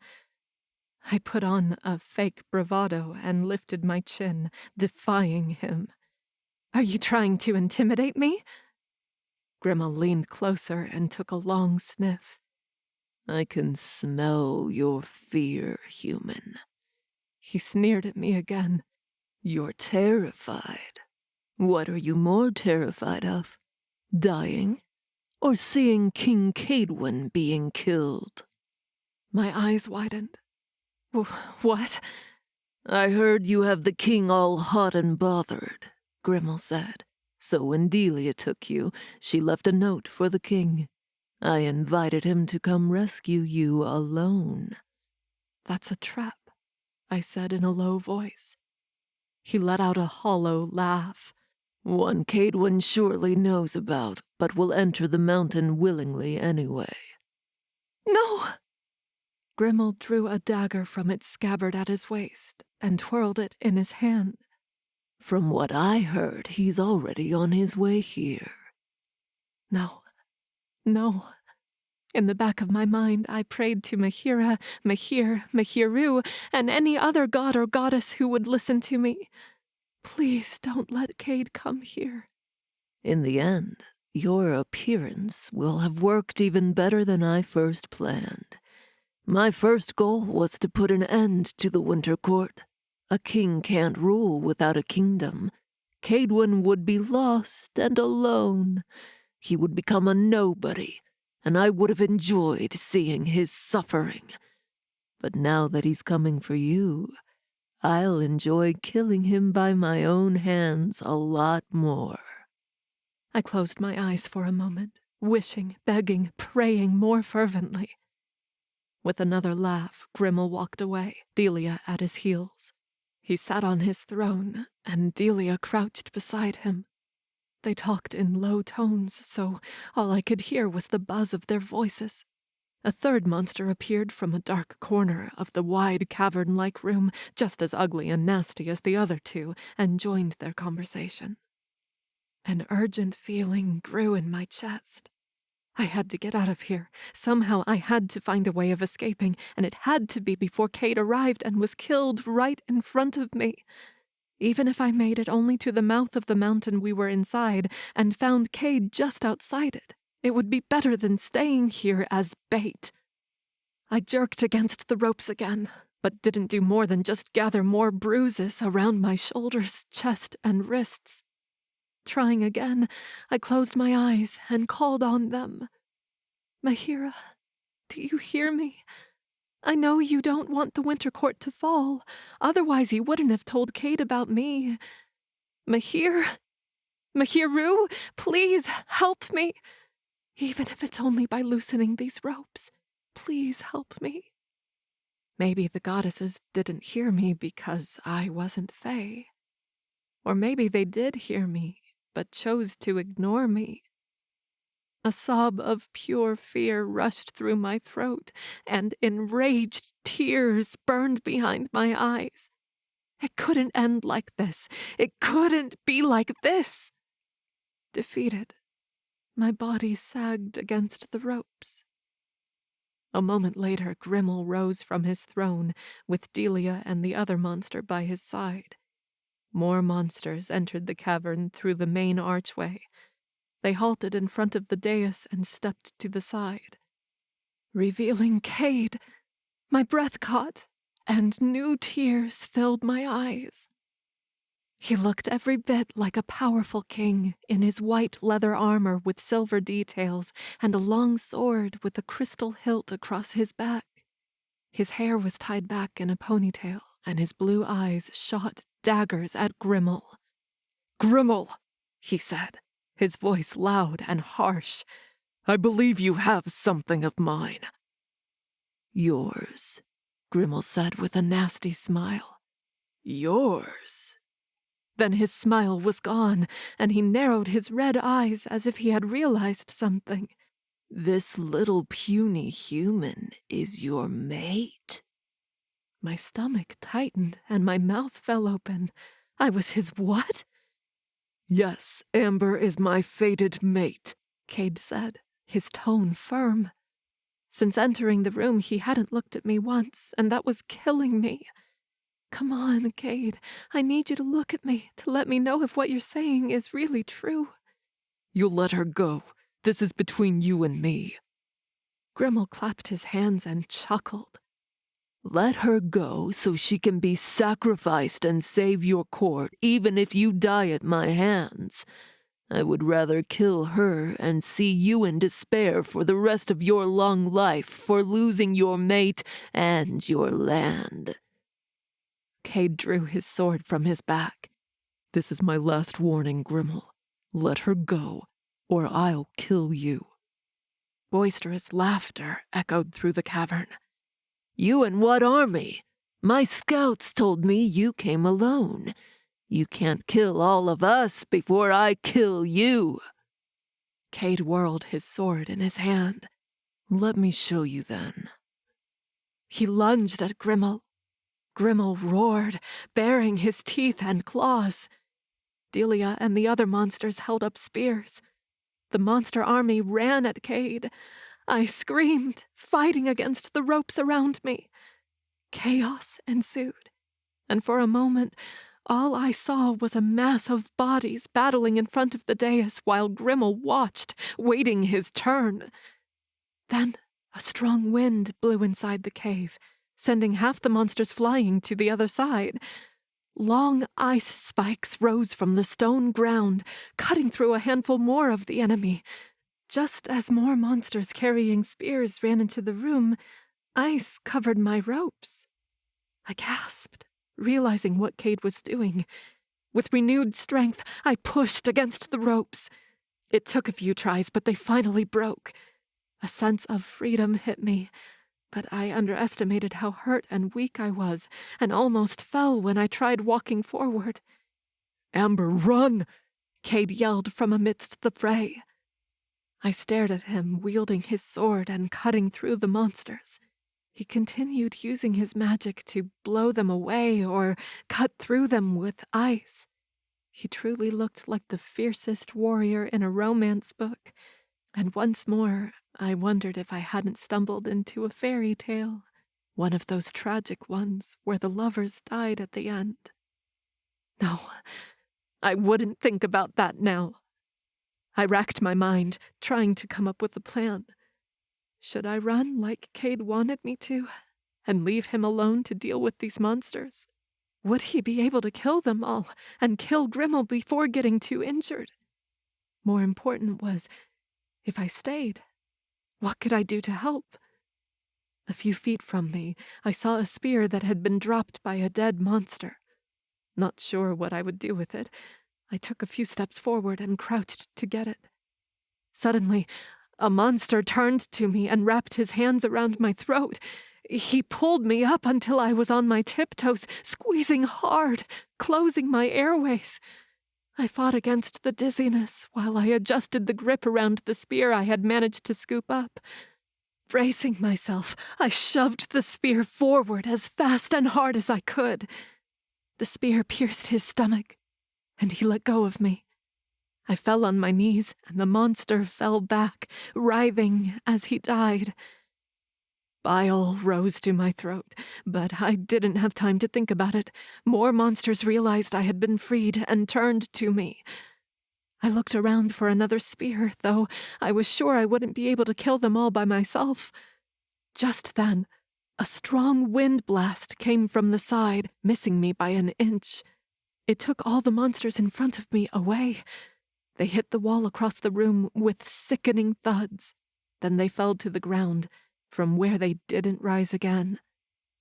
The area in front of me was mostly cleared, and I could see Cade as he swung his sword and took the head off a monster. Then he spun around, and his eyes briefly met mine.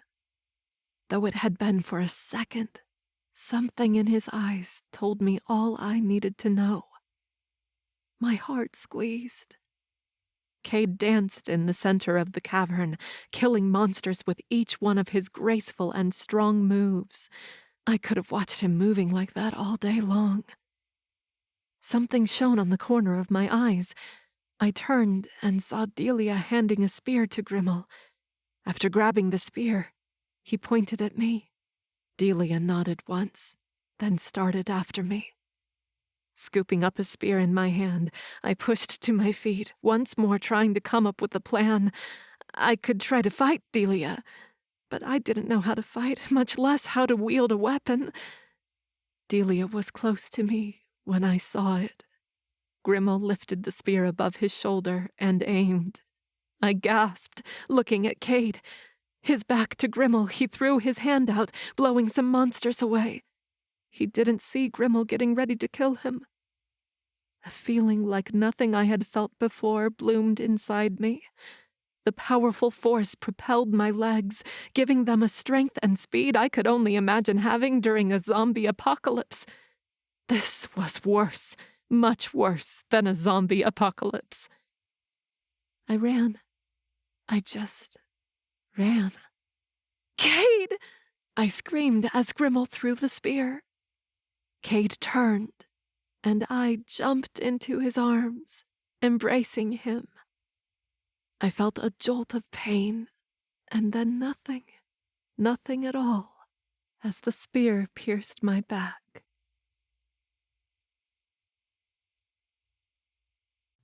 "23. Cade." I held Amber in my trembling arms. "No," I whispered, not believing the sight before me. Amber had fainted the moment the spear had struck her. a spear that would have pierced through my heart and killed me instantly. She saw Grimmel throwing it and hadn't hesitated. She used herself as a shield. I heard her shallow breathing and felt the slow beating of her heart against my chest. I raised my eyes to Grimmel. He stared at the scene like everyone else. The room had gone silent and still for a moment. This was my opportunity. I lowered Amber on the floor, as fast and gentle as I could, and jumped. I shifted into a wolf midair and closed my jaw around Grimmel's throat before he could even blink. I ripped his throat out and turned to his lackeys. Borak and Delia. The two monsters by his side knelt on the ground, yelling for mercy. They would get no mercy from me. I killed them both in less than 3 seconds, then turned to the rest. They scrambled out of the cave. I got a few who had been closer, but let the rest go, because there was something more important than putting an end to the Tybred clan. Amber. I shifted back to my fey form and knelt beside her. With shaking hands, I reached for the spear in her back. I broke it as close as I could to her body, and picked her up in my arms and raced out of there. The rest of the Tybred clan didn't attack me or try to stop me as I ran past them and out of the mountain. Holding Amber tight, I infused my veins with magic and ran. 2 miles out, Kay, my 6 knights, and 24 of my strongest legion awaited, hidden behind a valley.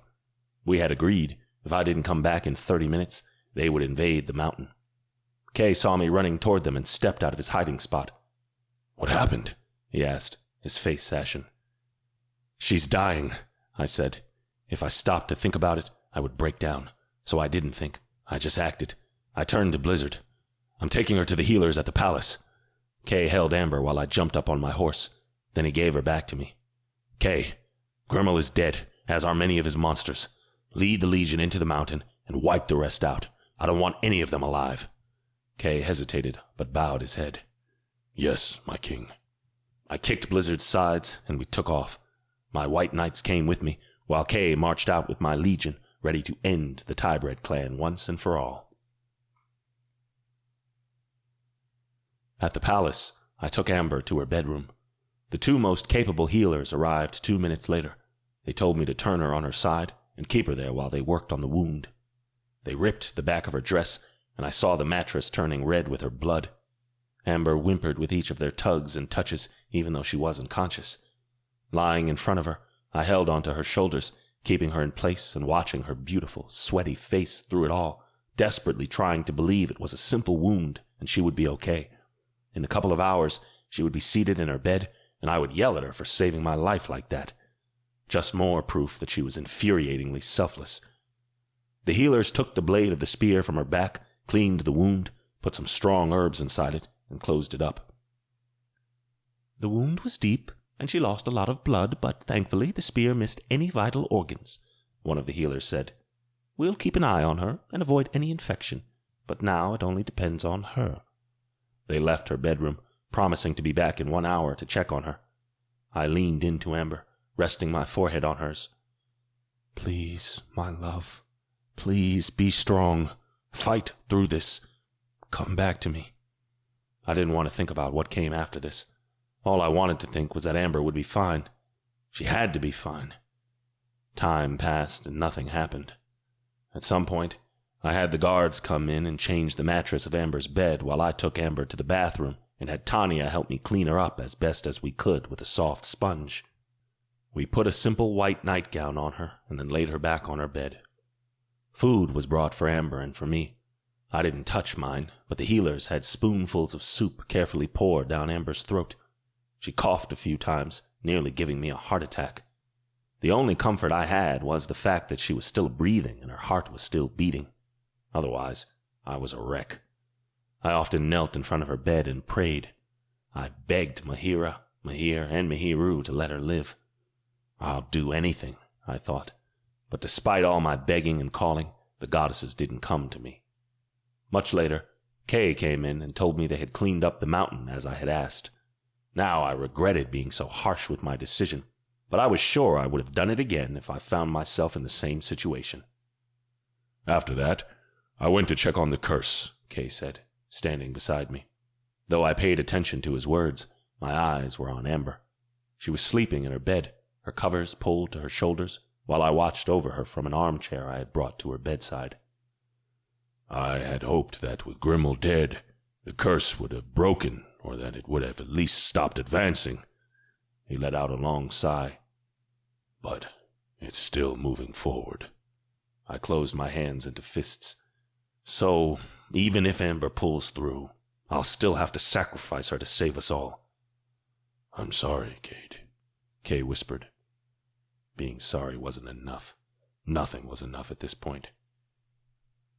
I have 2 tasks for you, Kay, I said, finally looking at him. 1, I want you to personally assemble the entire palace's staff and interview them. Make sure we don't have any more spies here. 2, gather all the scholars and officials and wise fae we have in the White City. Tell them they have 4 days to find a way to break the curse, one that doesn't require the sacrifice of my mate. Kay frowned. You want me to tell them about her sacrifice? I shrugged. I don't care, as long as they find another solution. As you wish, my king, he said, his tone formal. He bowed his head and left the bedroom. And I stayed with Amber for the next hour, the next day. Forever. For 2 days, Amber only slept. The healers checked on her multiple times a day. No more spies had been found at the palace. The curse advanced. Another village was evacuated. The scholars and officials hadn't found a solution yet. Things were getting complicated at the White City, since it had many more people than it had been designed for. And the goddesses hadn't shown their faces. At that point, I was sure they had abandoned me. First, they had wanted to help me save the Winter Court, but now that things had gone sideways and there were no other solutions, they had disappeared. I could only think they were afraid of my wrath, because, snow above, if Amber died and my land was destroyed, the world would know the wrath of the Winter Court king. The goddesses would regret not having done more when they could. But for now, I just waited.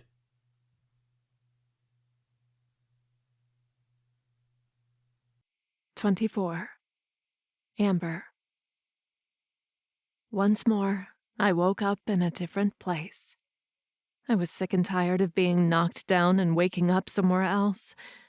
Though I knew this place. It was my bedroom at the White Palace. Had I died, and this was my version of heaven? I rolled onto my side, and pain shot down my back. No, dreams weren't supposed to hurt this bad. Cade was sleeping right beside me in my bed. That part was just like a delicious dream. The fierce king of the Winter Court looked so peaceful, with his gorgeous face relaxed, his long white hair a mess across the pillow, and his arms tucked under his head. Though his body, bare chest and fitted white trousers, screamed sexiness. Was it true? Had he told the truth to Grimmel, or had he just bluffed, trying to find some kind of opening? I did feel an inexplicable pull toward him. I had been attracted to him since the first moment I laid eyes on him, and more each time I saw him thereafter. He had shown me a beautiful country and a warm people, even though this was the coldest place I had ever been. He fought for his land with all he had. He was kind and just. He made me feel things I couldn't even explain. Though he had lied to me, I now understood why. To be honest, if our roles had been reversed, I wasn't sure I wouldn't do the same thing. What was one life to save thousands?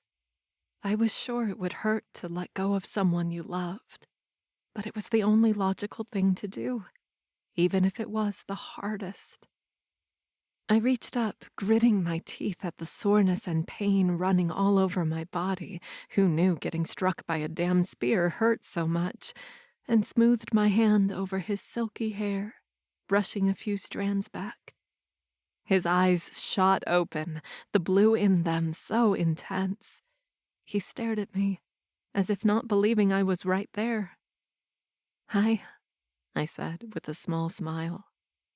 He sucked in a sharp breath. I'm fighting every instinct of my body to not roll over you and hug you tight. He put his hand over mine, bringing it to his cheek. You're awake. I don't think I've ever been more grateful in my entire life.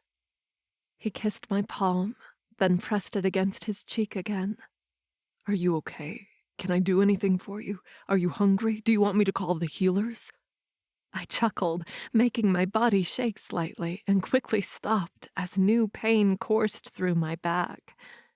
Cade rose on his elbows and stared at me with wide eyes. What is it? What happened? I'm fine. It's just pain, I told him. Cade jumped from the bed, grabbed a small glass vial with maroon liquid and a spoon, and brought it to me. Here, this should help with the pain. He poured a little of the medicine in a spoon and extended it to me. I drank it, wrinkling my nose at the foul taste. It's bad, but it works. He dropped the vial and spoon on the nightstand and stared at me. I can't begin to tell you how glad I am that you're alive. Me too. I pushed on my elbows, trying to sit up, but pain jolted across my back, and I stopped. Let me say something. I'm not sorry, because you would have died if I hadn't done that.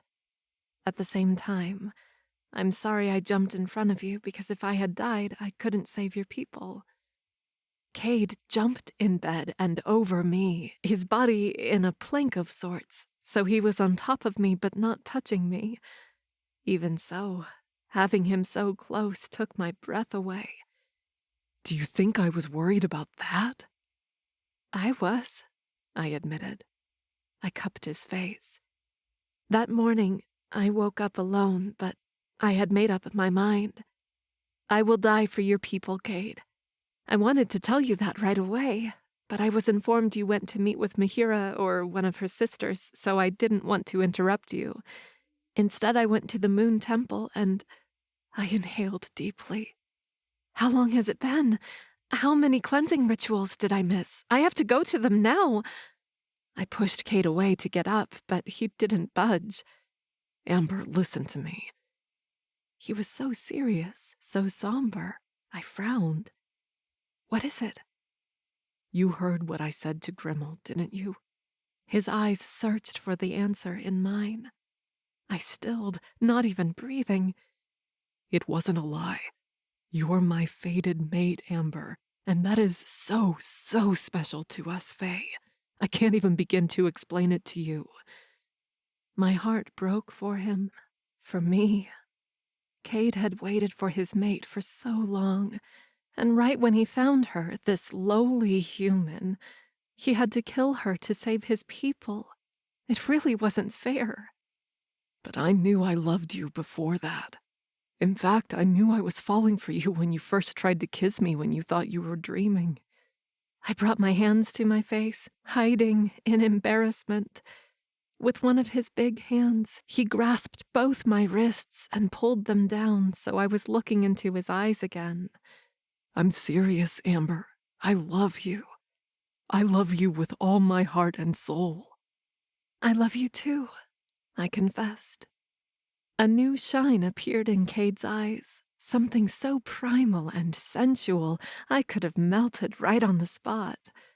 He leaned into me, easing his body over mine, but I threw my arms out and pushed his shoulders up, so I was still looking into his eyes when I said my next words. And that's why I want to do this, Cade. I want to be sacrificed for your people. He stared at me as if he hadn't heard me right.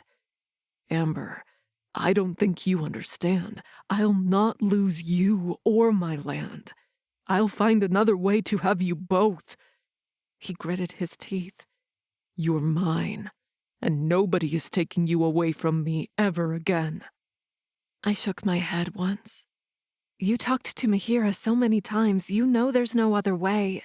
And time is running out. Soon the curse will be here, and nothing will be left to save. Cade dropped his head on my chest. Please, Amber, don't do this to me. I can't lose you. I ran my hand over his hair. You won't lose me. My body will die, but it'll restore your court. I'll live on through your land." "No, that's not Cade," I interrupted him. A yawn followed, letting me know I was still too tired. "I don't want to argue right now. Can you just lie beside me and hold me while I sleep?" I saw in his eyes that he wanted to keep arguing about this, but for my sake, he relented. He settled beside me and gently wrapped his arms around me. I rested my head on his shoulder, glad I could still touch him and inhale his scent. You would think that after... How long has it been? 2 days, Cade said in a low voice. "You've been asleep for 2 days." So, I slept for 2 days and I'm still tired. "You almost died. That's not a little thing. Plus the medicine you just took, it's strong against pain, but it also makes us drowsy. Even though your dose is carefully measured, I believe it's still very strong and would make you sleepy." I humphed. "Will you be here when I wake up?" "Yes, my love, I will. He kissed the top of my head. Now and forever." I didn't think much about that forever in his sentence. By my calculations, this was the 12th day since I had come to the winter court. In 2 days, I would be sacrificed in the ceremony. Our forever wouldn't last 48 hours, and I was even too tired to enjoy the little time I had with him. A sliver of sorrow swirled in my chest. I didn't want to be sad about my decision. I was doing the right thing, but it still hurt having to leave Cade behind, to leave him without a mate. I just hoped he didn't stay sad for too long. This time when I woke up, Cade was right there, as he promised, with breakfast and a midnight iris from the courtyard. He was gentle when helping me wash up, change clothes, and eat something. His hands lingered on me for a long time, as if he couldn't stop touching me. I wasn't complaining. In fact, I loved it. I wouldn't mind having him touching me all the time. While Cade watched me like a hawk, I ate a little. He had his human maids make me a more human breakfast: scrambled eggs, French toast, bacon, and a strong black coffee. Though I couldn't stomach everything yet, the few bites I ate were delicious. I loved having Cade by my side, though a heavy cloud hung over our heads. It was mid-morning of my 13th day there. I had less than 24 hours to live. "Don't you have to check on the curse or your people?" I asked. I appreciated having him with me during this time, but I didn't want him to neglect what was happening because of me. "You're more important right now," he said, his eyes hard, his brow furrowed. "Cade." I rose from my chair and went to him. Though pain still radiated from my body depending on my movements, I needed to hold him. I sat on his lap, straddling him. His arms snaked around my waist, his big hands covering most of my lower back. "You have a court to run. If you forget about that because of me, I'll only feel bad about it." "I have Kay overseeing everything," he said, his eyes locked on mine. "And I have scholars trying to find another way to save my land. It's just a matter of time before they find it." I frowned, not sure about that. Since the goddesses had insisted there was no other way, I thought Cade was just wasting these people's time. But I didn't say anything, especially when he snaked his hand down my ass, shifting his weight under me, aligning his hips with mine. "Cade," I whispered as my body started heating up. "You have no idea how I wish you were better," he said, his voice husky, his eyes bright with desire. "I would be inside you right now." One of his hands rounded my thigh and slid under my nightgown, under my panties. I sucked in a sharp breath. A knock came from the door. Suddenly self-conscious, I jumped up from Cade's lap. Pain coursed through my back, reminding me I wasn't as well as I hoped. Gritting my teeth, I turned to the door, but before I could take one step, Cade held my wrist and said, "I'll get it." I stayed by the table and armchairs while Cade strolled to the door and opened it. A male fae with short white hair and wearing long white robes stood on the other side. "My king, I'm sorry to bother you." Cade's big frame froze. "Did you find something?" "I'm not sure, my king, but we would like to show it to you just in case," the fae said. Cade glanced at me. "Go," I told him. "I'll be fine. Go see what it is." He took 4 large steps to me, cupped my face, and kissed me. A fast but hard and deep kiss that left me dizzy and wanting for more. I always wanted more from him. "I'll be right back," he whispered against my lips before marching out of the room and closing the door behind him. I was sad to see him go, but also relieved. There was something I had to do alone. I closed my eyes and called for her. "Mahira." As far as I knew, I could call one of them and another would show up. That was okay, as long as one of them came and talked to me. I opened my mouth, ready to call her again and beg if necessary, when I heard her voice from behind me. "I'm here." I turned around and faced Mahiru, the black-haired sister. She wore black tactical clothes that reminded me of a commander in an army. Her pose, her posture, the hardness in her dark eyes, the thin line of her lips, it all made me a little wary of her. "I need your help," I told her.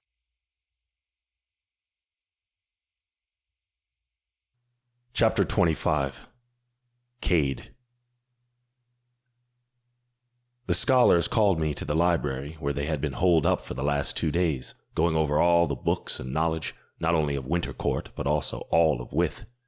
Deep down, I knew they wouldn't find anything. Mahira had told me there was no other solution.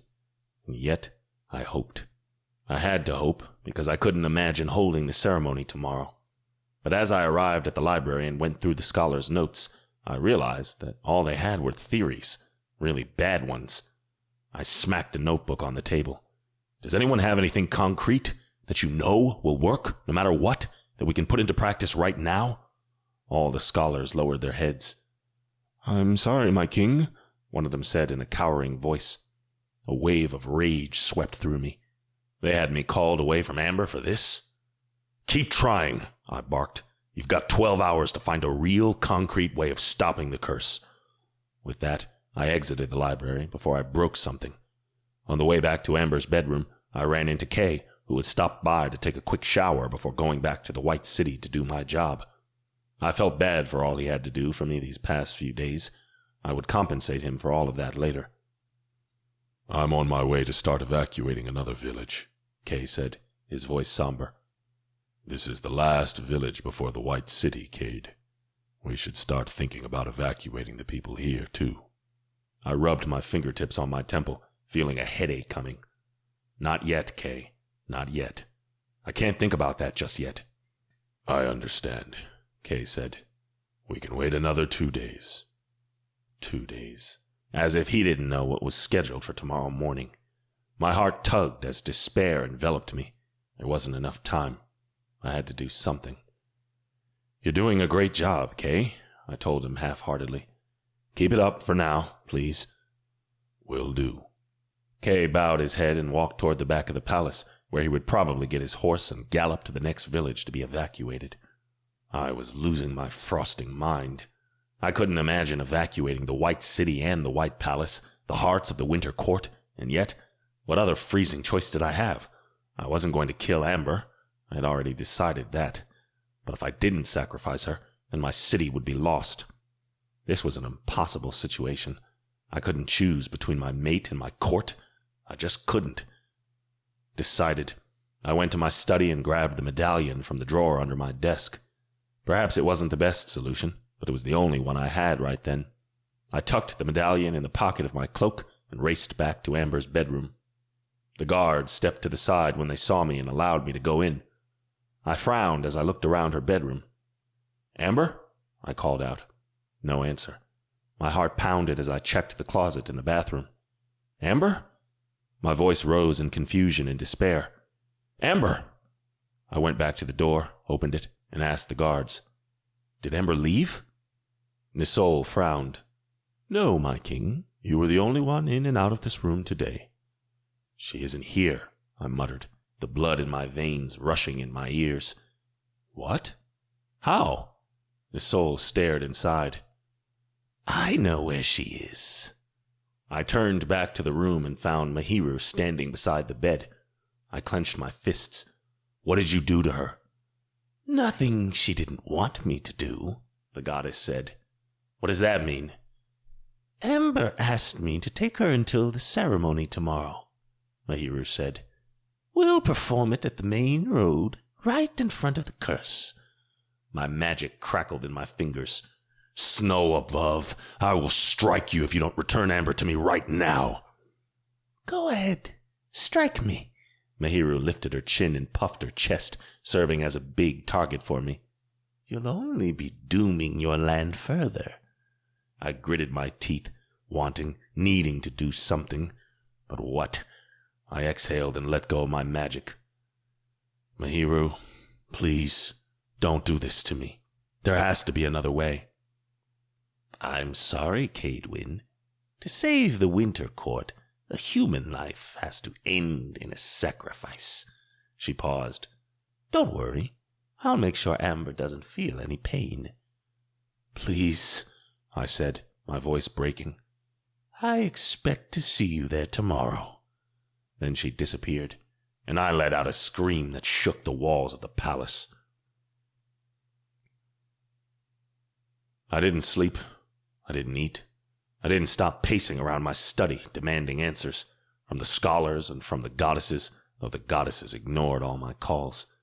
None of the answers satisfied me. The scholars couldn't find a way to break the curse, and in a few hours it would take another village and come for the White City next. Everything was crumbling at my feet, and there was nothing I could do. Nothing. Right then, I was a king without the power to save my people, to save my mate.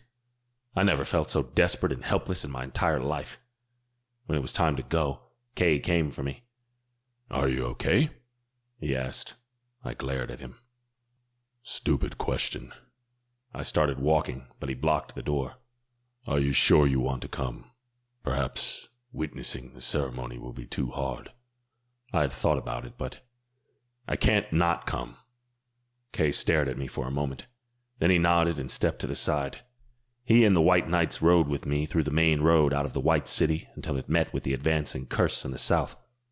My heart sank at the view before me. Beyond the curse, everything was black and dead.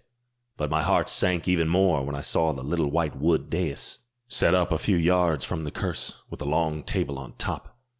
The priestess of the Moon Temple were already around the dais, but there was no sign of Mahiru, or one of her versions, and Amber.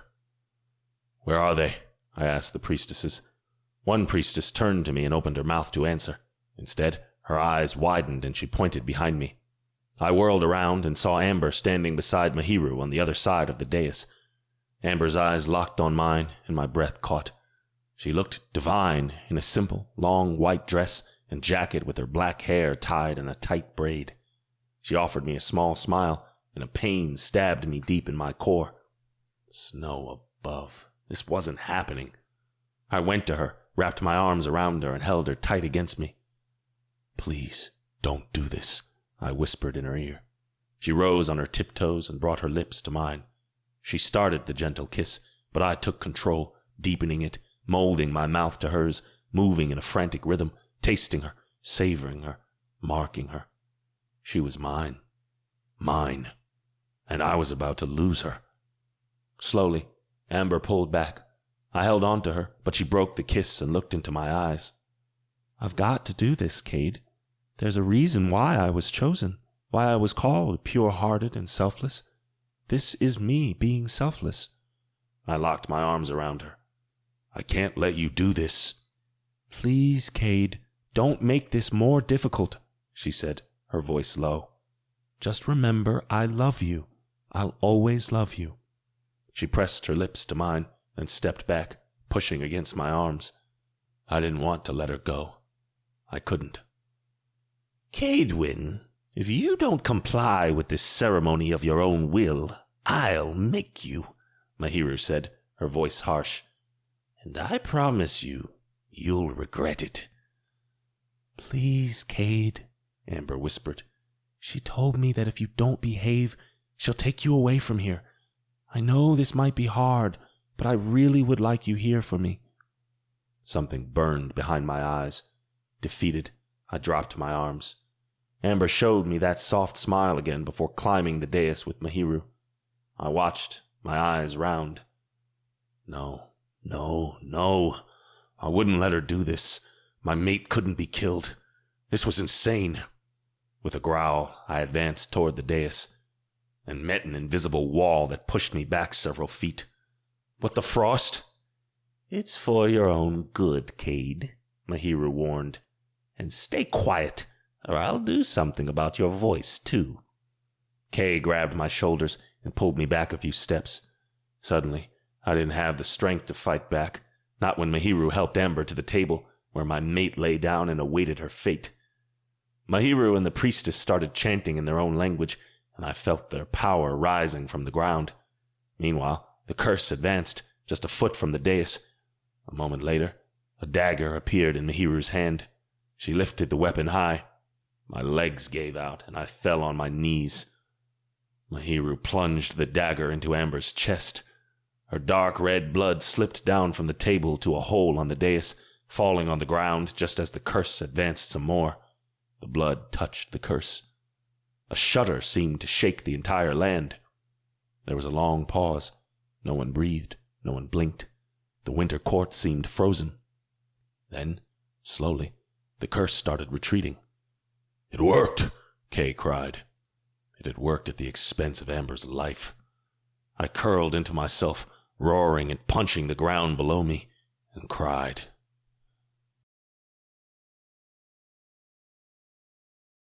"26. Amber." I opened my eyes and stared at the blue skies. Was this heaven? Did I deserve to go to heaven? I wasn't that perfect and sinless. "Are you okay?" I whipped my head to the side and found Mahira standing beside me. I frowned. "Am I dead? What are you doing here?" "I'll explain everything. Just tell me what you're feeling first." She offered me her hand. I took her hand and she helped me sit up. My dress, once white, was now drenched in red. My blood. I had died, hadn't I? I frowned, trying to understand what was going on. I feel a tingling under my skin. I blinked, looking at the horizon covered in snow. The colors, even the white of the snow, are much sharper. I glanced around and froze when I saw the curse slowly retreating. "It worked?" Mahira nodded. "It did. What else are you feeling?" I stared at the blackened land for a second more, then focused on the goddess's question. "My hearing?" I gasped, turning to glance at Cade. He was kneeling a few feet from the dais, his head down, and crying softly. I could hear him sniffing and muttering curses at Mahiru and Grimmel under his breath. "I can hear much more than before." "This too?" Mahira guided my hand to my ear. I traced it and gasped again. It was pointed, just like a face. "What's going on?" I asked, my voice pitching high in confusion. At that, Cade heard me. With wide eyes, he stood and walked closer. "Amber?" Mahira smiled at me. "The sacrifice demanded a human life. You gave your human life to save the winter court." I frowned. "I don't understand." "You are pure-hearted and selfless," Mahira said. "I knew the land, which is the most powerful being of all the Fey realm, would recognize your worth. So I prepared you for this." She gestured to the new me. "The cleansing ritual wasn't necessary for this ceremony, but it was necessary if the land decided to save you somehow." "You saved me," I whispered in awe. Mahira shrugged. "It was a joint effort." My eyes filled with tears. "Thank you." "Now you can enjoy a long Fey life." She turned and beckoned Cade forward. He hesitated, testing if the invisible wall was still up. But once he was sure it wasn't, he raced to me. He wound his arms around me and pulled me to him. "With your mate." Cade turned his head to Mahira. "Thank you, Mahira. I don't know how to repay you." "I didn't do it for you, Cadewyn," Mahira said. "I did it for the balance of Wyth." She smiled at me. "I hope you can continue to be pure-hearted and selfless, even in your Fey life." She bowed her head at me. I blinked, and she was gone. Holding me tight, Cade buried his head in my shoulder. "I thought I lost you." He pulled back to look at me, one of his hands smoothing down my head and braid. "You're mine now, as you were meant to be, and I'm never letting you go." For a moment, my brows slanted down. Before, when I thought they just needed me for a simple ceremony, all I wanted was to go back to the human world, even though I didn't have anything waiting for me there. Didn't I want that now? What would I go back to? No job, no money, a drunken roommate, a shitty apartment. What I could do was go back to tell Kimberly I was leaving, pick up some of my things that were dear to me, and come back here to be with Cade. Never before had I felt surer of something. I loved Cade with all my heart, and he was my home, wherever that was. With a small smile, I snaked my arms around his shoulders. "I like that."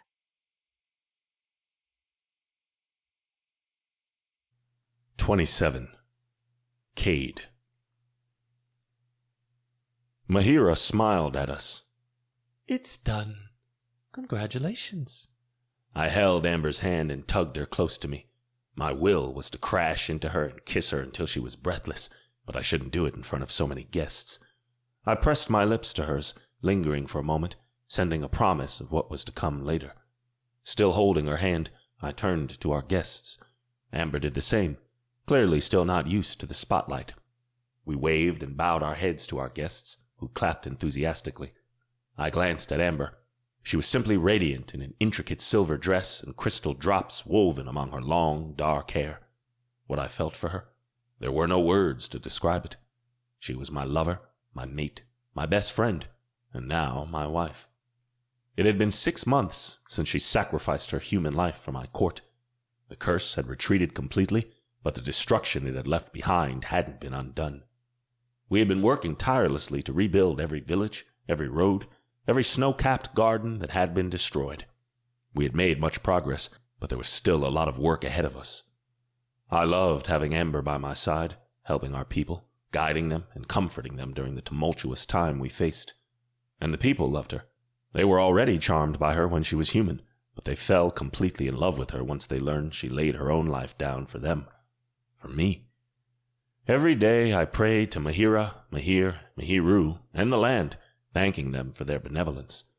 I had considered myself a fair king so far, but now I would be even more just and care for my people even better, all to honor what they had done for Amber and me. With the curse and the attempts on Amber's life, I was still wary of the Tywyll Forest, though. Kay had told me he had cleaned up the mountain as I had asked, and I believed him, but it didn't mean a few didn't get away somehow. But more than just the Tybred clan, what I wanted was to keep every monster from the Tywyll Forest away, so I joined forces with Amber, Mahiru, and Tinin, the king of the Day Court, to create a magical barrier that would stop anyone from the Tywyll Forest who tried to infiltrate our lands. We had sealed off that part of the continent for good. During the sealing spell, Amber had surprised me. She had been practicing her magic with appointed instructors, and sometimes with Mahira when the goddess felt like stopping by, but I hadn't known just how powerful she was until she insisted she help with the spell. Her magic was almost as strong as mine. Every day she surprised me. Every day I was more enamored with her. I brought her hand to my lips and kissed her knuckles. Her cheeks gained a red tint. I guided her through the setup aisle inside the Moon Temple, amidst the guests, along the stone path outside, and into the ballroom of the White Palace, where we received all our guests to celebrate our union with us. The band played harmonious music, the drinks were already being served, and soon delicious food would be brought out. Tonight would be a night to remember forever. I introduced Amber to so many royal and higher fae, her mind was probably reeling by the end of the night. "Amber, this is Natsia, the queen of the summer court," I said, gesturing to the tall female fae with smooth, dark skin and wise, hazel eyes. "It's a pleasure to meet the savior of the winter court," Natsia said, smiling at Amber. Amber's cheeks gained a pink tint. "The pleasure is mine." "And this is Prince Varian, her son." I showed her to the male fae by the queen's side. He was just a few years younger than me. When we were children, we used to play together during events, mostly a teasing fight while we showed off our opposite powers. "Enchanted," he said, with a lopsided grin. "Likewise," Amber replied. "King Cadewyn, I hate to bring up such a dreadful topic during a gleeful ceremony, but I need to tell you something," Natsia said, taking one small step closer to us. "My sources tell me King Vasone is gathering his forces and training them vigorously." "As if he's preparing them for war," Varian added. I frowned. Even though they were from different courts, Vasone was Natsia's cousin, as his mother was a princess of the summer court, sister to Natsia's father. Vasone's mother married his father right before he was crowned king of the spring court long ago. Once upon a time, the summer and the spring courts had been strong allies, the strongest when together. But then the civil war happened at the spring court, and the summer court broke that alliance. "If that's true, then it means Vasone has a plan," I mused, and knowing Vasone and his ruthless ways, it couldn't be anything good. "Why don't we enjoy the party for tonight, and before your departure tomorrow, we have a meeting about that?" Natsia smiled. "Splendid." After meeting the queen and prince of the summer court, I introduced Amber to the famous twins of the night court, Prince Knox and Princess Amaya. Princess Amaya smiled at Amber. "You're more beautiful than the rumors." Prince Knox kissed Amber's hand. "If you ever get tired of this old man, you know where to find me." He winked at her. Amber's mouth dropped, but I just chuckled, knowing Knox was teasing her. From there, I introduced her to Alton and Zora, the king and queen from the Dawn Court, and she already knew Tinin, the king of the Day Court, but she met Hemera, his wife and queen. Before the ceremony, I told Amber some of the courts weren't coming to our wedding. First, we hadn't invited Vasone, because after what he did to Amber, he wasn't welcome here anymore, not even for political matters. The Dusk Court was usually very quiet and never participated in any special events with the other courts, though they had sent a beautiful jewel as a gift. And the Autumn Court had sent a short letter saying they were sorry but would have to miss the wedding.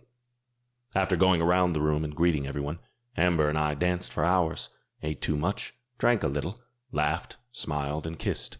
I didn't think I had ever been happier. I still had work to do with my court to make it prosperous and beautiful again, but with Amber by my side, I was sure it would be even better than before. I spun her under my arm and pulled her to me again. A little dizzy with her drink, she yelped at the impact and splayed her hands over my shoulders.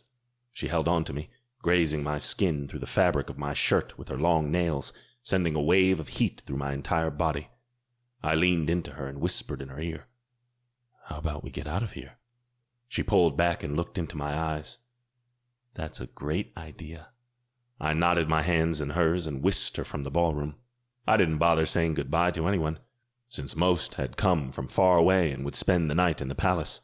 Tomorrow we would have a big lunch at one of the winter rooms where we could properly bid farewell to our guests. Amber and I raced up the stairs, ignoring the white knights following us, and went into our chambers. I closed the doors behind us and stared at the beautiful female fae in front of me, desire igniting my core. My mate, my lover. My wife. Mine. Only mine. 28. Amber. I turned to Cade as he stepped back from the locked door, giving him a come-hither look. The shine in his light blue eyes darkened as he advanced on me, hunger written all over his face. Hunger for me. My stomach tightened as he lunged at me, winding his arms around my body and claiming my mouth. Kissing me, teasing me with his tongue, Cade guided me back across the sitting area, past the archway, and into our bedroom. He pushed me against the wall beside the long windows, pressing his body against mine. Even through this thick dress, I felt his massive hard-on. And it was all for me. His hands found the clasps of the dress, and he tugged at them, practically ripping it open. As the dress slipped down my body, Cade broke the kiss and took off his shirt and pants. After I stepped out of the dress, he gently kicked it aside so it was out of the way. Cade took me to the bed and made sweet, sweet love to me. After, I kept my arms and legs around him for a long time, appreciating this moment. Then Cade lifted his head and watched me. Ready for eternity with me? I smiled at him. Hell yes. Cade chuckled. He had been smiling and laughing more and more, and I just loved seeing him so happy. He smoothed his hand over my head. I love you, Queen Amber, with all my heart and soul. I love you more, King Cadewyn. He lowered his mouth to mine and kissed me, a long, soft kiss, full of promises and possibilities. I was still getting used to being a fae. I still had a lot to learn and do, but there was one thing I knew wouldn't ever change, even in my now super long life. My love for Cade, and his love for me.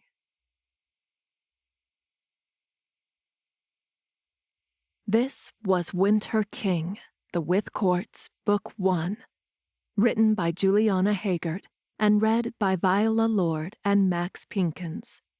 For more audiobooks, please visit www.julianahaygert.com.